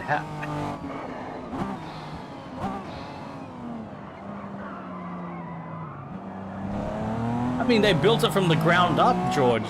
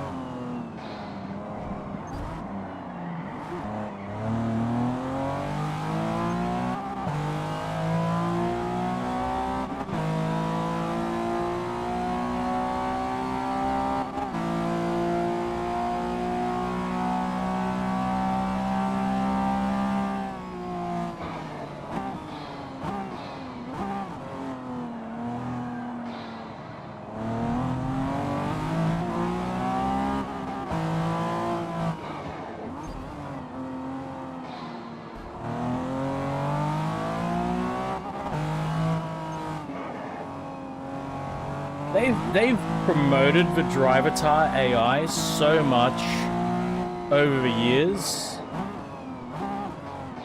and it feels worse than ever.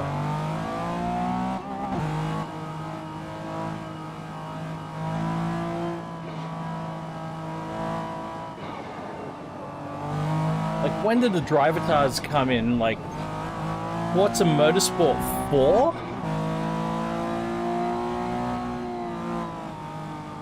If I'm not mistaken.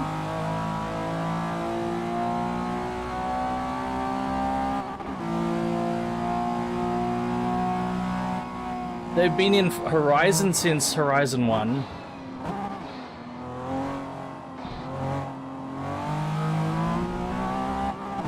How is it so bad?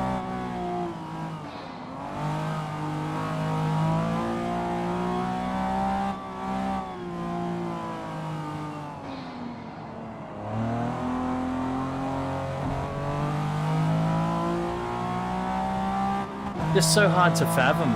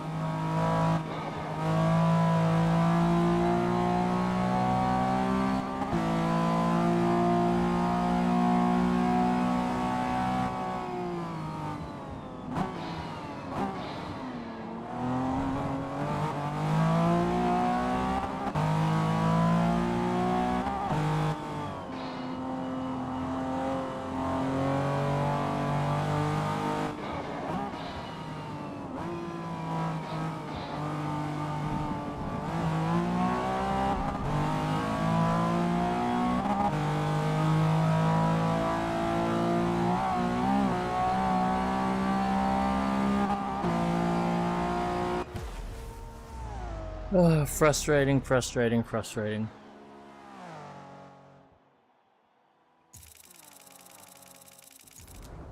That's a good point, George. You're not wrong there.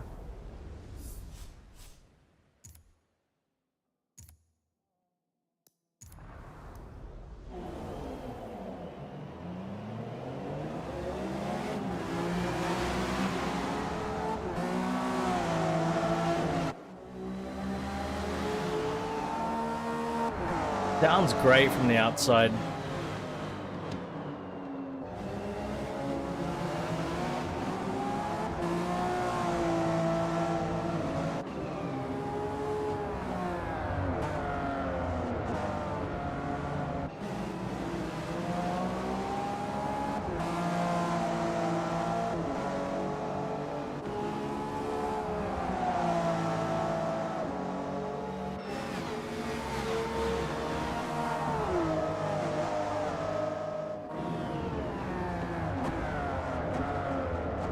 Ooh.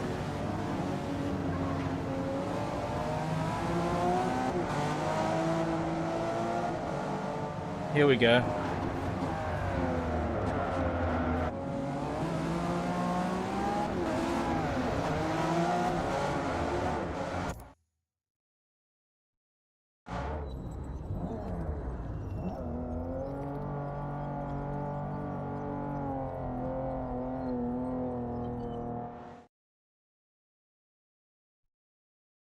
It's my friend Cyrus.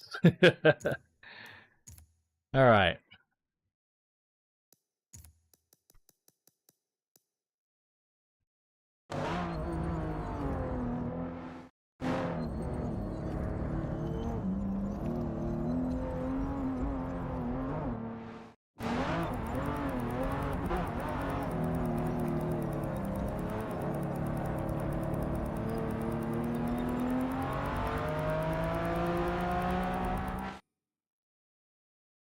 See that? Look at all of the room on the right of the track. All of that room there. But because we've got a right-hander coming up, the driver tar wants to come across to the outside of a track. So even though I'm in front of him by a car length, I'm a full car, like I'm right in front, he's going to come straight across at full speed.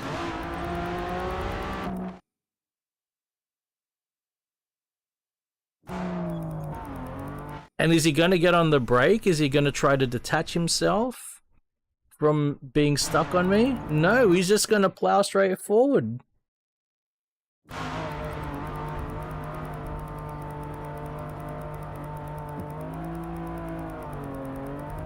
He's even turning into me.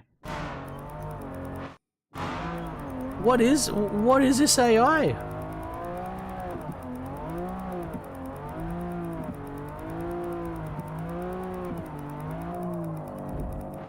And then the other driver tar, there's an accident happening to the right of a driver tar. He's cutting in towards it instead of staying out, away from it.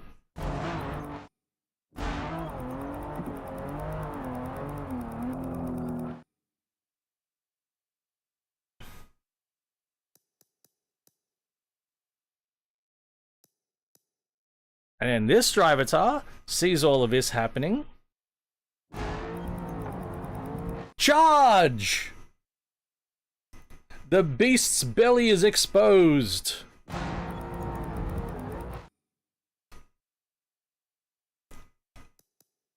It was you, Cyrus. It was you. Oh my god. I was wrong. It was Cyrus all along. It was actually Cyrus. This is, guys, this is what happens when you do a 24-hour stream and then become a driver tar. You are a robot. You want to kill. You hate everyone because you've been up for so long.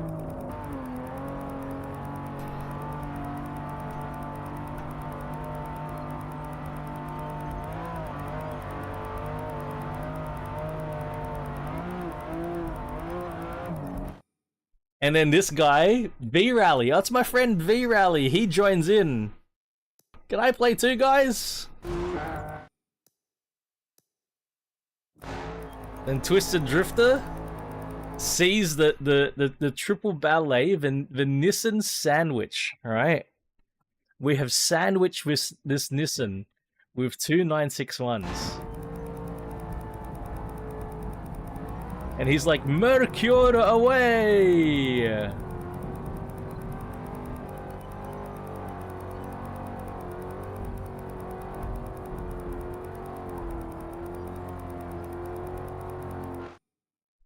And how long are we going to be locked in this ballet for?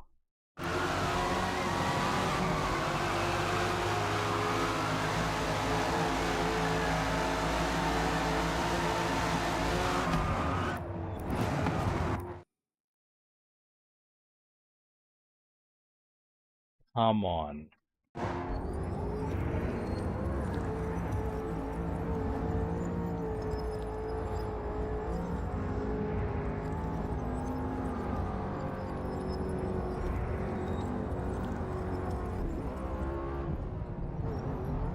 Let's go from the instant that the Mercure made contact.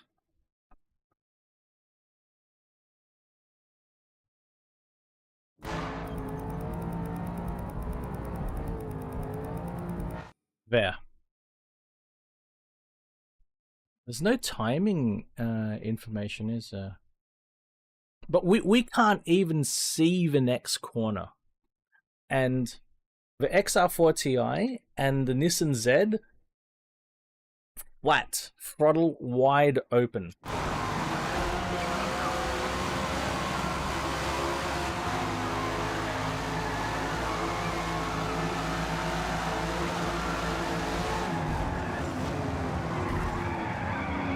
That's just about the stupidest thing I've ever seen in Forza.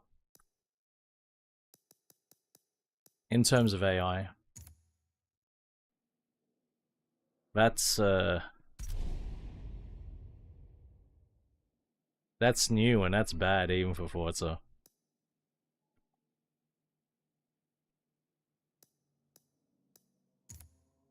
Yeah.